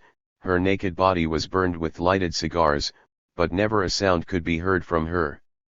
Yet Spiridonova is a delicate and frail little person, deeply in love with her comrade, and altogether so sensitive as a flower. These few examples should suffice to convince anyone not steeped in sectarianism or in the old thread-worn notions of the nature of woman, of the fact that one can be very much of a woman and at the same time a great rebel and fighter. However, I might go on enumerating women in every country, every age, and every clime. She stood side by side with the men in the great struggles for human right and for their own emancipation, who were certainly as brave and daring as their comrades, and yet had nothing whatever of masculinity or homosexuality in them. This brings me to the absurd conclusion which von Levetzow draws from the tragic grandeur of the last meeting between Dombrowski and Louise Michel on the barricades. The author is so limited in his masculine conception of woman that he cannot understand how two such people, in the face of the collapse of the cause they loved more than life itself, would meet like comrades. He remarks, if Dombrowski had seen the woman in Louise, he would have patted her cheek; as it is he stretched out both his hands, and grasped hers in a last farewell. I am surprised that a man of von Levetzow's sensitiveness could be capable of such vulgarity. I rather think it is his ignorance of the wonderful relation which existed and still exists between men and women who are engaged in the fight for an ideal, or who have a common cause. It is true that very often the consciousness of the difference of sex is obliterated between them. They are comrades, capable of the highest sacrifice for each other and devotion to each other. Here again I would have to name every country and every clime that has given to the world such beautiful comradeship between men and women, but space will not permit. I merely raise this point to emphasize the absurdity of the arguments of the author on Louise Michel. Louise Michel hated woman's frills and the rest of the requisite which go to make up the unfortunate hothouse plant of a perverted society, and that she was careless and disorderly. As far as the first so-called argument is concerned, I must enlighten von Levetzow. It is true that many women who have emancipated themselves from the shame of the past have also developed a new conception of beauty and fitness of attire. But in most cases, it was a just protest against the rags, the waste and the stupidity of the whole paraphernalia which went to make up the ordinary woman's outfit.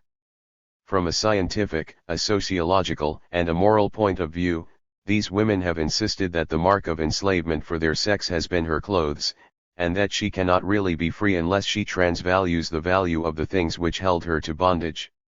Are these women, therefore, homosexual? No more than Louise has been. Louise, who dedicated her life to the cause of humanity, who not only was engaged in the struggle for existence for her mother and herself, but was foremost in the movement which absorbed most of her thoughts and all her energies. Was she to spend her hours before the mirror, exploit dressmakers, and torture salesgirls in a vain pursuit of the latest styles, and must she, therefore, be considered an earning because she dressed sensibly and paid very little attention to what is commonly called the beauties of woman's appearance? Verily, if the author had no better proof for his claim, he should have refrained from making out his case.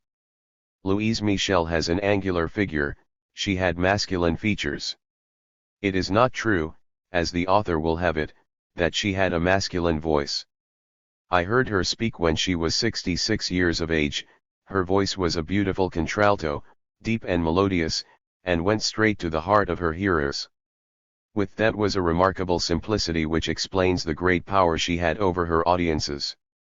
As to her face, it is clear to me that von Levetzow never saw Louise smile. If he had done so he would no longer have seen the male in her. It is known to all who were close to Louise Michel what an illuminating effect Louise Michel 125. Her smile and her beautiful eyes created. This argument, too, seems very lame. However, we come to the most important contention of von Levetzow. The author relates the fact that Louise repulsed two suitors because she was not attracted to men. It is significant, however, that this happened when she was 12 and 13 years of age, and the men were old enough to be her fathers. Besides that, they came to buy her.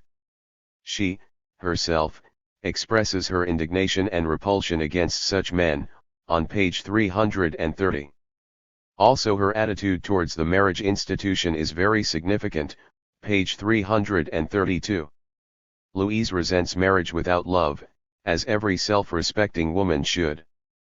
But nowhere in her writings has she expressed opposition to love without marriage.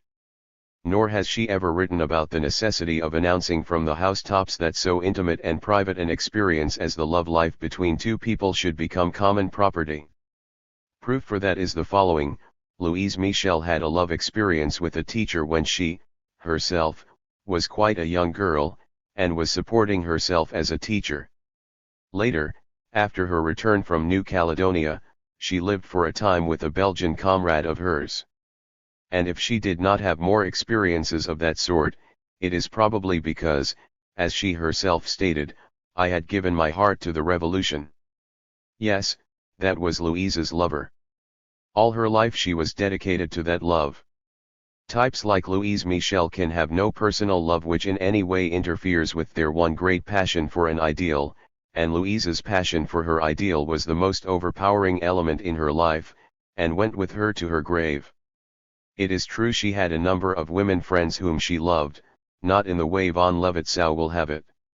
A great many modern women who have little of the personal love in their lives, attach themselves in comradeship and devoted friendship with their own sex, just as great men do.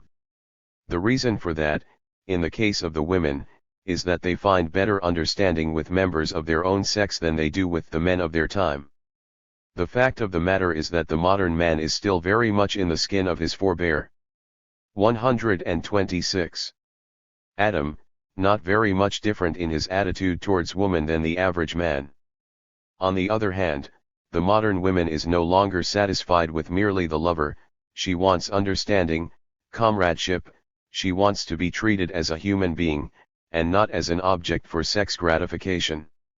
Since she cannot always find it in the man, she turns to her own sisters. It is precisely because there is no sex element between them that they can better understand each other. In other words, instead of being attracted to her woman friends by her homosexual tendencies, Louise was attracted to them because she was very much the woman, and needed the companionship of women. There is one more thing which was very prominent in Louise Michel, it was her mother instinct. She was passionately fond of children, mothered every waif she could pick up. It was her mother love which prompted her to adopt Charlotte Vauzel, to bring her up and share with her out of her meager earnings. Never at any time was Charlotte even in the spiritual sense the sweetheart of Louise Michel. The fact of the matter is that Louise paid dearly for her devotion to Charlotte. The latter, together with her brother, made the last years of Louise Michel very miserable. They kept her a prisoner to a large extent, never letting her alone to receive her friends or to live with them. Charlotte opened Louise's mail and watched her constantly. The reason for it is that both Charlotte and her brother lived off Louise Michel and were mortally afraid that anyone else might benefit by the great generosity of Louise. In any event, it is ridiculous to point to Charlotte Vauzel as the sweetheart of Louise Michel. Louise Michel's love for sculpture and her appreciation of Wagner are brought forward as Uranian traits. Von Levetzow will have it that no woman is capable of creative art and music. He graciously admits that Francisco Holmes, the French Scandinavian woman, was a great composer, but he hastens to add that, according to her photograph, she looks masculine. I do not think that it is worthwhile to go into this argument. The fact that there were only a few great women composers does not make them homosexual. They are simply pioneers in the domain so far not explored by many women. As to the love of Wagner, the truth is that more women attend Wagnerian music and understand him than men. Perhaps it is because the elemental untrammeled spirit of Wagner's music affects the women as the releasing force of the pent-up and hidden emotions of their souls. It is hardly necessary to emphasize that women are not only capable of the appreciation of sculpture, but that there are quite a number of women sculptors of no small merit. There is one thing in which I quite agree with von Levetzow. It is when he says that Louise Michel was so inseparably wound up with anarchism that to grasp her personality and her complex nature, one must also go into a discussion of her social philosophy. But, as he justly says, the jar book is not the place to do so. But even if it were, I do not think that the author would have been in a position to undertake an analysis of anarchism, since he seems to know absolutely nothing about it. Else, how is one to understand his interpretation on page 315, line 4-7? What an insult to the memory of Louise Michel and the intelligence of the readers of the jar book. I have known Louise Michel for a number of years. Long before I met her I knew her ideas and the price she had paid in the struggle for them. Her fortitude, her martyrdom, and more than that her boundless love for humanity, were to me like a purifying and illuminating flame. I met her the first time in 1896 in London. I was frequently with her then, and learned from her the story of the heroic struggle of the Paris Commune. Louise never spoke of herself and her own part in that struggle. I met her again in 1899, in London, then in 1900, when for the first time in many years Louise Michel came back to Paris. It was during both periods that I had the opportunity to be much with her, and to receive from her a few snatches of her life, as it was my intention to write her biography. But she was so morbidly reticent about everything pertaining to herself that she 128 was loath to discuss her own life.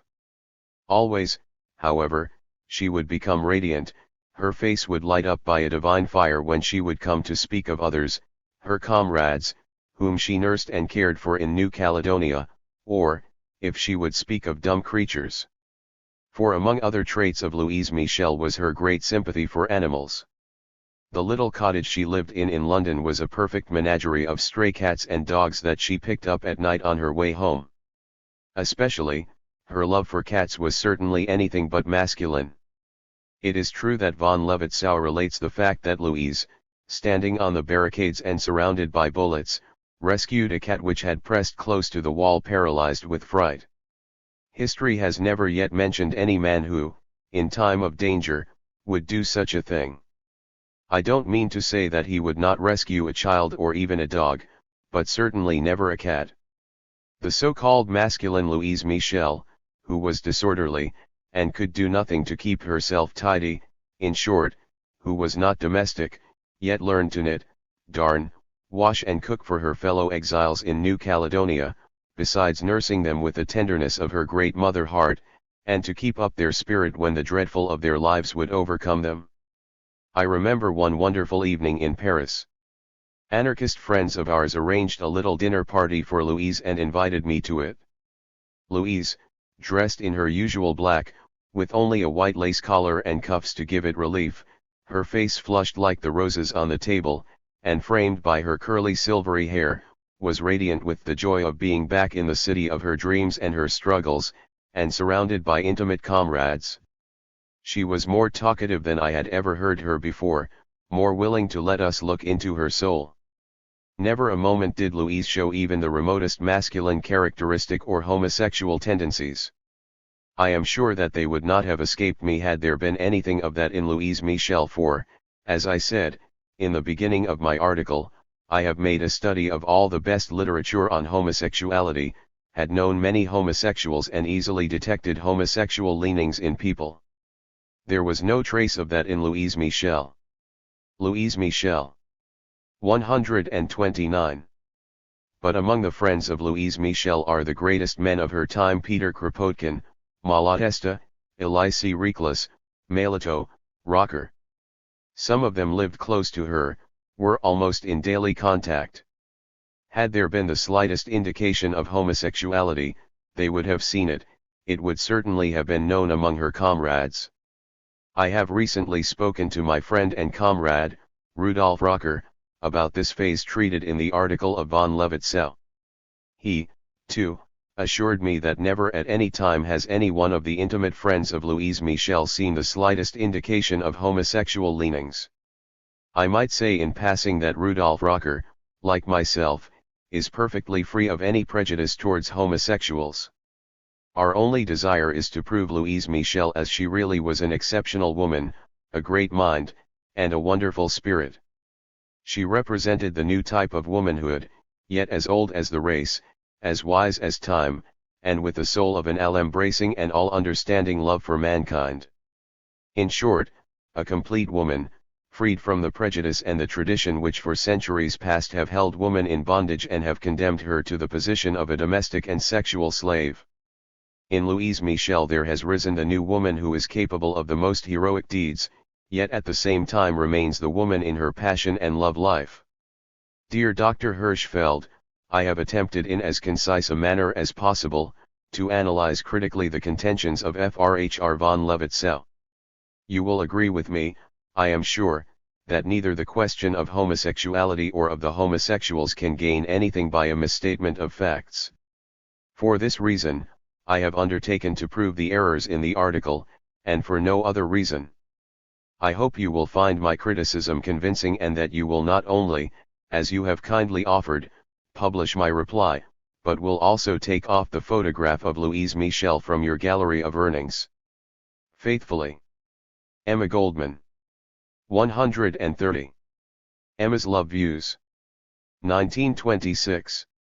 Note: no woman in modern time has been more actively hostile to the marriage custom than Emma Goldman, who, some 8 years ago, was among a shipload of deportees sent back to Russia. She made lecture tours of America, speaking on marriage, and wrote pamphlets. Then, suddenly came word from Montreal, Cannes, that Emma Goldman had arrived under the name of Mrs. E. C. Colton. After a lifetime of antagonism, Emma Goldman herself had married a Welsh miner. Her followers were amazed and still are. What could this mean? Nia sent a representative to locate her and learn at first hand what Emma Goldman now thinks of marriage. Herewith is presented an exclusive, personally written article, the second of a series of 5, outlining her opinions today. Many people have expressed surprise that I, who have for so many years criticized the marriage institution, should in the end have submitted to it. Invariably they demand to know whether I have changed my view, held in the past. I cannot be too emphatic in my declaration that now, as ever, I am convinced that the institution of marriage, as such, can add nothing whatever to the fundamental motives that bring men and women together. It will always be my feeling that the union of two people is an entirely private affair. 131. Bizarre then, accepted now. Not many years ago this point of view was considered startling and revolutionary. Today it meets with far more general acceptance than some care to admit. Even conservative people are beginning to realize that while marriage may be a matter of convenience, it has no bearing whatever either on emotional impulses or sex expression. Certainly the ritual of marriage has no bearing on the life and habits of human beings. At best, the institution is no more than a public sanction of a private arrangement between two people. Never has the state been able to give more than this sanction, since it will always be love which dominates such human relations. I often smile at the old references to so-called free love. As though love could ever be anything but free. Nowadays thousands of people submit to the ceremony of marriage, not because they believe in it, but because it protects them from the vulgar pryings into their private lives. Marriage the answer. And so, if you behold me married today, you have, therein, the answer if you care to have one. A marriage does not need to lead to a divorce of one's viewpoint. The greatest offender against the sanctity of privacy has been the state. Since the reaction ushered in by the World War, the state has relinquished most of its other activities to the exclusive business of holding the individual by the throat. No longer are freedom of movement or taste possible. Numberless restrictions surround the individual from morn to night. What he eats, drinks, reads, sees, the association he makes, the opinion he hears, and whom he foregathers with, are under constant surveillance. The result is that the individual is constantly with the need of devising methods by which he can escape the tentacles of such intrusions and obstructions. 132. Necessity mother's device. Efforts to thwart from without always create a genius for devising means of escape from within. Thus prohibition has only served to whet the American thirst. Suppression of literary effort has only brought forth ever more revolutionary books. Incidentally, it has increased the intelligent interest in and discussion of the proscribed works.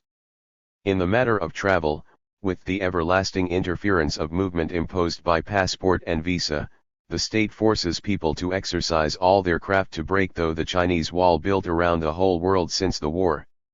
That does not mean, however, that people are necessarily taking the state to their bosom.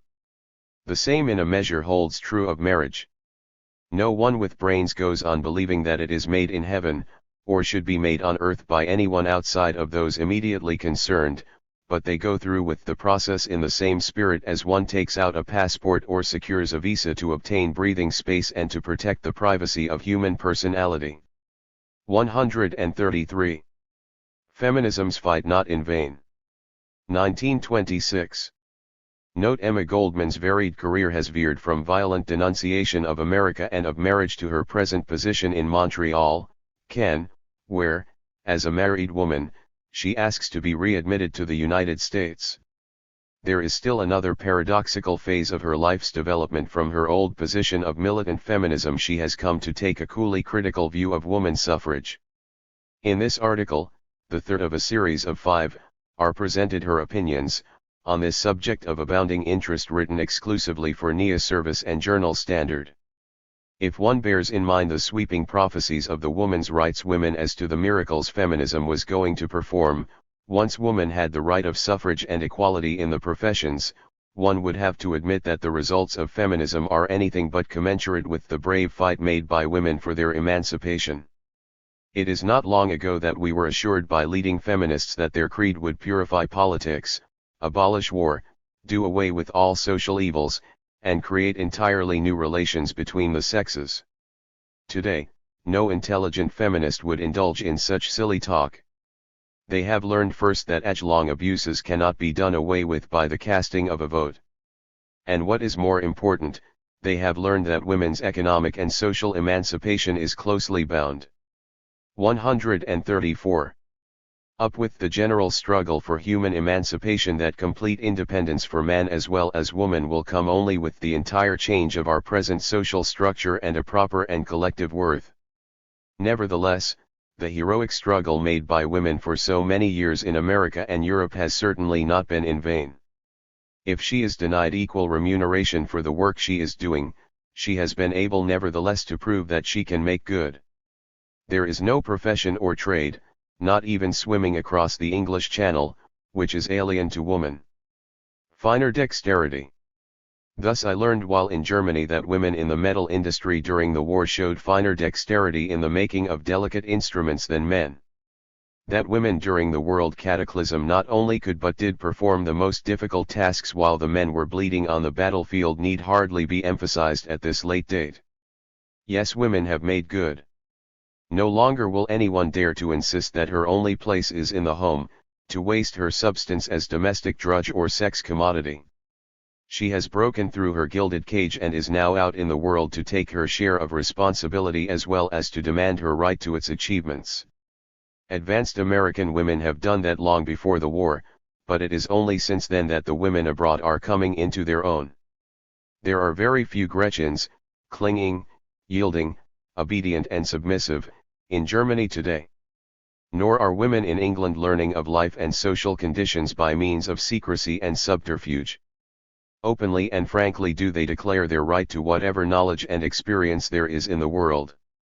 And even in France, women, besides the right of love, in which they have claimed mastery, are beginning to appreciate that life is more than idle flirtations, that here are grave social problems which demand the attention of women as well as men. In other words, women the world over have become feminism's fight not in vain. 135. Keenly alive to the need of playing the part in the world's struggle. Vital in every domain. Woman today is perhaps the most vital force in every domain of human thought and endeavor. Whether it is the devitalizing effect of the horrors of war upon a great many men I do not know.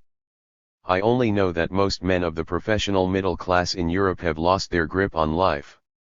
They seem to have no faith or idealism left. To use a Freudian expression, most men today seem to suffer from an inferiority complex. Or it hurt pride that they can no longer play the brave knight and protect woman from living as dangerously as they themselves have lived. At any rate, most men seem to be lost, out of a job, as it were. They do not know what to do with themselves in the presence of their erstwhile inferiors. Alive, eager, and active. Not so the women I have met in Europe. They impressed me as completely changed in their physical, mental, spiritual, and emotional qualities, a new and virile type of womanhood, much more alive, eager, active, and free than men. Many factors have contributed to create the modern type of woman, the most vital factor being sex solidarity among women. Necessity taught them at an early stage in their struggle that the slave has never been freed by his master and that his emancipation could only be brought about by the spirit of solidarity between his fellow slaves. So, too, the solidarity of sex among women has, I think, been a tremendous impetus and encouragement in their struggle to assert themselves in their right to their place in the world, their right to be themselves. 136. The element of sex in life. Excerpts, asterisk. Truth will out someday. But in general it is the lie that endures.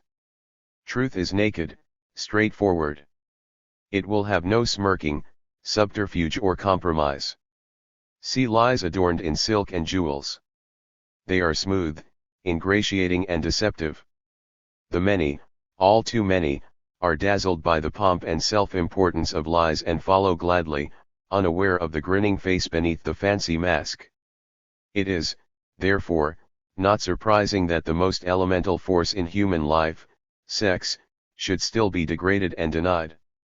The two institutions that have for centuries tried to subdue sex, to drive it out by the most fiendish methods, have been the Church and morality, the traducers of all that is fine and wholesome in life. But the more the Church and morality have attempted to subdue sex, burn it out from the needs of man, the more consumingly and devastatingly sex has asserted itself. It is in comparatively recent years that the truth about sex has broken through the network of falsehood, delusion, and snare that has so long haunted man's mind. And all the leaders and pioneers in the field of sex psychology prove beyond a shadow of a doubt that phobias, terrors, neuroses, and their mental derangement all have the same sexual origin. More than this, our simplest actions are entirely dependent upon our sexual impulses. The dissimulation imposed by long moral restraint prevented us from recognizing this fundamental truth. But since it is impossible to resist such a powerful natural force with impunity, most people were becoming more or less insane, some were completely so, some expressed their sexual aspirations by transitory phobias or monstrous dreams, others, in order to free themselves from them, passed almost their whole existence in a waking dream, indifferent to ordinary life. Finally, those who were strongest satisfied their propensities by the aid of a calculating hypocrisy which enabled them to conceal them from the eye of the crowd. The growing accumulation of Freudian research, the ever-widening consequences of the application of the original doctrines, supply explanations of many problems which used to puzzle us, and often enable us to find material proof of the theory of the unity of energy.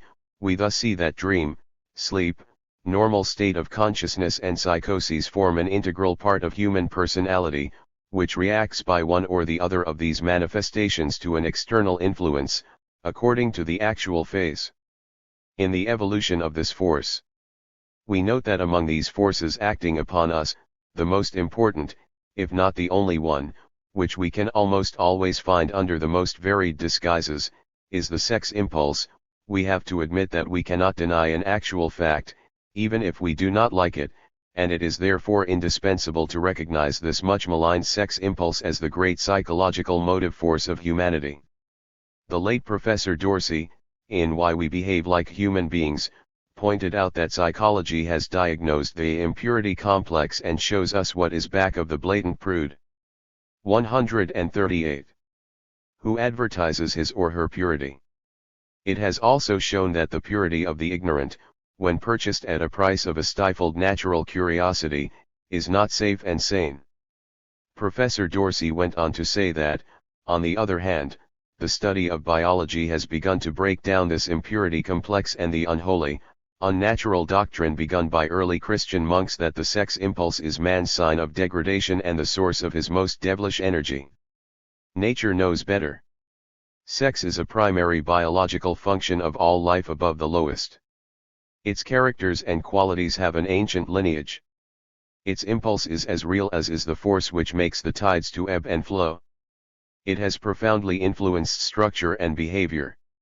It is a fundamental element of all higher life, its external characters a neat advertising dodge of nature by which she sells her wares and thereby ensures her family. To sex we owe more than poetry, we owe the song of birds, all vocal music and the voice itself, the plumage that comes to supreme glory in the bird of paradise, the mane of the lion, the blush of the maiden, the beard of man, and all higher forms of life in plant and animal worlds. It is woven into every fabric of human life and lays its fingers on every custom. To the debit side of the sex account we must charge many silly stupidities and some of the foulest injustices which go to make the thing we call human culture the amazing and variegated mosaic that it is. We are more enlightened than we were, but we have not yet reached the stage where the mere mention of sex will not provoke someone to respond with a reproach or an insult. Whole blocks on Main Street assume that sex knowledge is of questionable propriety, or, at best, to be kept dark in doctor books, or regard it as the banal possession of the frankly shameless. As a result, most pseudoscientific sex literature slops over into the emotions and lets facts alone, or presents facts under disguises. Much of it has no biological background or anything of the laws of life, which govern man. 139. No less than every living thing. It is fear, sometimes called reverence, that makes us let sex alone. It is mock modesty and foolish shame, masquerading under the name decency, that compels museums to clothe marble fawns and cover Joves and bronze cupids with plaster of Paris fig leaves, often awry or nicked at the corner. Much mawkishness abroad on the question of sex. Man is high, animals are low without minds and of course can have no souls. We have. Ours is a divine parentage. Hence art, from Phidian sculpture to sophomoric poem, tends to the greater glory of man, men and women more like goddesses, gods and goddesses glorified men and women. And so it came about that the commonest thing in nature next to keeping alive became invested with the sanctity of heaven. All the modern writers on sex have proven that the old notion of sex as beginning with puberty is false. The sex impulse, like all our impulses, begins at birth and ends with death. Though in opposition to other animals, man cannot interpret his sexual appetites by action before the end of a respectable number of years, a wonderful cause of nervous disorders from which animals faithful to the periodic returns of sexual excitement are free, it nonetheless seems as though there was an awakening of sexuality in him from the earliest days of his life, For Freud and school, sexual ideas come into being the time the child is given the breast.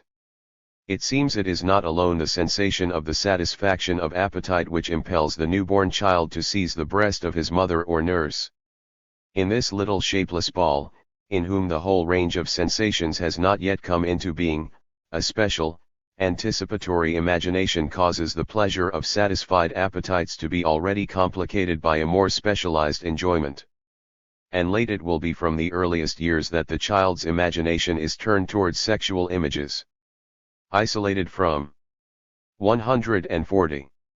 The world, knowing as yet nothing but family life, already possessed of desires which nature will not allow him to satisfy till a distant future, the child will turn his sexual imagination towards the nearest objects, the only ones which he can have in sight. There will be in early infancy an imaginative crisis which will often have a distant reaction upon the sentimental life of the adult. Psychologists ask us to note that the sexual development of the child may take place in three ways: 1. Appearance of the first phenomena at the very time of birth; 2. Crisis in later infancy, from 4 to 7 years old, with inversion of normal sentiments, incest, etc. 3. Crisis of puberty, from about 10 to 14 years of age, followed by a return of the sensations to normal channels. These psychological manifestations are, no doubt, closely connected with modifications of the internal secretion organs, and, in particular, with sexual development, which is only one department of these glandular activities.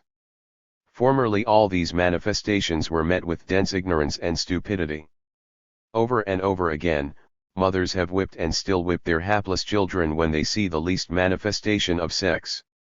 Or they terrorize them and put the stigma of depravity on their children.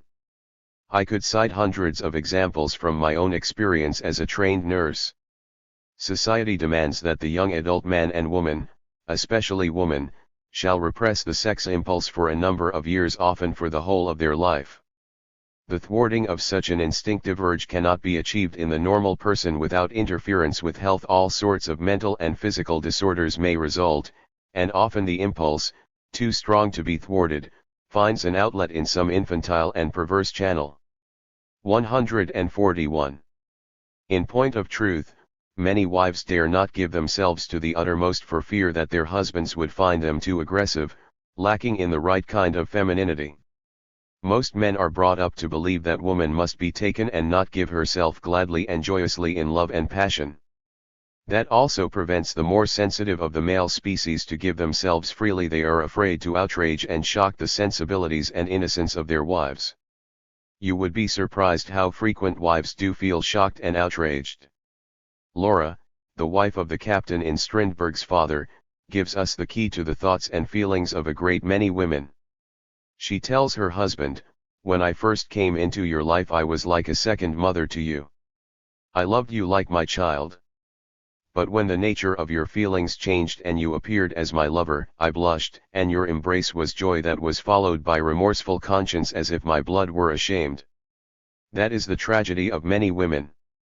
What is commonly called incompatibility of temperaments is nearly always the direct result of lack of sexual harmony, the dissatisfaction and friction which arises when the chemical nature of sex in the man and wife fail to blend harmoniously. Take frigidity in some women, largely due to the deadening effect of the sex taboo. Such women cannot, even if they try desperately, respond to the sex urge in the man. In fact, the very thought of the sexual embrace to such women is torture. Even if the man lacks refinement and imposes his needs on his wife, he will find satisfaction. In the end he seeks gratification elsewhere. Sex is more powerful than all decisions. The man will grow indifferent and in the end insist on divorce, or if he can afford it provide for another menage for his mistress. Both the Jewish and Christian religions have imposed the notion of the function of sex as only permissible for the act of 142. Procreation. That they may be fruitful, multiply, and replenish the earth, Jehovah permitted the Jews to have many wives. The Christian religion, while not permitting many wives and imposing sexual gratification only to bring children into the world, is yet perfectly aware of the fact that whether inside or out of marriage sex is being expressed without much regard to procreation. But while religionists and purists cling to their fetish that sex must not be indulged in, as they term the perfectly natural expression, modern biologists and psychologists have torn the veil from all the nonsense pertaining to sex. Whole libraries have been filled with works that treat the subject with understanding and depth and show that there has been an inadequate realization of the tremendous energy back of the sex instinct on the one hand, and, on the other hand, of the biological provisions for the release of this energy along channels not specifically sexual. It is probably absolutely correct to speak of the sex instinct as the creative instinct, and it is equally true that any outlet which offers the emotional satisfaction that comes from creative endeavor has the capability of neutralizing the needs back of the creative craving. The import of this viewpoint must be fully realized by parents and by their children, for the children reflect them not merely through inheritance, but also by the assimilating of their ideas and ideals. Both must understand and learn to utilize the essentials for developing and satisfying the emotional cravings arising from the sex instinct. It is in this relation that the release of energy along recreational and occupational lines yields the most satisfactory results. However, the creative spirit is not an antidote to the sex instinct, but a part of its forceful expression. It acts in a conservative manner and utilizes the instinct for forms of satisfaction that are not merely protective in character, but lead on to its greater development, its broadening and deepening in its impress upon innate character and powers of self-direction and control. The non-sexual release of energy sometimes suffices to offset the fundamental needs that lie 143 back of the sexual craving and, in fact, to transmute them into self-satisfying and useful forms of expression. The man who expressed this thought profoundly and poetically was Friedrich Nietzsche. In Morality as Anti-Naturalness he writes, "All passions have a time when they are fatal only, when, with the weight of their folly, they drag their victim down, and they have a later, a very much later, period, when they wed with spirit, when they are spiritualized." Formerly, people waged war against passion itself, on account of the folly involved in it.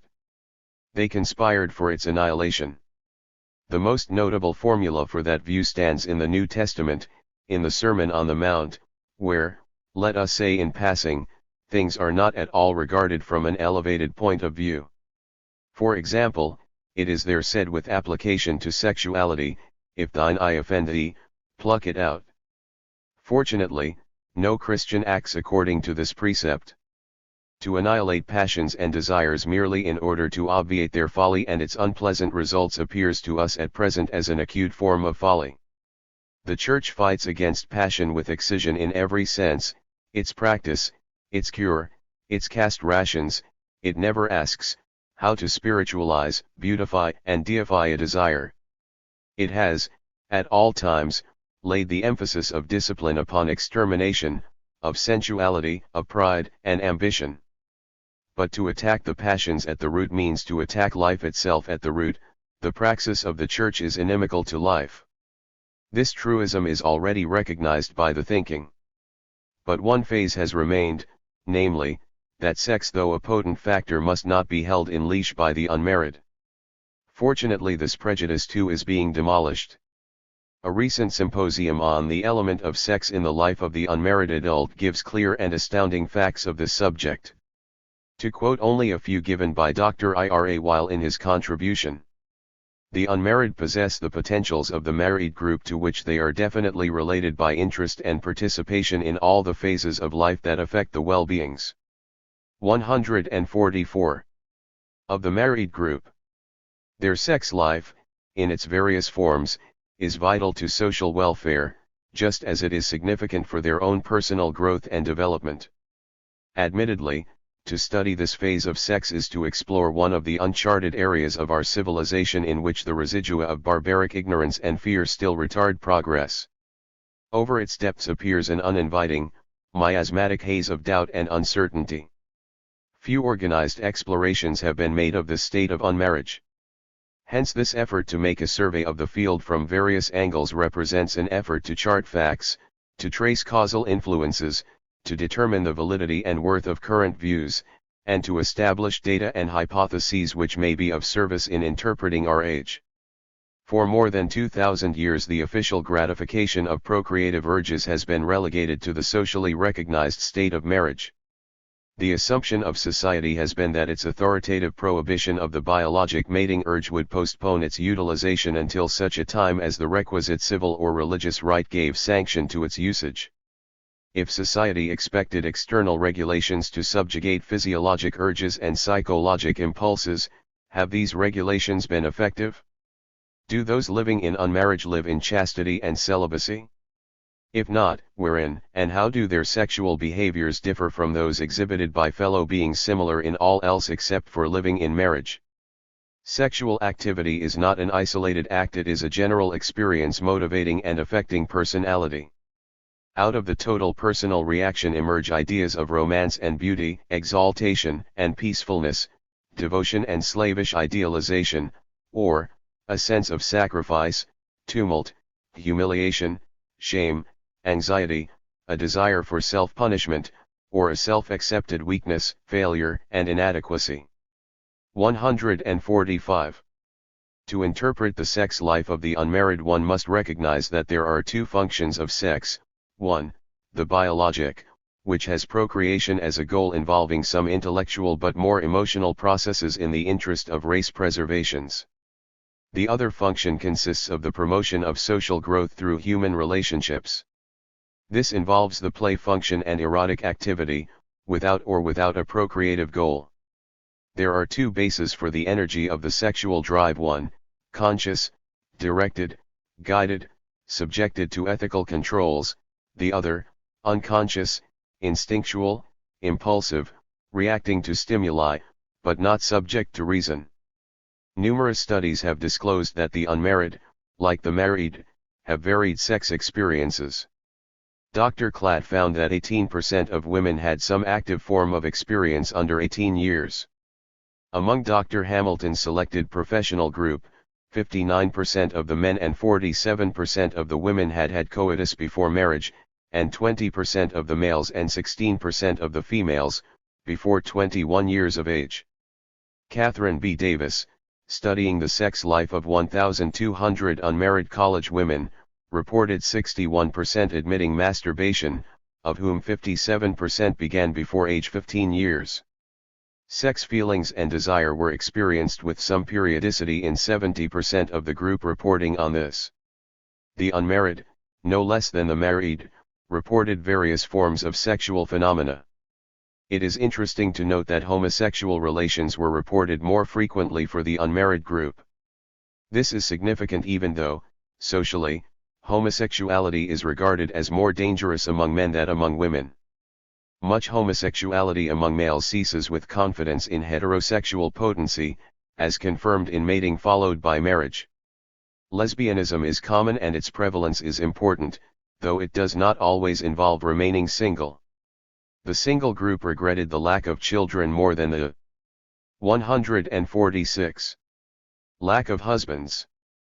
Approximately 38.7% believed intercourse necessary for complete mental and physical health. Approximately 20% justified sexual intercourse before marriage for men and for women. Dr. Weil asks, are the large numbers of adult single undergraduates and graduates of colleges endowed with less sexual drive than high school graduates? Do matured adolescents lose their primary instinctive urges when they become adult? Is higher education purchased at the cost of sexual contraction? This is absurd and contrary to all facts. Sexual activity in one of its many phases exists whether in active erotic play, autoerotic, homosexual or heterosexual practice, or as an aesthetic or vocational sublimation. Its nature and intensity are subject to personal choice, judgment, standards, and ideals which are regulative but not destructive, temporarily prohibitive rather than permanently inhibitive. If one assumes that sexual life is and must be limited by social sanction to those living in wedlock, then what do those living in unmarriage do, or what may they do? The question is not what can they do, as this is identical for both groups. The actual legal existence of prenuptial guarantees attests the fact of widespread sexual activity among the unmarried. Economic inadequacy does not stamp out heterosexual urges any more than the enactment of a punitive law can destroy homosexual impulses. Factually, society recognizes the sexual demands, if not the sexual needs, of the unmarried group in its attitudes toward, and its regulation of, prostitution, homosexual haunts and taxi dance halls. In other words, the unmarried are either driven to artificial methods of sex expression or they will follow the dominant urge in natural relationships. In point of fact, they have done with taboos imposed on them for so long, especially since they have come to know of contraceptives to prevent bringing undesired children into this wonderful world of ours, a subject I hope to speak about before I leave your city. 147. Unmarried adults are approaching sex as a fact rather than a theory. They are accepting their sexual organization frankly as an instrument for personal growth and emotional completion with social stabilization, rather than hypocritically as a function designed by divine plan only for the procreation of pure beings whose excuse for living was that they might die in purity to attain happiness in a world to come. They appreciate that sex is the source of life, but believe that a sexless life is a mockery after biologic maturation, because it is contrary to nature, since sex is also an expression of psychological factors that socialize individuals and lead them to forsake unmarriage for a marriage in harmony with the laws and customs of their age. All erotic play is genetically related to courtship, but courtship is subject to social control. Hence, the sex life of the normal young unmarried adult, whatever it may be, is preparation for the perfection of mating, the promotion of personal happiness and adjustment in some form of marriage, whether free and unconventional common law or according to civil or religious right. Because I so completely agree with this viewpoint and because I know the disastrous and tragic result of the Puritan idea of sex, I find it imperative to call your attention to the need of treating the sex question frankly and without the subterfuge usually employed when referring to the subject. With the greatest and freest spirits and poet Walt Whitman I say, where sex is missing, everything is missing. Let us get rid of the mock modesty so prevalent on the surface of polite society. Let us liberate sex from falsehood and degradation, and let us realize that sex is a dominant factor for health and harmony in life and in art. 150.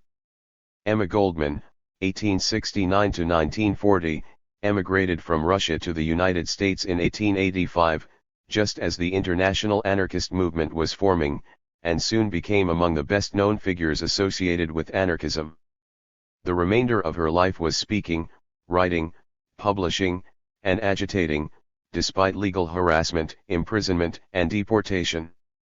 Many years after her death, Goldman's ideas remain important influences among both anarchists and feminists. Her works include Anarchism and Other Essays, 1910, My Disillusionment in Russia, 1923, and Living My Life, 1931.